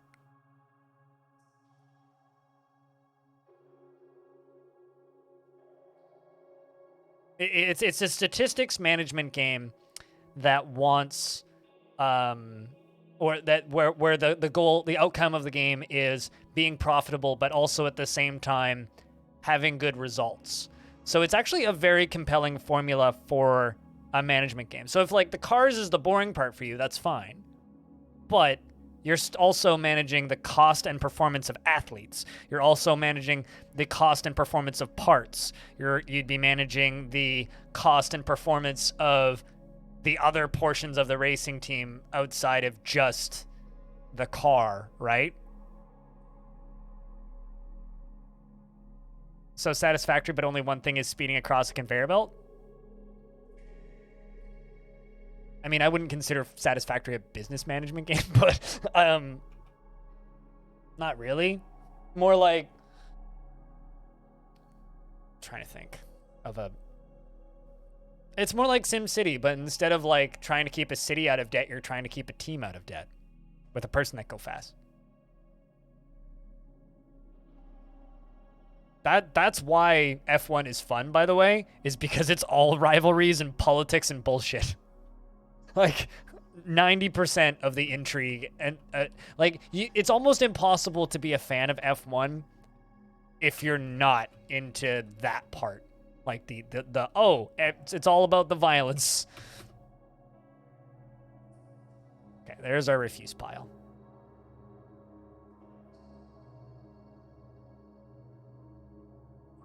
Yeah, it's also 20 things going fast in a circle. Not just, one thing going real fast in a circle. But yeah, no, I mean, I kind of really want to play F1 Manager. There's actually part of me that's like, chat, how about this, chat? Here's an idea. What if I set a goal on my, once it's out, if it comes out and it's good and people like it, if I set a goal on my Patreon, let's just say like, I don't know, $80 more than what I'm currently making. So like, I don't know, $600 a month. So I'm just over 500 right now. If we get up to $600 a month on Patreon, I'll do a Sunday stream after every F1 race of F1 Manager for like 3 hours or something. Could do like race weekend streams. It could be fun. That might actually be a good time. I'll think about it. Especially when a bad turn goes into a crash, it's costly for a team. I mean, like, what was it? Mick Schumacher's crash the other weekend cost the team like $1.2 million or something. Split the car in half, totaled the entire fucking thing.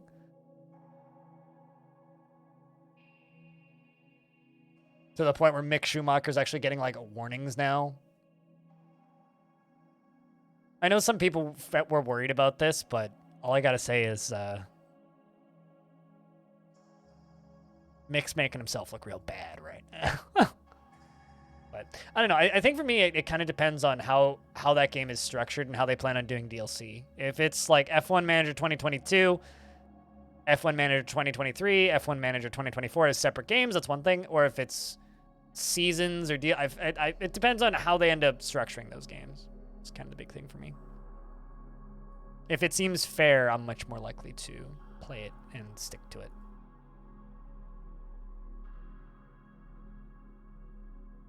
But anyway.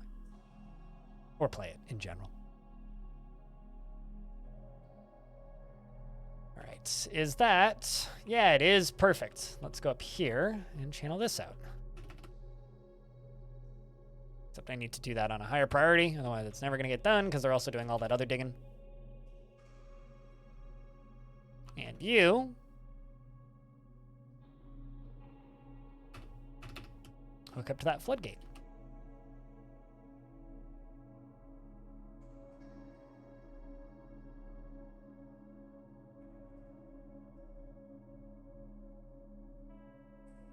So this water is going to flow right up to that floodgate. So put a block there.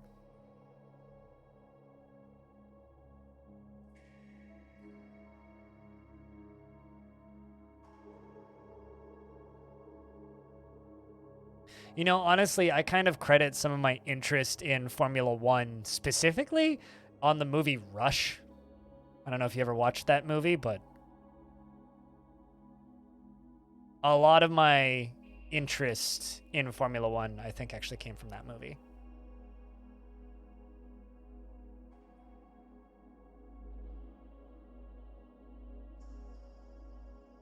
Pretty solid movie, too. Wait, what agrees? See, good movie.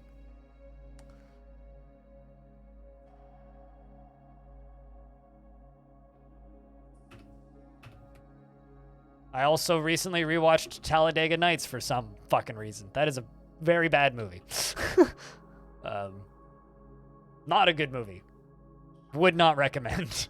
2 out of 10. But Rush, very good movie.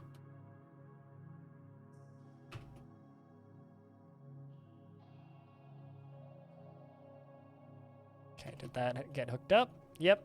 And yep, perfect.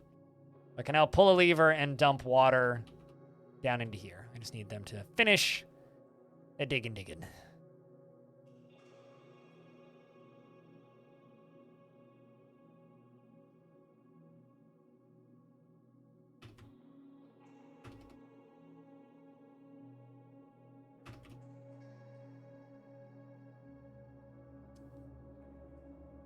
You enjoy racing movies the less realistic they are? I disagree. Unless you're talking about Speed Racer, because that movie's fantastic. Okay, I mean, I wouldn't consider Speed Racer a racing movie, though. That's a fucking live-action cartoon. I mean, saying Speed Racer is a racing movie is like saying Star Wars Episode 1 is a racing movie. It's like it's not really about racing. It's just it's a colorful cartoon adventure movie. Yeah, it's closer to a pinball movie than yeah, like actually it's I mean, if you want to call those VFX, it's closer it's got more in common with watching pinball than racing, right? It's just an action movie and cars are just the motive for the action. It's like Death Race isn't really a racing movie. It's an action movie about cars with saws and guns on them. But it's What If Wacky Racers, but your retina melts. Yeah, I'm good. I'd prefer my retina didn't melt. It's shitty enough as is. I don't need it melting.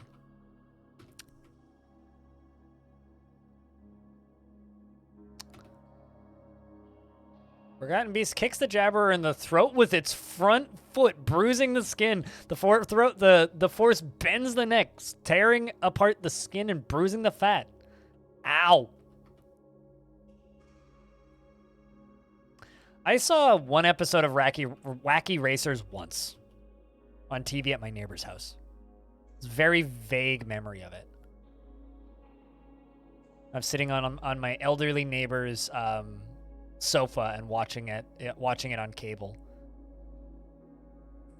This was like I must have been. This would have been pre-1999, which was the year we moved from that house. So I couldn't have been older than 6. It's one of my earliest memories. I can't even remember the name of that neighbor specifically.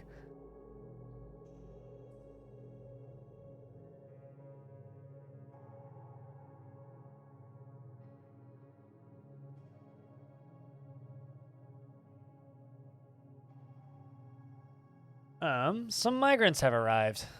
Let's just let them all arrive. It's a peasant. Welcome to the fort.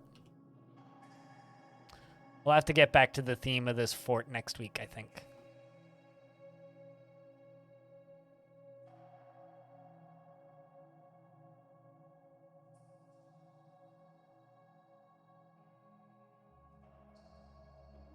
Wacky Racers intro music's a banker. That's like one of the only things I actually remember from Wacky Racers. So yes, I can confirm.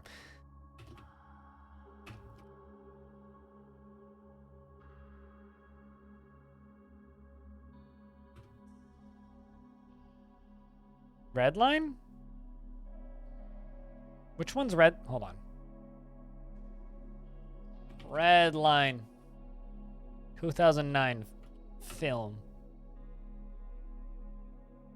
I've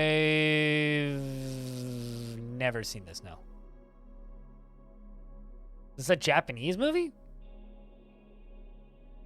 Japanese animated science fiction film. Here's my madhouse. Yeah, no idea what that is. Never heard of it. Not the movie I was thinking of either.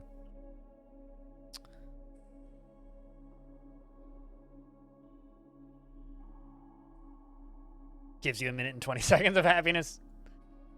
Oh no! Hold up. Why is there fire everywhere?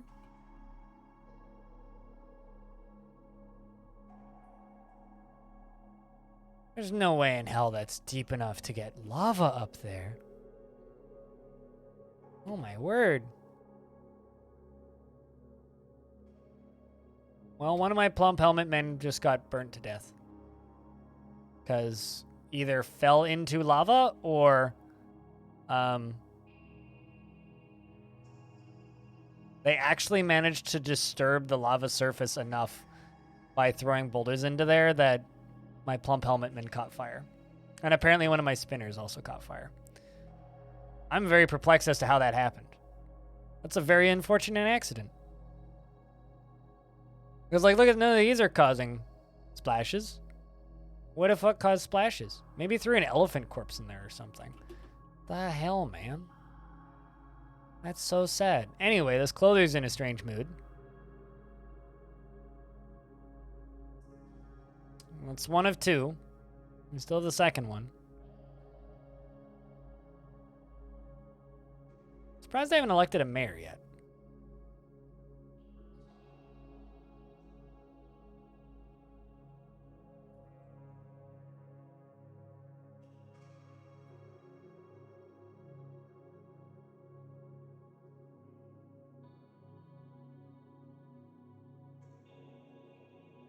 It's very, very sad. Where are you headed? Wood, maybe? Wood. Turns out. Well, looks like I have a glassmaker who's on fire. Sir. Sir. You are on fire right now.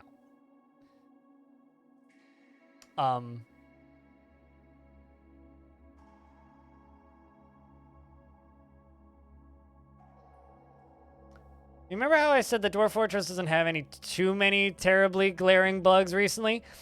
I haven't found any glaring bugs recently, but this is certainly a hot one. This dwarf's actively on fire.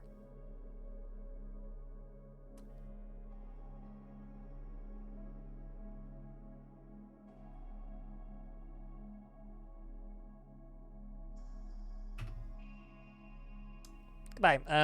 We're just gonna pretend that the man on fire is just... It's gonna go sightseeing. Hmm.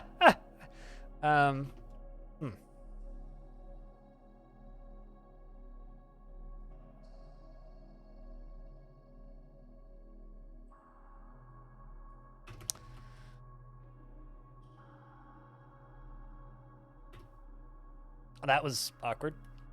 How unfortunate. Like Ago the Goblin? Yeah, we've had that happen twice. Just creatures catch fire and then they don't actually burn.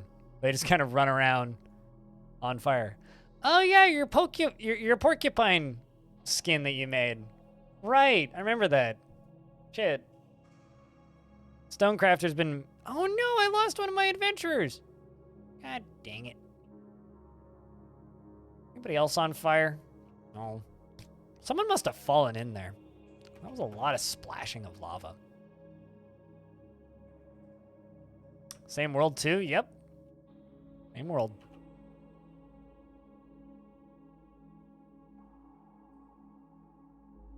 Their clothes are on fire, but not themselves? Then they wouldn't be flickering in this screen.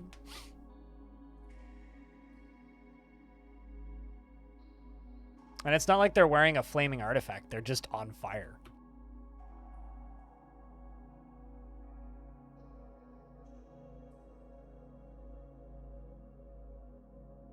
Maybe the actual goal is to try and have an entire fortress of dwarves that are all actively burning.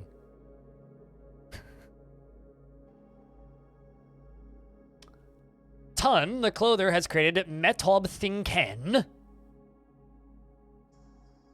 a llama wool head veil, and claims it as an heirloom in the name of the family ancestor Tourist Siege Busts. The Blockaded Confidence is worth 7,900. This is a llama wood head veil. Our craft dwarf is of the highest quality. It is encircled with bands of sheep's wool, and it is made from llama wool cloth.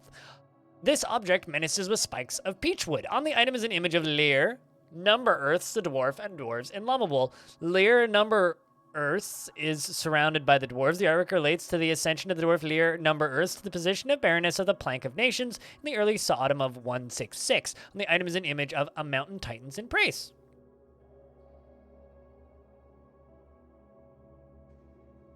It's either their muscles are on fire, their fat is on fire, or their skin is on fire, or their bones are on fire, and they all have different burning points. But the melting point of fat is below the burning point of skin, so their fat melts, and they become weird fat bags before there's fat balloons, I guess, before their skin catches fire.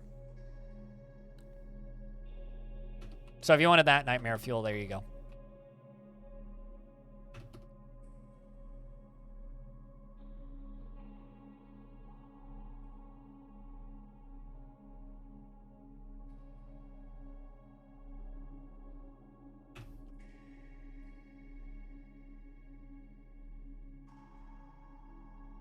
You're welcome, I suppose.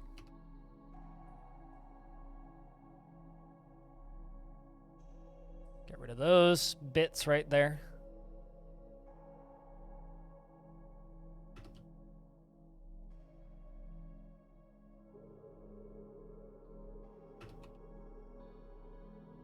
All right, let's just mine through all this so I can get the smoothing done quicker.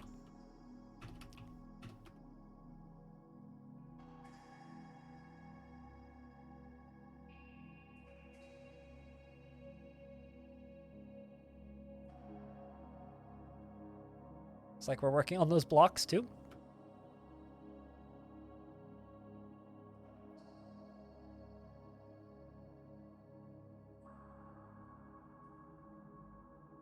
Let's also put a barb. It's just a stone stockpile here, actually.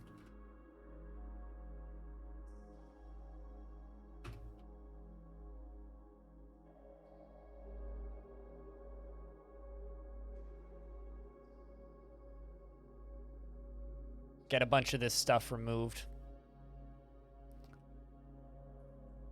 Here come all the dwarves. Put away boulders.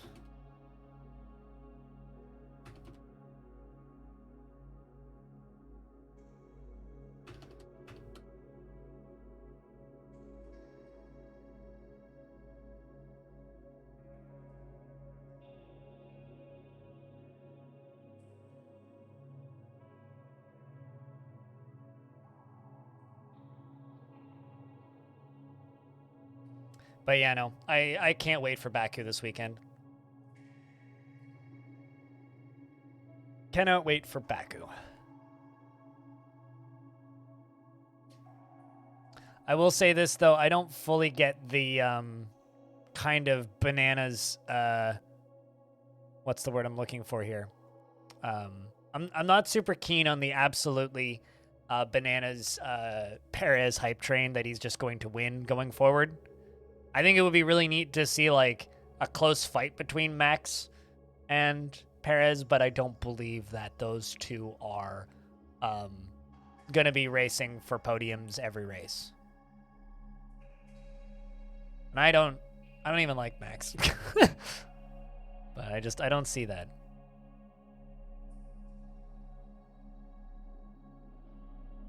It'd be real nice though if Ferrari could actually make a car that didn't, like, you know, fall apart all the goddamn time. Because that car just seems unreliable as all hell. All right, so they're going to be bringing boulders over.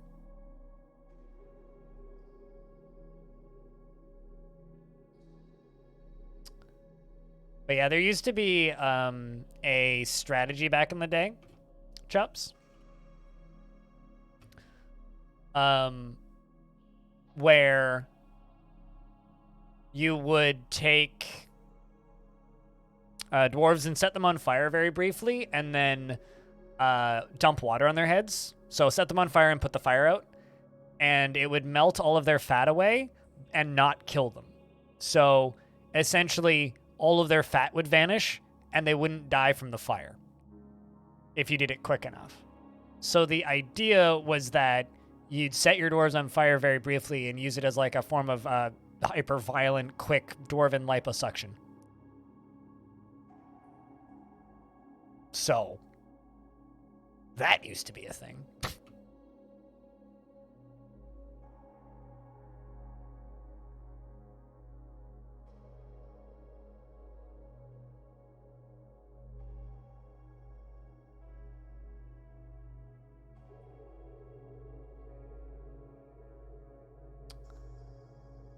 All right, well, this whole area is now dug out.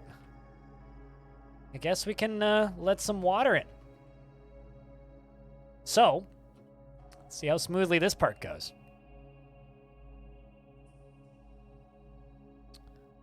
Need a dwarf to run over here and pull the goddamn lever. Water should come down. Oof. It begins. All right, so water draining in nice and quick.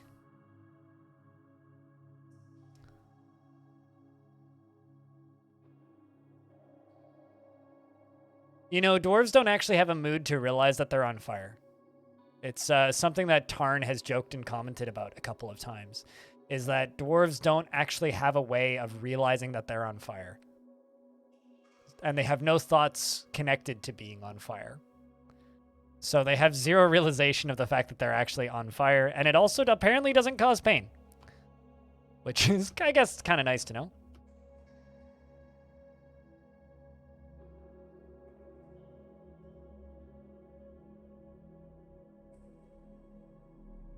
So my future underground elephant grazing field is growing. I think I killed chat with my bad jokes, Chops.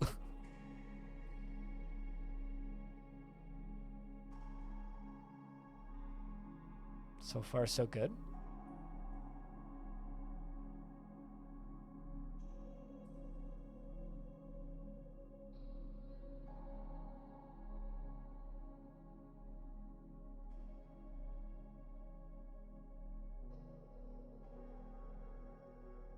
says, not even the rumor screen. I've heard someone in the caravan says Tubal's was in flames. Nope.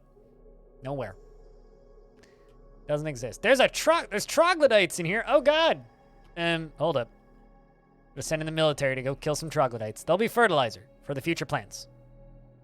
That's very funny, actually. A bunch of troglodytes just fell down this way into the fortress here. Look at them. Here they come. Trying to get into the fort. All right, sorting out that problem real quick. Okay, that's 1, 2, and 3. Troglodyte whoosh, yeah, pretty much. Oh, no. You get hurt. First toes hurt. Oh, God. Ability to stand lost. Somebody recover this wounded dwarves in the fort. Ah.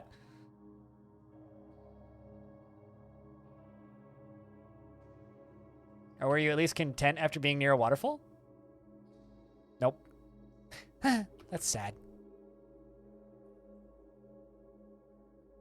Well, let's let the dwarves back. Cool. We got a dwarf coming to recover the wounded.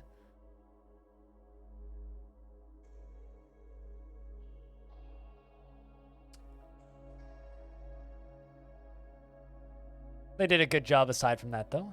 Initially, I was like, oh, look, a turkey. And then I was like, wait, no, that's the wrong color for a turkey. There's no turkey. Oh, there's another one. Shit. Go get them, boys. Cut them up.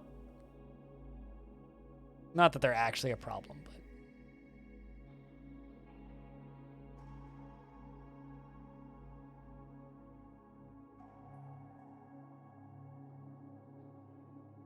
All right, let's close this for now, I think.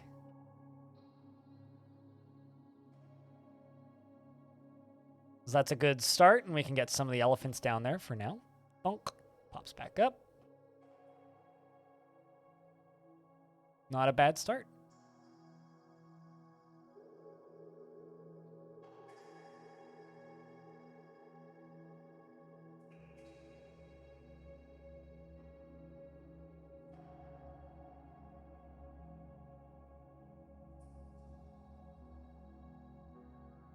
There's going to be a little bit of blood mixed in there.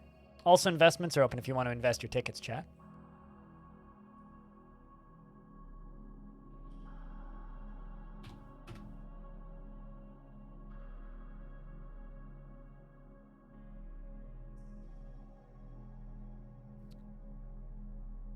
And yeah, that's all. I've been doing the 666 invests recently. I don't know why. No particular reason aside from I just kind of want to.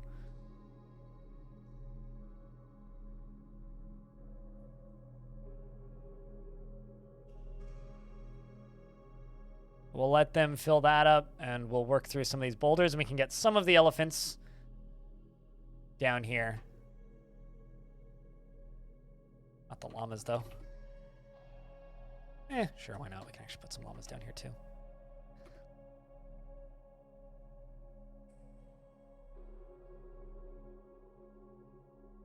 It'll take a little bit, but hopefully not too long. Voracious cave crawler is fighting with a forgotten beast. Attacks the forgotten beast, but it jumps away. Ah, man, I was kind of hoping that one of them would actually get it.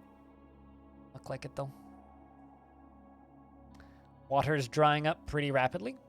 It's actually a pretty safe, like, venting method.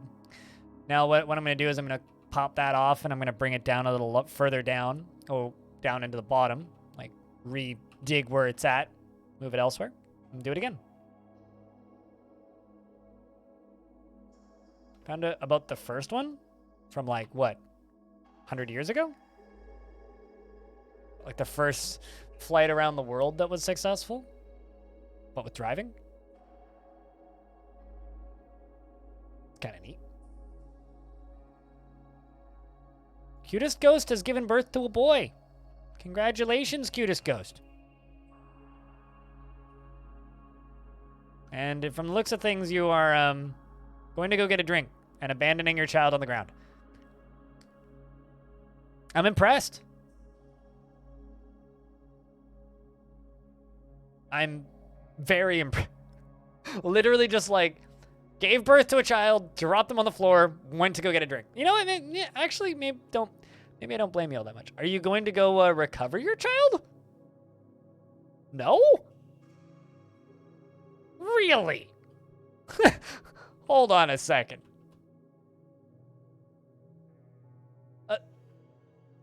Gave birth to a baby, went to go get a drink, and has now since abandoned child.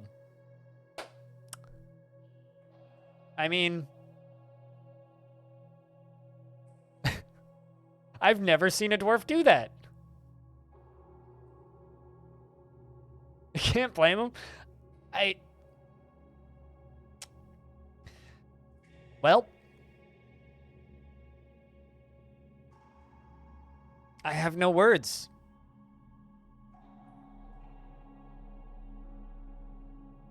That is all. I have no words.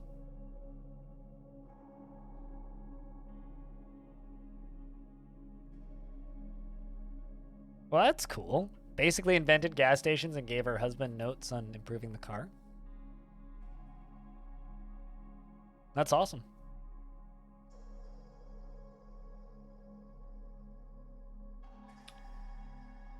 Just... All right, well, mom came and got her eventually, but it's like still, though. Like, what?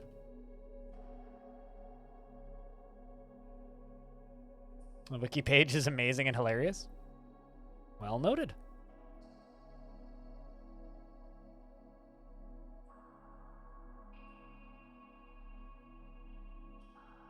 Well, as that water disappears, the stuff will be better. What are you doing?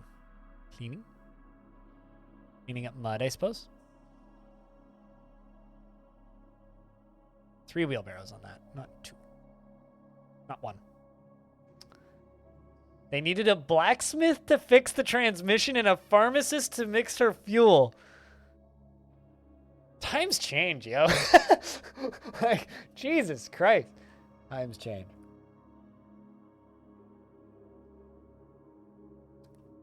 That's, I can see what you mean by it's hilarious.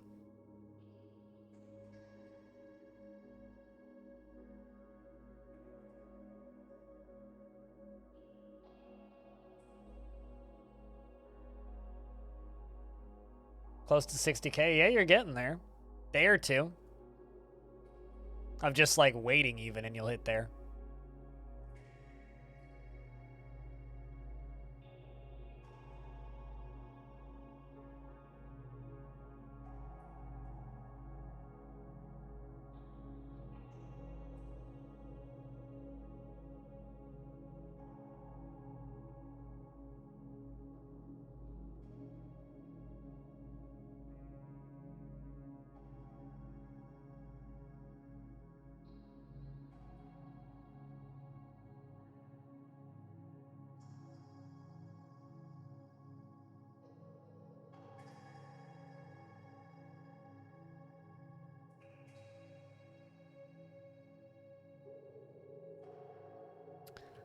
But looking at the clock and going, I've been streaming for 8 hours and I want to finish that Jupiter Hell run. So I think I'm going to save the fort. We've more or less like fixed all of the major water messes. I mean, this area is still a clusterfuck, but we'll get back to that one later. We did manage to bring 2 different groups of adventurers into the fortress. There's still like 200 nothing merchants hanging out here for some reason. But, you know, I mean, could be worse. As well as like a bunch of friendly baby animals, which is a little awkward. So I don't actually know what I'm going to do about all those merchants that are just hanging around. Currently, they're just guests, I guess, or scenery, maybe. But I think that is a good spot to kind of leave the fort off for the day. And let's go, well, I'm going to go leave you guys with some music for a little bit and get me some lunch. And then we're going to finish off that Jupiter Hell run that we started on Monday on Hyper Strange's channel, which is about halfway done, and it's ultra violence, and I have a really good run going. So we're going to try and finish that off, and then we can either go play something else after that or start another run. Probably go play something else after that, realistically. But yeah, I want to finish that run. So I'm going to put a marker in here. You missed it? The Dwarf Fortress section? Well, I mean, par for the course. I have been live for 8 hours. And about 7 of that has been dwarves. So, but I mean, stream's still gonna be live. I've still got hopefully a good 4 hours left. I mean, we'll be live Tuesday next with more dwarves. Yep, that's the next dwarf fort chunk. We did adventure mode today and fortress mode today. Bunch of both. And I'm hungry. It's 5 p.m., so I'm gonna go eat a sandwich. And then we will come back with more stream stuff. So I'm gonna shut off my noise machine here. But you're welcome to talk about Dwarf Fortress, Vacus Nomen, and welcome to the channel. Thanks for following yesterday, by the way. Sorry your name pop up. Anyway, I can leave you guys with some sounds from Hollow Knight. How's that sound?